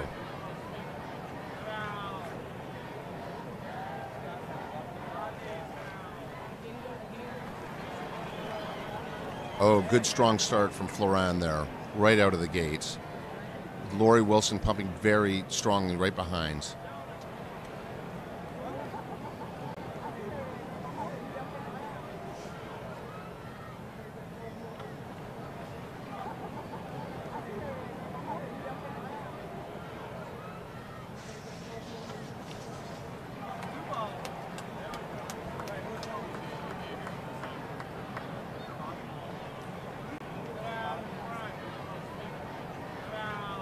All right, Lori's trying to catch up here, but it's hard, but still enough to move on. Florane in first, Lori Wilson in second, both moving on to the next round.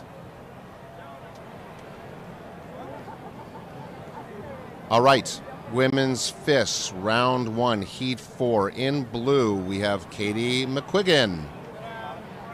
In red, we have Lori Beauchamp. In green, we have Sienna Cater. And it's just a 3, so no yellow. 3, this is a heat of 3.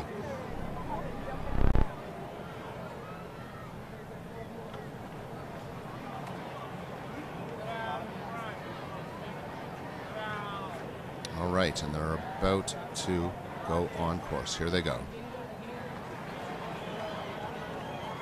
All right, this is a tight start. All 3 of them looking pretty solid here. All right, it looks like Lori Beauchamp jumping in front there. Sienna Cater in second. Katie McQuiggan right behind.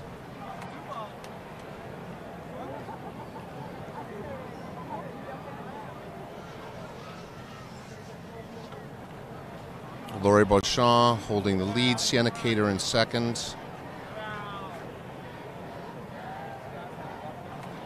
Okay, now we are coming up to U13. We have in red Fiona Mullen, in green Blair Mullen, and in blue Jules Cameron. So let's just get a quick introduction. Blue, there's Jules Cameron. We've got in green Blair Mullen.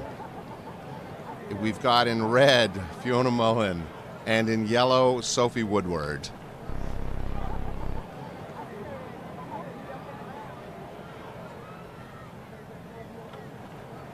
All right, about to drop in.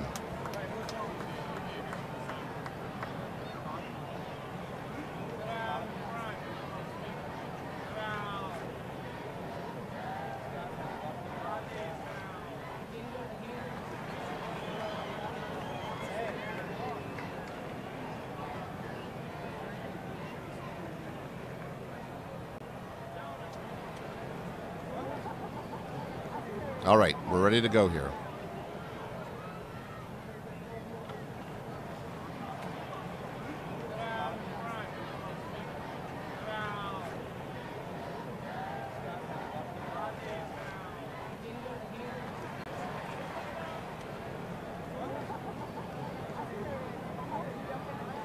We're just on a little bit of a hold here, just trying to figure out to make sure that we're okay, that we're good to go. It's a beautiful day here, Horseshoe Valley Resort. Amazing, this amazing course built on Ponytail, and they're off. Here they go. All right. This is the U13 female. Oh, it's hard getting up there. You can see that. You can see how they're basically going uphill at the end of that start feature. All right. Oh, it looks like maybe Blair Mullen picked up there in the front.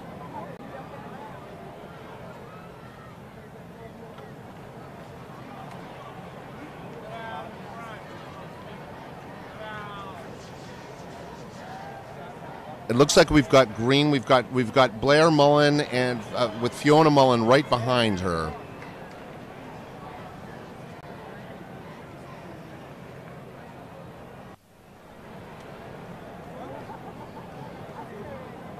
All right.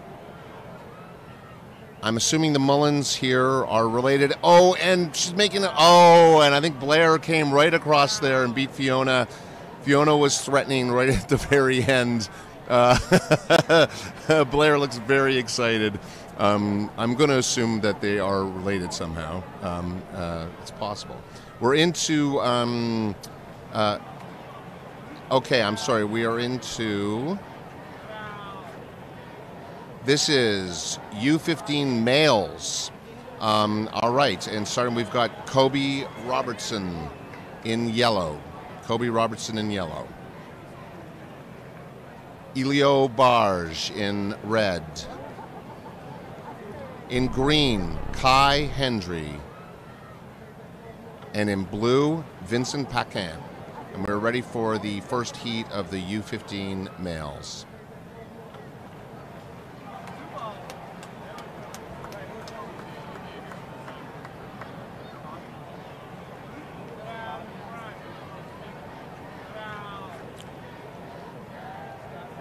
We're just waiting for a clear from the finish, and then these riders will be able to drop in the U15 male Heat 1.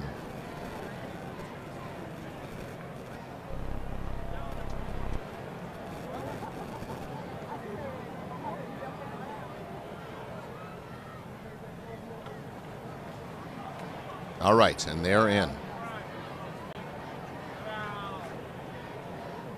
Oh, it looks like Vincent Paquin's got a bit of a start here, maybe pulled out. Oh no, I see Elio Barge moving forward, taking a commanding lead right out of the start here. It's going to be a fight for second for sure.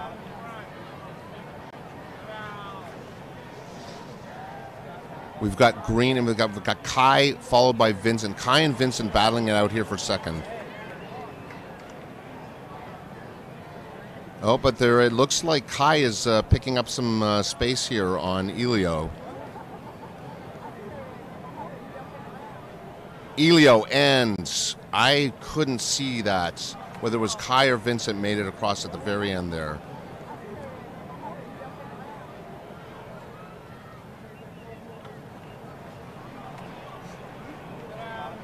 All right, I'm just going to wait for a confirmation on this one.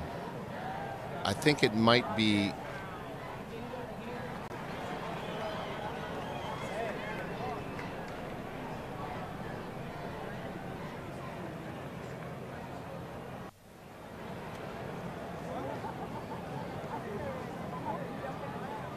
Still waiting for the result to come up.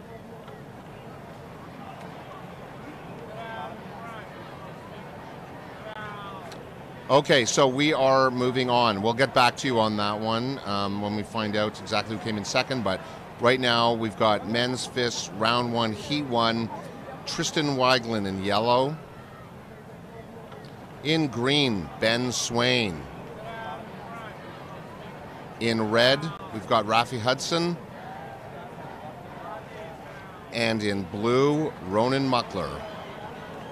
It's going in his short sleeves there. That's I like that. That's how nice it is here right now.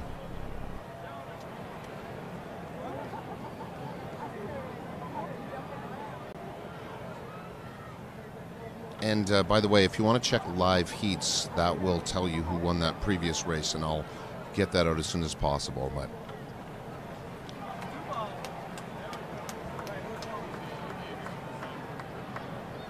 all right, so we have Rafi Hudson picking right in the front there.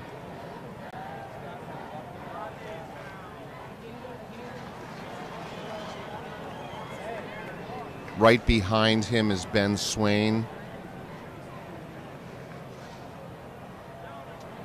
Rafi Hudson with a strong lead.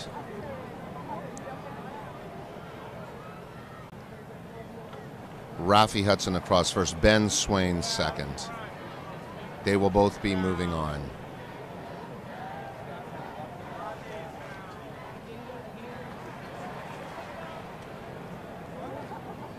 All right, now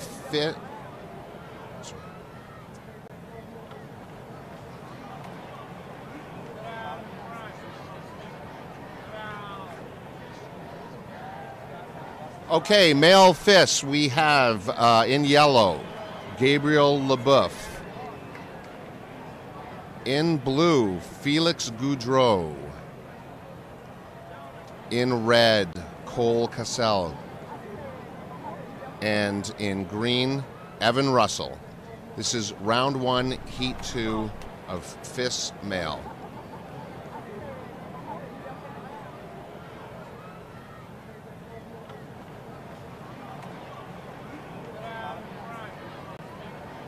No, that's a strong start.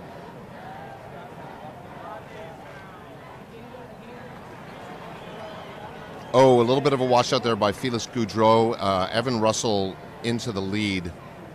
Cole Cassel right behind him.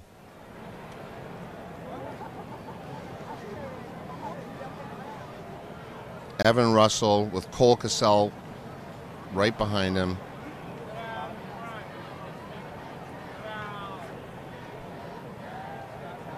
The field is spread out here, but it looks like we've got Evan Russell across the line and Cole Cassel 1-2 moving on.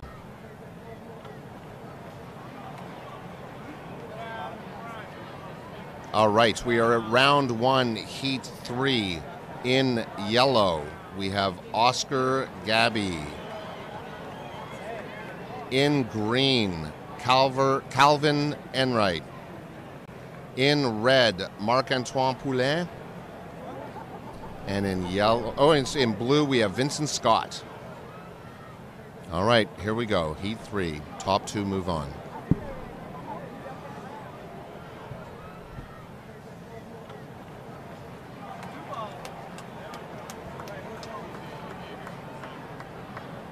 Oh, that's a tight start. Marc-Antoine pulling into the front. Oh, but a pass there by Calvert Enright. Oh, we have a fall. All right, so Calvin Enright fighting with Marc-Antoine Poulin going into that turn. Right, Vincent Scott hot on their heels. Oh, and it looks like there was a pass in that corner by Marc-Antoine Poulin. Oh, Marc-Antoine comes out, and oh, it looks like Marc-Antoine, and I'm going to say that that was Calvin Enright in second.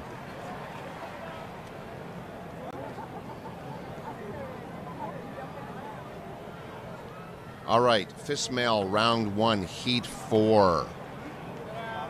Please also go to live heats to see the final, to see how the heats are stacking up and who's landing where. You can go and check it out. It's online.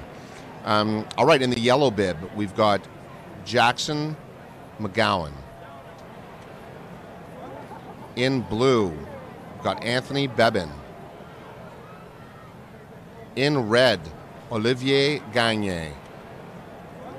And green, Johan Innenfok with a great ready sign there. Jonah. Riders on course.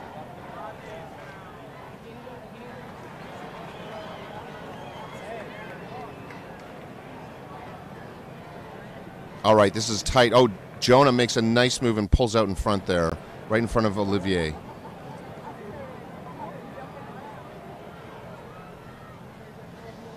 Oh, it's slippy in there, but looks like Olivier has come forward and with Jonah on his heels, but it's Anthony Bebin is definitely threatening there.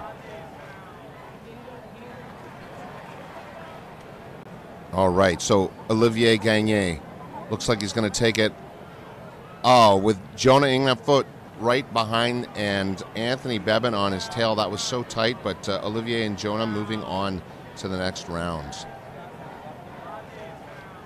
All right, in the gate for Heat 5, men's fists, we have in yellow, Bryce Olson. In blue, Matthew Miranda. In red, Anthony Dumas-Gauvin. And in green, Hans Schomer. All right, these guys are stoked, you can tell.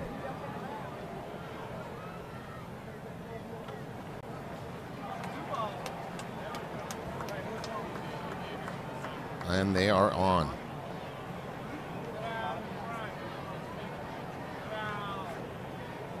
Anthony Dumas-Gauvin goes into that first turn. Oh, and a very tight second position with Hans and Matthew. Yep, Bryce is right on their tails, too.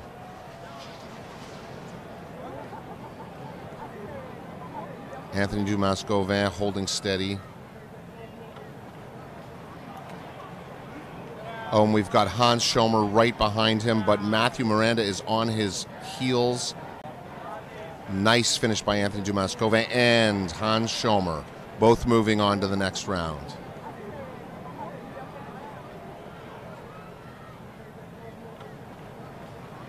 All right, here we go. Round 1, Heat 6, men's fists. In blue, Owen Weigelin. In red, we've got Jacob Lebel. In green, Logan Hoke. In yellow, Daniel O'Brien. All right, we're ready for Heat 6, round 1. Top 2 move on.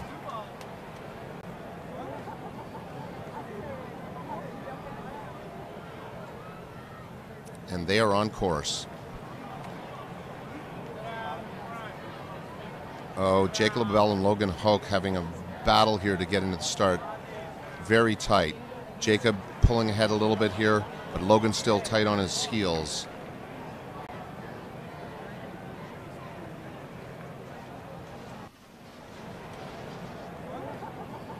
Oh, it's a tight race, all four of them, actually. Although Jacob is pulling ahead a little bit here. Jacob LaBelle with a commanding lead. Logan Hoke behind him. Owen Weigelin looks like he's threatening. Oh, a little bit of a move there. Jacob and Logan moving on to the next round. All right, in the gates, we are now with Fistmen round 1, Heat 7. In yellow, Avery Grosskopf. In blue, James Rowlandson. In red, Christian Blight. And in green, Isaac Rousseau. Isaac is ready to go here. These guys are looking serious. Heat 7, round 1, men's fists. 2025 Junior National Border Cross competition here at Horseshoe Valley Resort.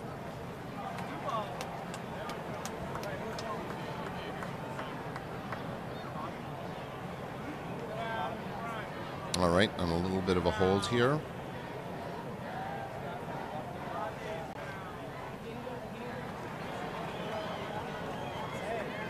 Just outside of our tent here, we have this crazy broadcast system. Oh, it looks like we're going, but we've got fans all over the place here cheering on these athletes. You can hear them all up and down the hill. It's really exciting. All right, riders on course. Christian, Isaac, both with a really strong start here over the opening feature. Isaac and Christian, they're battling it out.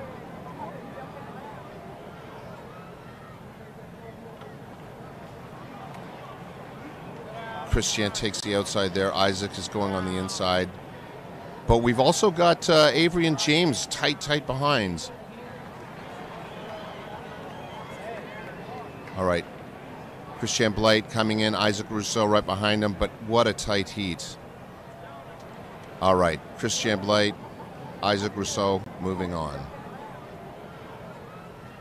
We have another men's FIS heat. It's Heat 8. This is still in round 1. In yellow, we have Samuel Carpenter. In green, we have Adam Laboda. In red, we have Aiden Roll. And in blue, Evan Pagnotta. All right, here we go. Heat 8. And they are on course.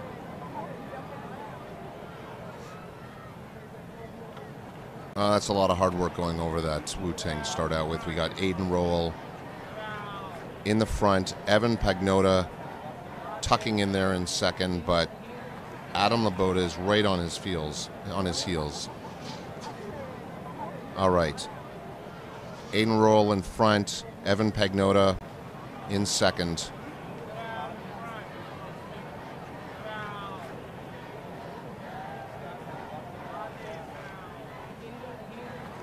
All right. Aiden Roll in first. Evan Pagnotta in second. Moving on, those two. All right, so now we have the U13 male coming up. U13 male. This is round 1, heat 1. All right, in blue, we have Colin Connings in blue. In green, we have Ollie Lucier. In red, Odin Frail. And in blue, Colin Connings.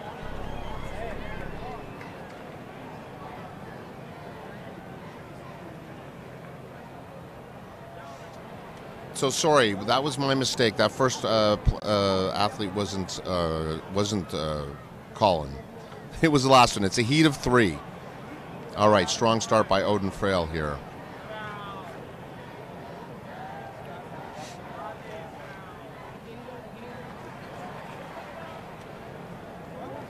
Odin Frail's got a commanding lead here.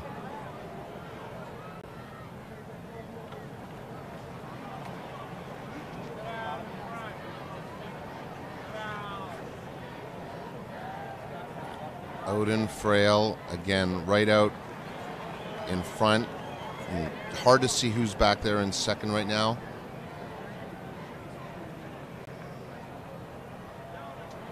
All right, Odin Frail moving on. And let's see who's coming in. All right, that is Ollie Lucier coming in second and moving on. Okay, we are now into heat 2 of round 1. Heat 2 of round 1, my apologies. This next one also is only 3 athletes. But our camera ended up on a blue athlete in the last one. Or somebody in blue that I mistakenly thought was in blue. Okay, all right, so it looks like we've got Ewan McGowan here in blue right in front of us. All right, Ewan. And then across we are in red, Noah Lalonde in red. And then in green, Lois Allard, or Loic.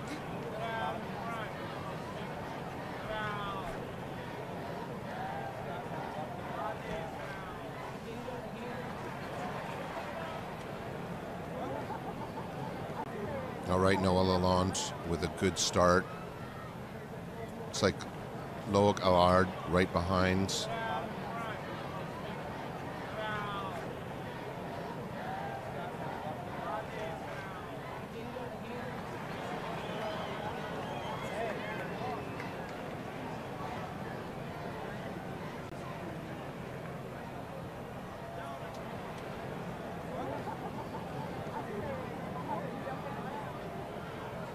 All right, Noah coming down here with a good, strong lead, and I believe that's Loic right behind him. All right, Noah Lalonde, Loic Allard, and then I could see back there on the course, Ewan coming down. All right, U13 male, we've got a heat of 3 again, and this is the 3rd heat. We have got in blue, we're going to wait. Hold on, let's... Oh no, here's our blue rider, Sian McRonalds. In red, we've got Riley Miller. And in green, we've got Xavier Fairhart. They keep putting another blue rider in at the beginning there, and it's confusing. All right, here we go.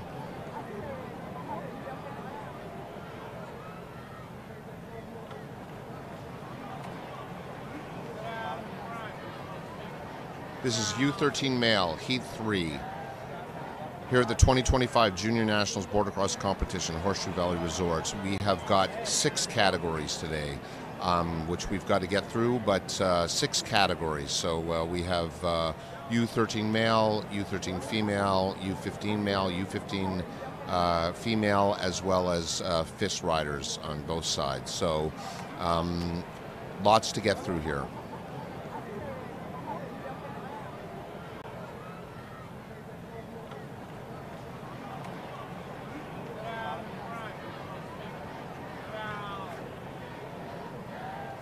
All right, riders on course.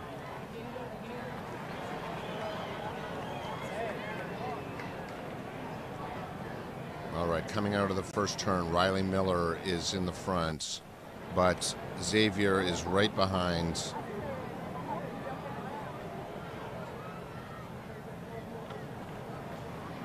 Oh, Riley Miller and Xavier is like hot on his heels.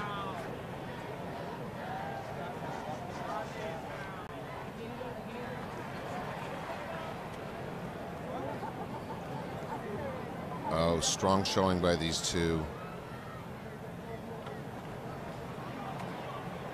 Oh, and Xavier almost tried to take over to the end, but Riley Miller comes in first, Xavier Fairhart comes in second, moving on.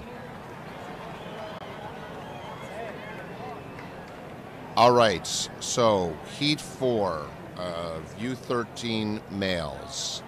We have got in blue, Bodie Cooper. In blue, Bodie Cooper. This is only 3 riders in this heat. In green, we've got Stuart Smith. He's ready to go. And in red, we've got Torger Frail.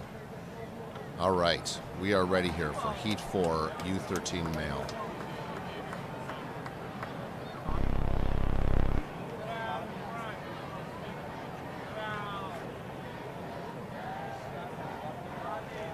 All right, riders on course. Torger Frail, very strong start. Stuart Smith, looking like he's in second. Bodie Cooper right hot on his heels. Torger Frail in the lead.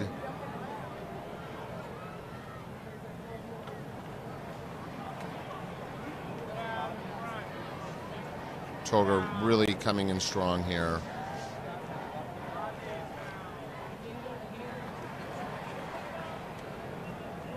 Still a tight one for second between Stewart and Bodie.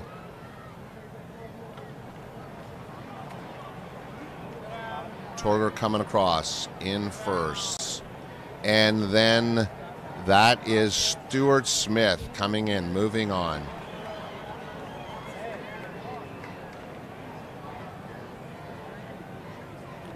All right, so now we're back to FIS males. Round 2, heat 1. In yellow, we have Ben Swain. In blue, Evan Russell. In green, Cole Cassell. And in red, Rafi Hudson. We've been watching these guys race for the last several days, and these are all talented riders. I'm excited to see this one.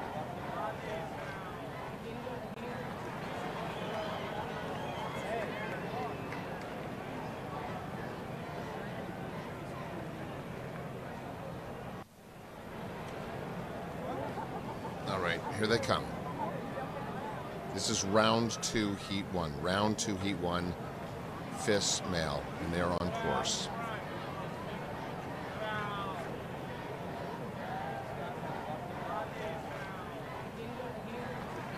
All right, Rafi Hudson coming in. It's a tight one between Evan Russell and Ben Swain in second there. Cole right behind. Oh, we had 2 riders go down. Rafi Hudson moving forward. It looked like there was a slip out there.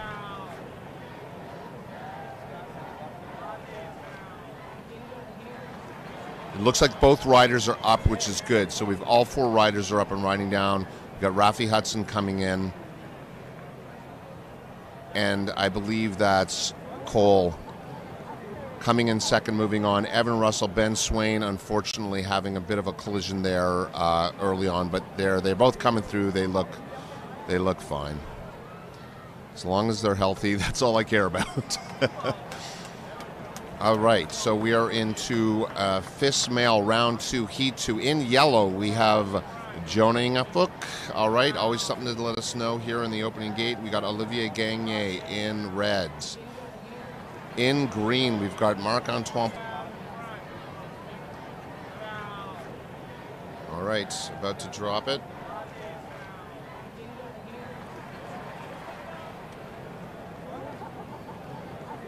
All right, riders on course. Oh, this is a really tight start. Oh, very tight. We got some touching there, but we've got Olivier Gagné and Marc-Antoine Poulin fighting it out here for 1 and 2 spot. Oh, Marc-Antoine making Schromer. In green, we've got Jacob Labelle. Looking very intense. In red, we've got Anthony Dumas-Gauvin. And in blue, Logan Hauk.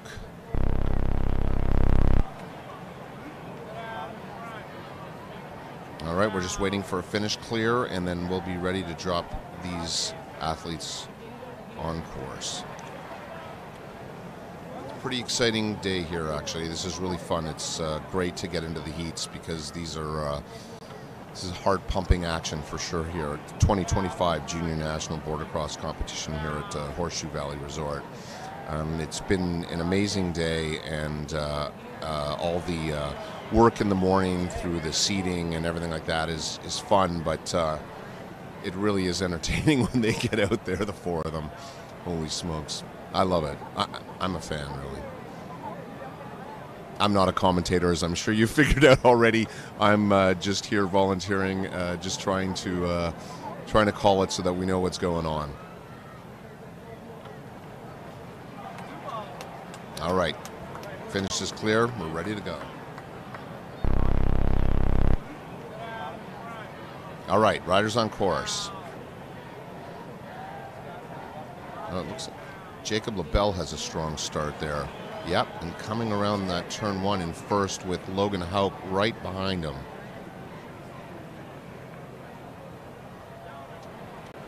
Really strong start by Jacob Labelle, but you know, this is really tight. Anthony Dumas-Gauvin is right behind.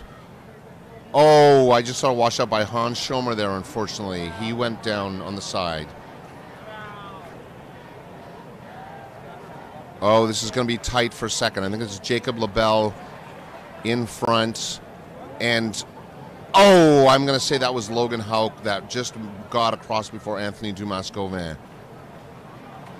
Can wait. Jacob Labelle in first and Logan Hauk in second. That was an amazing run. All right. So now we're into FIS men's round 2, heat 4 in yellow. Evan Pagnotta. In red, Aiden Roll.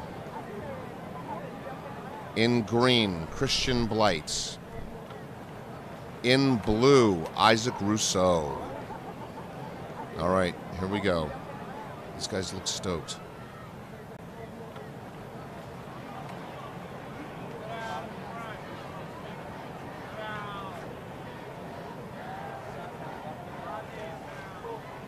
Just waiting here on the starter.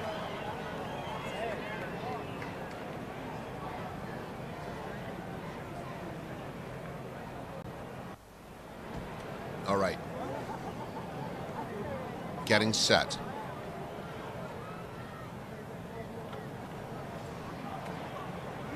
All right, riders on course.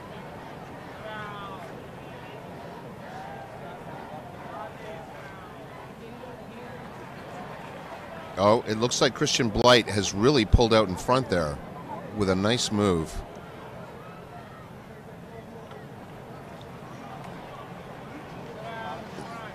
Christian Blight with Aiden Roll right on his heels. Isaac Rousseau and Evan Pagnota just behind. It looks like, I think that maybe when they were around the corner in turn 6, Aiden Roll made a move and managed to come in first, and Christian Blight in second. So Aiden Roll, Christian Blight moving on. Okay, now we are coming up to semifinal Heat 1 for U13 females. In yellow, we have Blair Mullen in yellow. In green, we've got Kayla Taylor getting ready to go. In red, we got Ellie Boudreau. Oh yeah, representing. And in blue, we got Lily Turner. This is the semifinal for U13 females.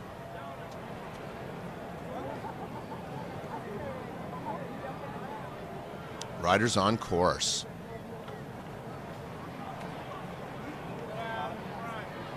Oh, it looked like Kayla Taylor was having a little bit of trouble there, but I see Ellie Boudreau pulling forward. She got over and up, and right behind her is Lily Turner. Ellie Boudreau coming down. Lily Turner.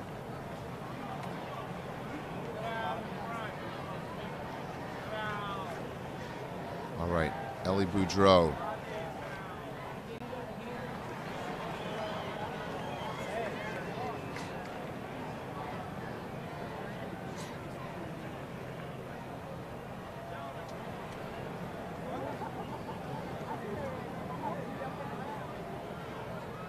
Oh, Ellie Boudreau, a little bobble at the end. Oh, and we have Lily Turner in second there. Ellie and Lily both moving on. U13 semifinal, Heat 2, female. In yellow, Fiona Mullen. In green, we have Samantha Cameron. In red, we've got Hope Smith. In blue, Brielle Rasico. And we are ready for the semifinal Heat 2 U13 females. I love these U13 events. These are the future riders. The future riders. All right, a good strong start. That's tough. Those features at the beginning are hard. That top part is particularly hard, as you can see. All right, let's see who came out. It looks like it's Hope Smith coming out the front, and I think Brielle Rasico right behind her.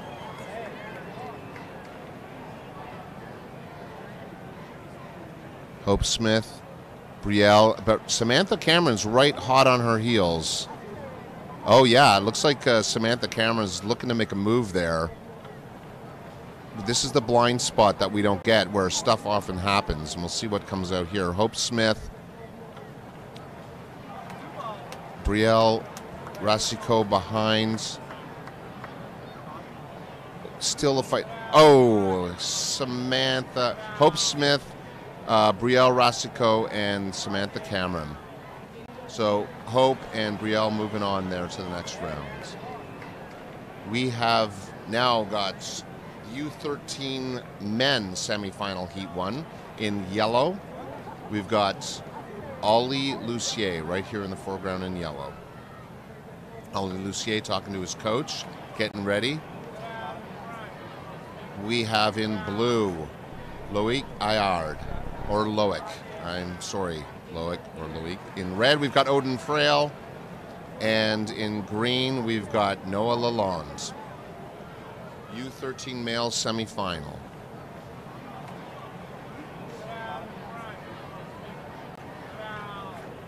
All right, riders on course.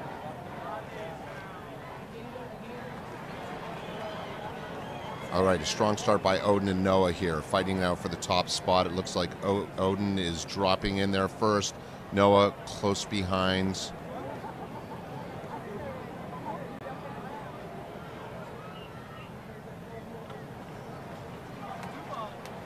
Odin holding firm.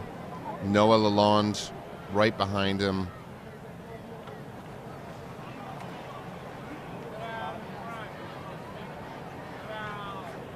Looks like Odin Frail will take this.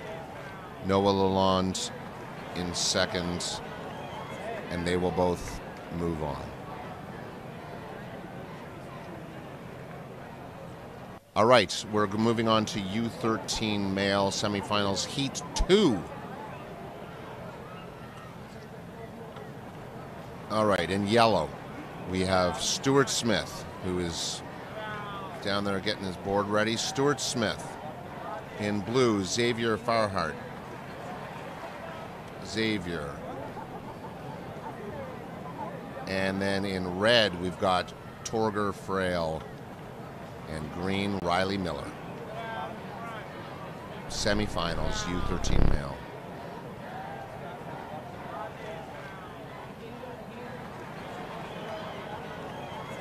All right, riders on course. Oh, it's a tight start.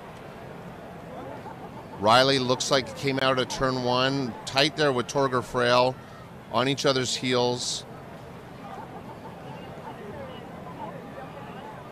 Riley Miller with a nice move here. Riley Miller, Torger Frail, but Xavier Farhart is like right hot on their heels. This is a tight one.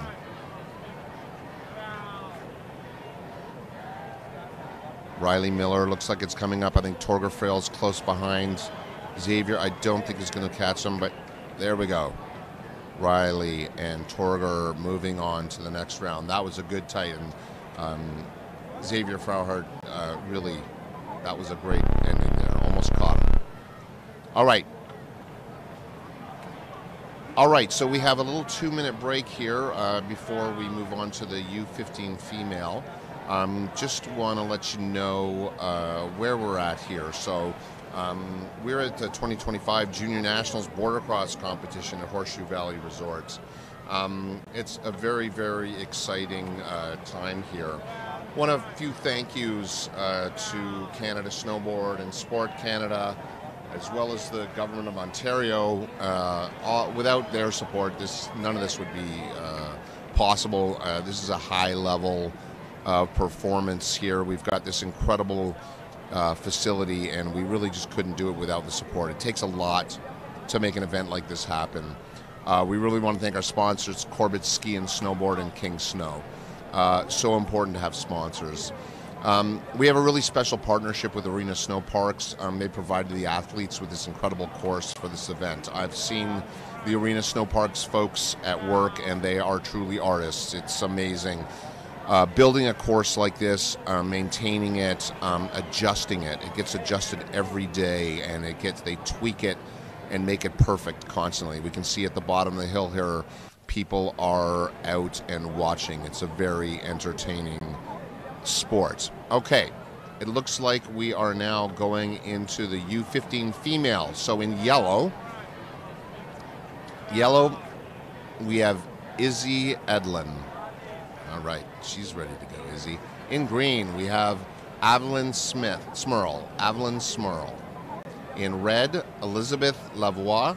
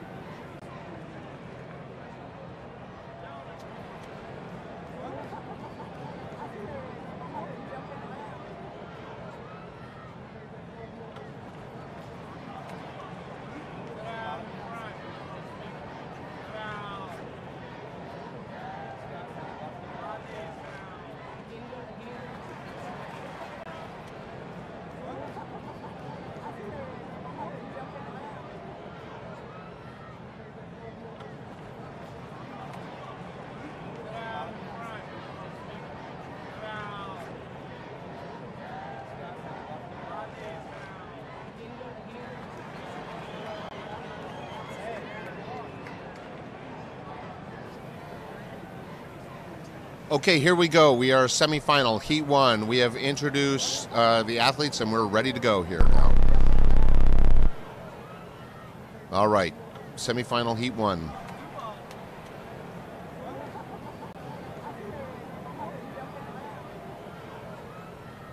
All right, riders are on course. Oh, it's a tight start. All right. Looks like we got Elizabeth Lavoie pulling in front there.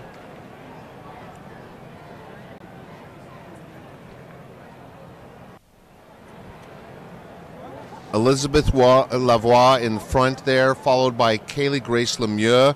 Hot on her heels is Evelyn Smirl. Oh, we've got some action here at the... This is going to be a tight finish between Elizabeth and Kaylee Grace. All right, we've got Elizabeth Lavoie coming in. Kaylee Grace Lemieux second. They will both be moving on to the next heat. All right. All right, and we're coming up for U15 female semifinals. Heat 2 in yellow. We have Kalina Tang in yellow.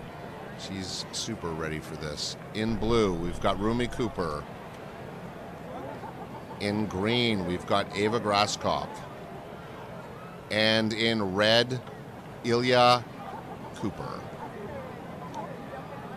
All right, we're just waiting on a finish clear, and then we're going to let this Heat 2 of the U15 female semifinal race. I'm having a great day here at Horseshoe Valley Resort. You can see the weather is fantastic.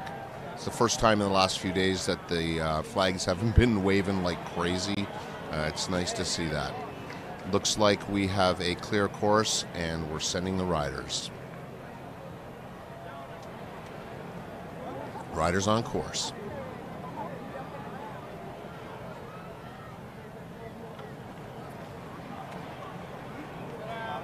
All right, we've got Ava Graskopf coming in tight on the beginning. Oh, with a nice move by Rumi Cooper there coming in to take second, but we've got Ilya Cooper tight there in third spot. But Ava Graskopf, oh, she bobbles a little bit, but right behind her is Rumi Cooper and Ava Graskopf. And in fact, Kalina Tang is right behind her heels there too. This is a really tight one. All right, getting a bit of a lead here. It's going to be a fight for second. All right, Ava Graskopf across the line first, and in second, that's blue. That's Rumi Cooper with a nice move. All right, the both of them moving on. All right, U15 males semifinal, Heat 1 in blue. Angus Lindgren in blue, ready to go. In yellow, Vincent Paquin. In green, Gabrielle Dube, or Dubé maybe. And in red, Tanner Houck. Here we go. U15 males, we're just waiting on a confirmation. This is the semifinal, Heat 1. We're going to do a little hold here, I'm understanding, just to wait and make sure that we've got everything right. Beautiful day here, Horseshoe Valley, as I said. Not too much wind. Sunny sky.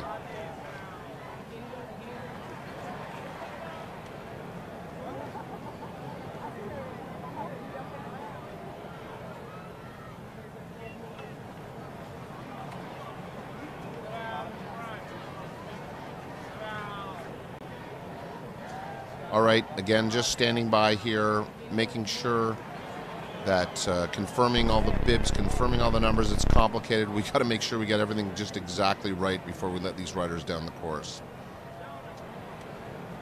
All right, it looks like we're ready to go here. Riders on course.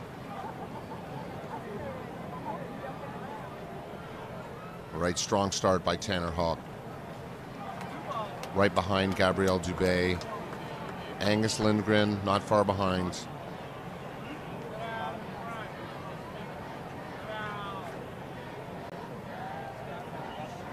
All right, that's Tanner Houck in the front.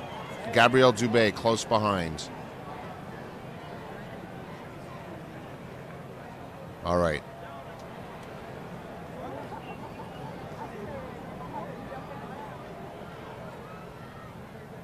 Tanner, Gabrielle, moving on the next round.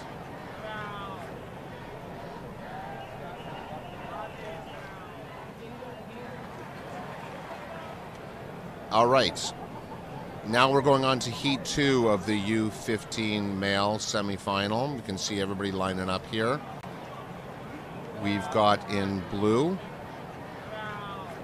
Davis Carrier in blue. All right. In red, Olivier Pedneau. In yellow, Elio Barge. And I think we might be waiting on... We're just holding off to see what's happening in terms of our fourth round. So we are missing a... Yeah, we're waiting on Jack Young. So hopefully he will be here soon and we'll be able to go. Oh, we might be making a little shift here in terms of the position. It looks like yellow's moving over to the other side.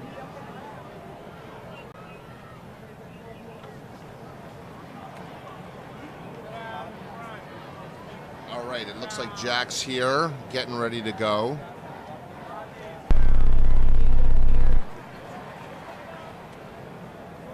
All right, sometimes it's hard because the athletes, they got to ride from the bottom, they got to get back up to the top, and it can be confusing. So we've got all four of our riders for this Heat 2 of the U15 male semifinal, and we're ready to go once we get some equipment tweaked, and off we go.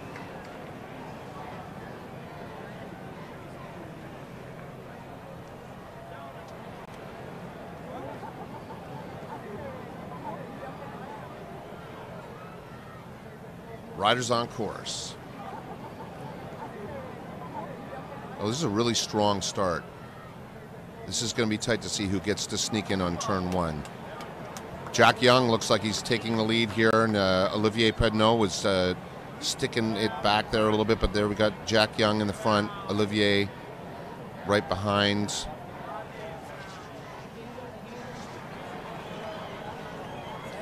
Jack and Olivier.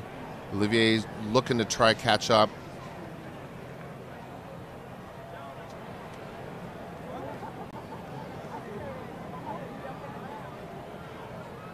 All right. Very nice. Jack. Very nice. Very nice. Jack Young, number one. Olivier Pedneau. It was great. It was good that Jack showed up there in the end. He did a pretty good job. All right. So now we are getting ready for FIS Female Semifinal Heat 1. In yellow, Logan Kolesic. In blue, we've got Lorelei Joseph. In green, we've got Kaya Hamasaki. And in red, we've got Anne-Sophie Schoenbeck.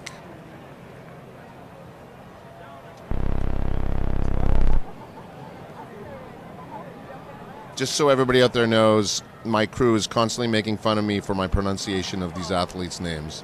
All right, riders on course.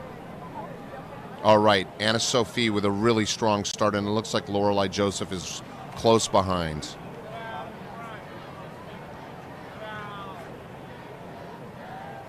Anna-Sophie really out there in the front. It's definitely going to be a race for second.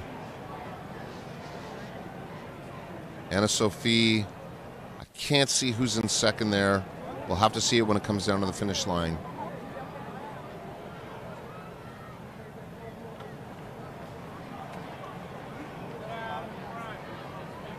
Anna-Sophie coming in clean on number one. Let's see who this is on second. That is Lorelei Joseph. Very right from the start. Third there, Logan Kolesic. That was a great race. Anna-Sophie and Lorelei moving on. We are now into the FIS female semifinal heat 2. In yellow, we have Sienna Cater in yellow. In blue, we have Lori Wilson. In red, we have Lori Beauchamp. And in green, we have Florent Sylvestre. Here we go. Heat 2, FIS female semifinal.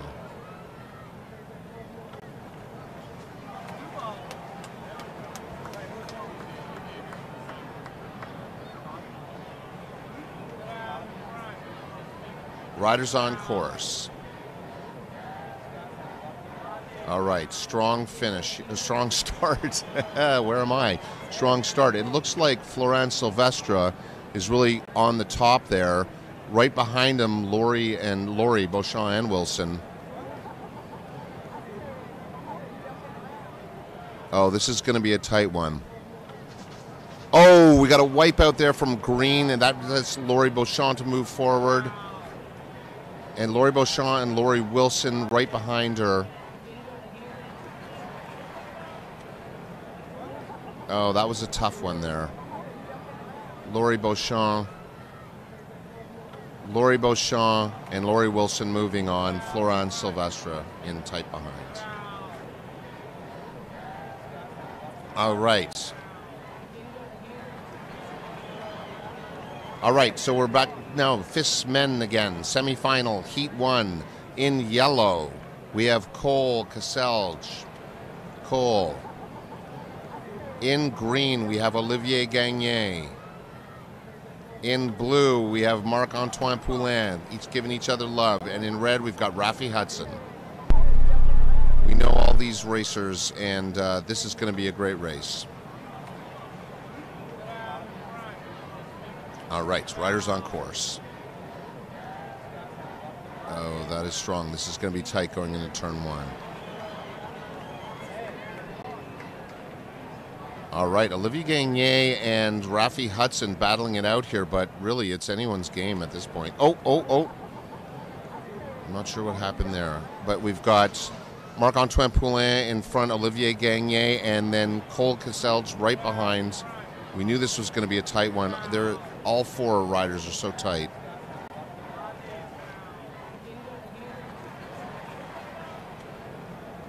Marc-Antoine Poulin across the line, and I am going to say that that was Olivier Gagné by a nose. All right, we are now in the FIS men's semifinal, Heat 2. In yellow, Logan Hoke. Logan in yellow. We've got green, Jacob LaBelle. In red, Aiden Rowell. And in blue, we've got Christian Blight. All right, again, this will be a very exciting heat. They're getting tighter and tighter as we move along.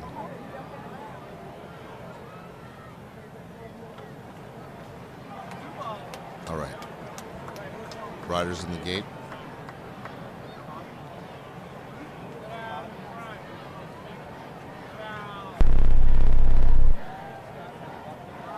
All right. They're about to drop on course. Riders on course. Oh, this is as tight as it's been all day for sure, going into turn 1. Oh, and we have a spill. Christian Blight went down and took somebody with him, leaving. Let's see who's left here.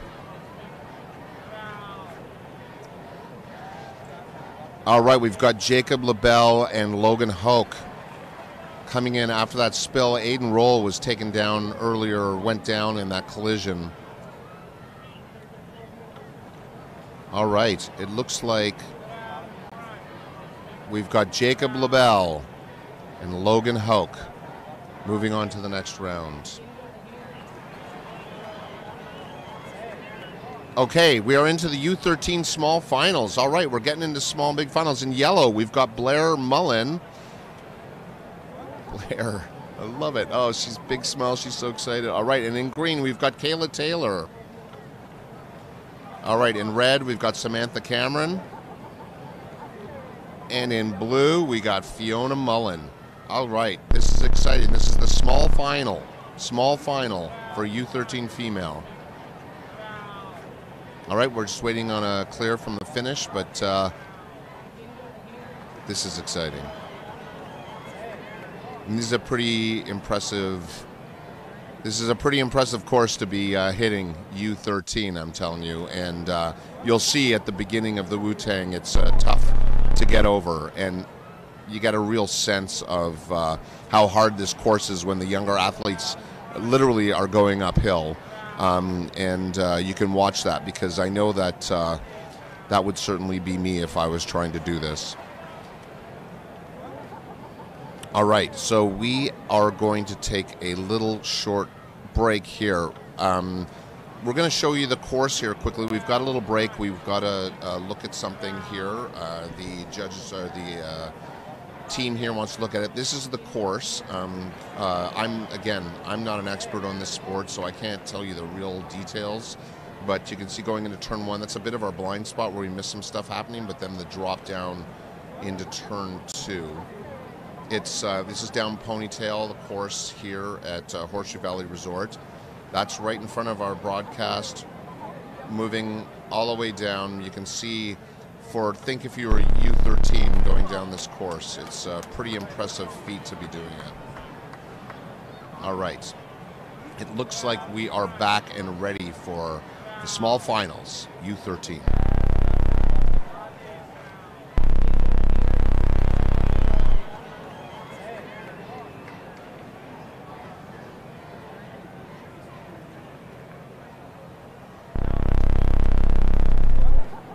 All right, riders on course.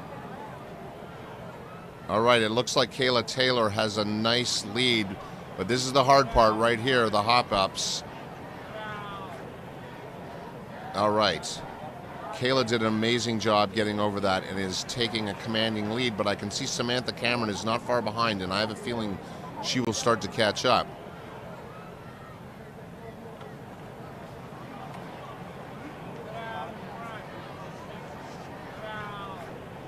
Kayla Taylor with confidence.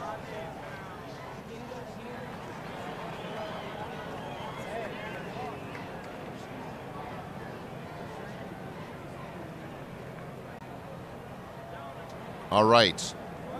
Kayla Taylor coming in here to the finish, and I think that's Samantha Cameron right behind her. Kayla Taylor and Samantha Cameron. Small finals. We got Blair Mullen and Fiona Mullen right behind them in third and fourth. Okay, so we are into U13 female finals. In yellow, we have Brielle Rosico. In blue, we have Lily Turner. In red, we've got Ellie Boudreau. And in green, we've got Hope Smith. All right, this is the final, U13 for the 2025 Junior National Border Cross champ, U13 female.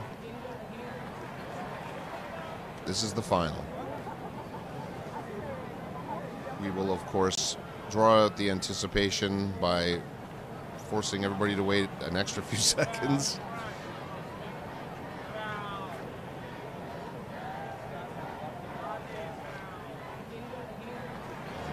Here we go, riders on course. Hope Smith, oh, with a nice leap over the top there for Hope Smith. That was beautifully played. Wait, where is she? Oh, but she dropped a little bit behind, and Ellie Boudreau got in front. Lily Turner behind.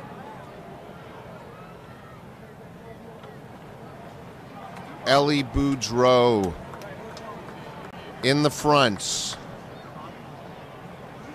And we've got Lily Turner right behind her in second spot.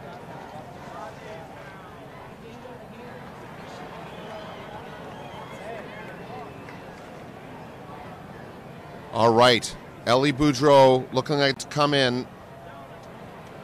Ellie Boudreau across the line, Lily Turner right behind, and then we've got Hope Smith in third.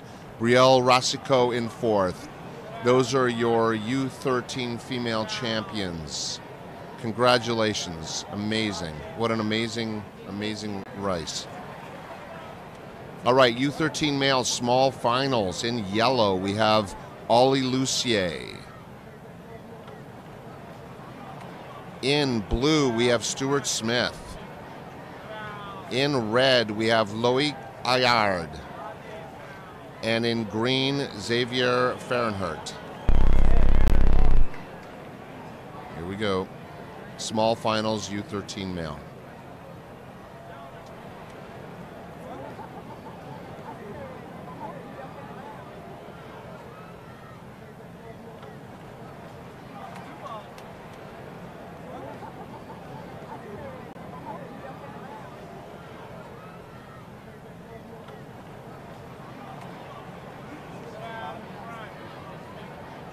Small finals, U13 male.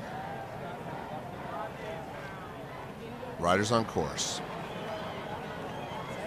All right, a strong start by Xavier there. Wow, really, really, really.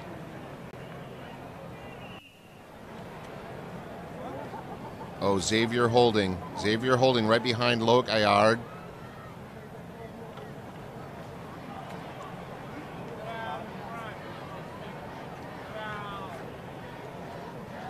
Nice run by Xavier so far.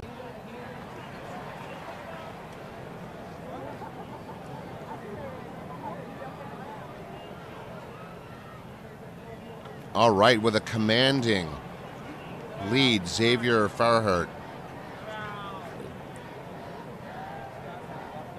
What an ending. And in second, Loic Ayard. In third, Ollie Lucier. In fourth, Stuart Smith. The small finals. Going into the finals now for U13 male finals. In yellow, we have Noah Lalonde. Noah Lalonde in yellow. In blue, Riley Miller. In green, Torger Frail. And in red, Odin Frail. This is the final for U13 males 2025 Junior National Border Cross Championships.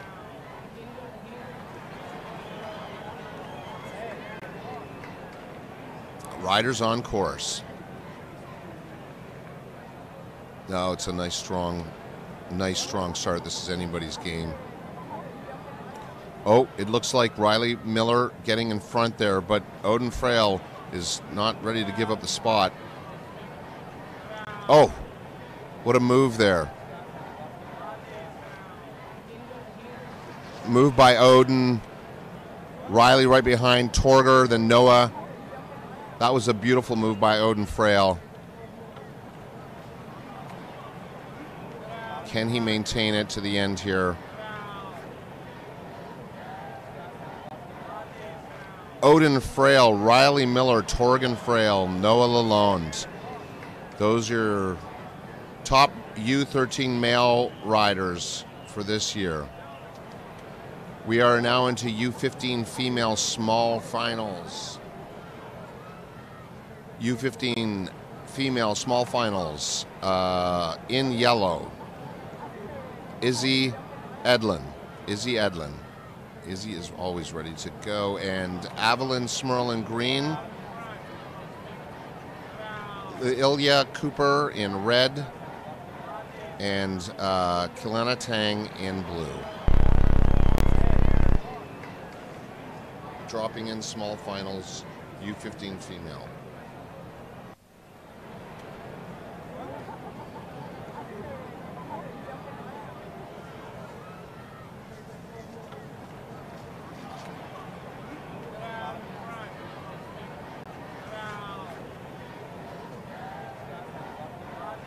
Riders on course.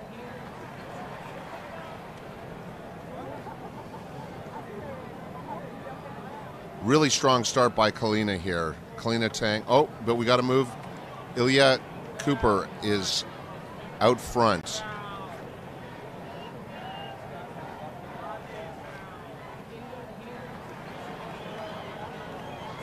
Ilya Cooper really confident up front. Kalina Tang right behind.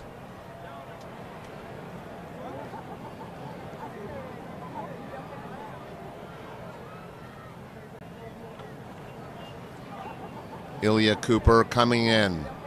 Ilya Cooper. Kalina Tang. Evelyn Smurl. And Izzy Edlin. That's your small finals. Now we're going to the U15 female final. This is the final. This is the big one for U15 female. All right, we've got the riders ready in yellow. We've got Rumi Cooper in yellow.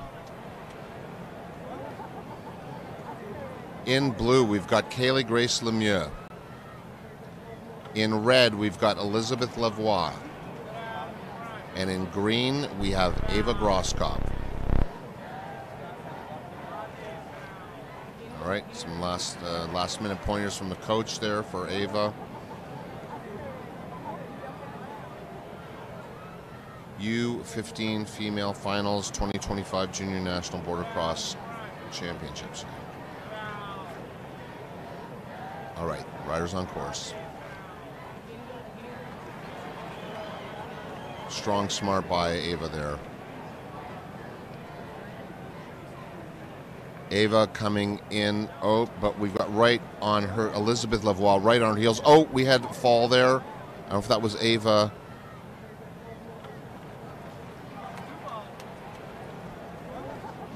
Oh, and another fall. That's Elizabeth Lavoie. And Rumi Cooper jumps in front there. Oh, Rumi and Kaylee Grace Lemieux fighting it out. This is a chaotic one. All right. Kaylee Grace Lemieux coming in, looking like it's going to come in front.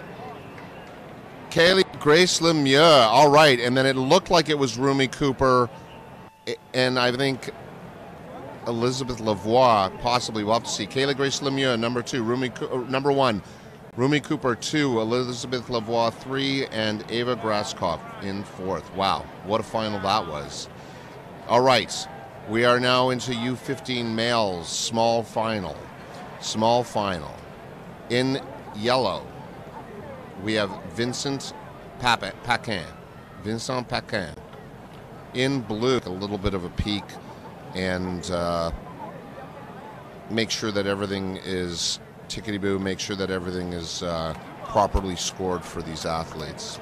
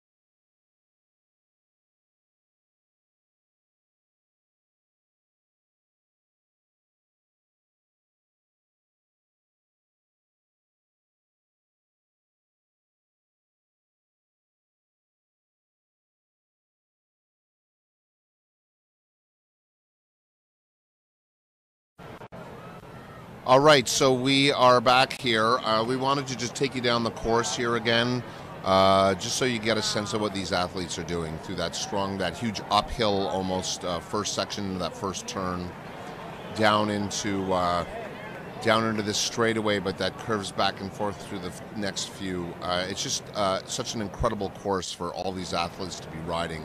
It's quite astonishing. She's definitely come down here next time if you're not able to be here and check it out. It's quite a feat to watch. When they get down into these jumps, it's quite an amazing thing. So we are holding right now just so that you know, because we're trying to sort out that last U15 female final.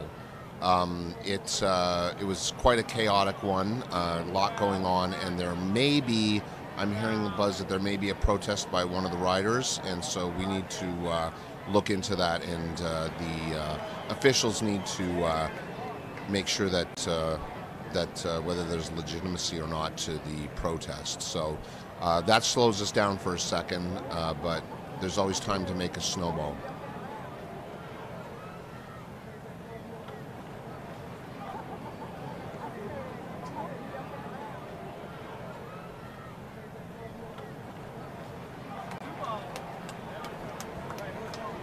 Again, standing by just to find out what's happening with the U15 female final.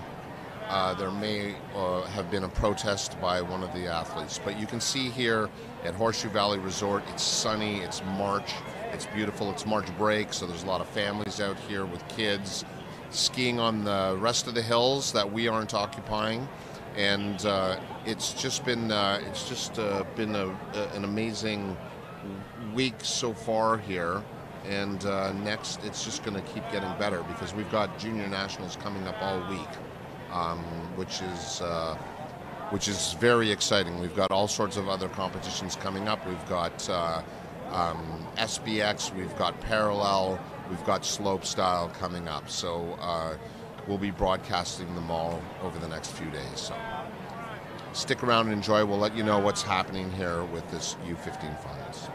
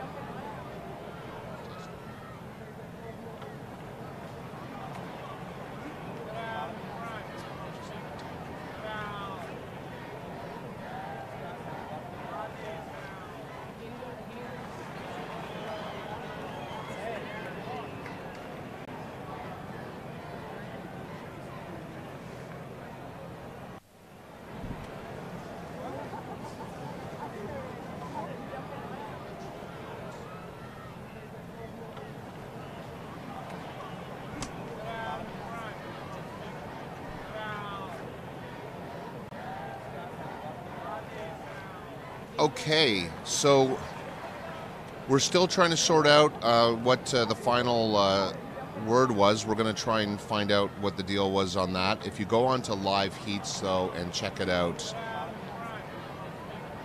it will tell you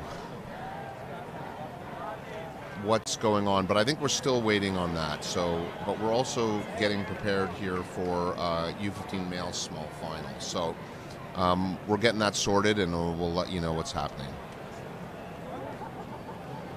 All right, so here we are, the U15 male small final.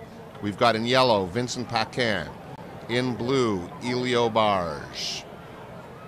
In red, we've got Angus Lindgren. And in green, Davis Carrier. All right, we are good to go. U15 male small final.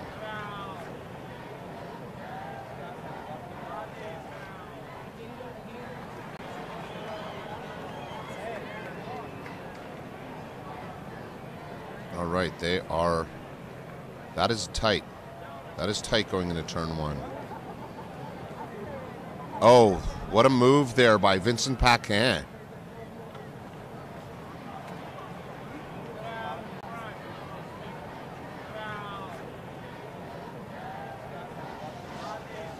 Vincent Paquin and Davis Carter fighting it out there, but now Angus Lindgren is making a move. Let's see what happens here when they come out of turn 6.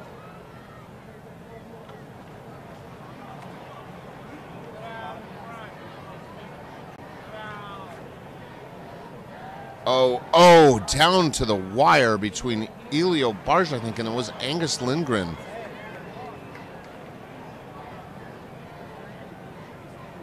Oh, we got our final rider down.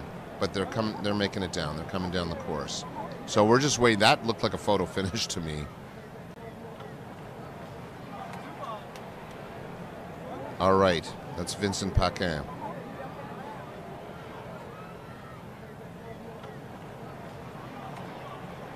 All right, so I'm gonna wait and see. I'm not sure how that finished out, though. We're gonna find out. But right now we are into the U15 male finals. In yellow, Gabriel Dubé in yellow. In blue, we have Jack Young. In green, we have Olivier Pedneau. And in red, Tanner Hook. All right, this is your U15 male final 2025 Junior National Border Cross competition.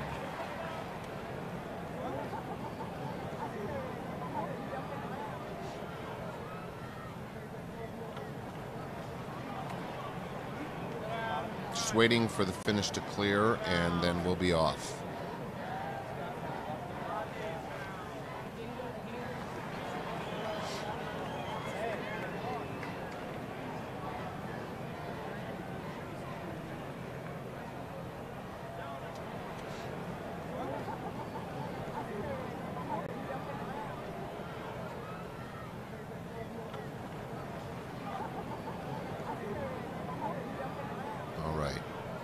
Riders on course.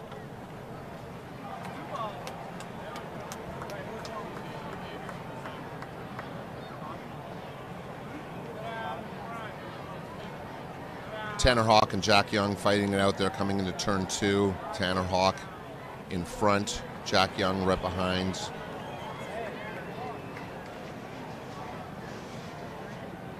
We've got Olivier Pedneau and Gabriel Dubé. I mean, this is a tight race. They're spreading out a little bit here, but it looks like it could be coming out of 6. Let's see what we got. Tanner.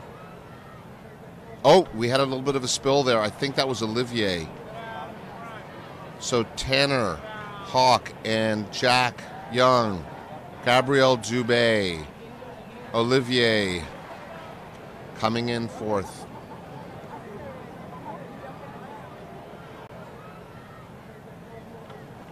All right, up to the top again. Moving through these races quickly. FIS female small final in yellow. We have Logan Kolodzik. In green, we've got Kaya Hamasaki. In red, we've got Florence Silvestre. And in blue, we've got Sienna Cater. Small final. All right.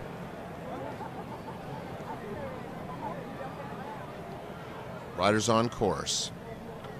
Strong start there by Florence Silvestre. But it is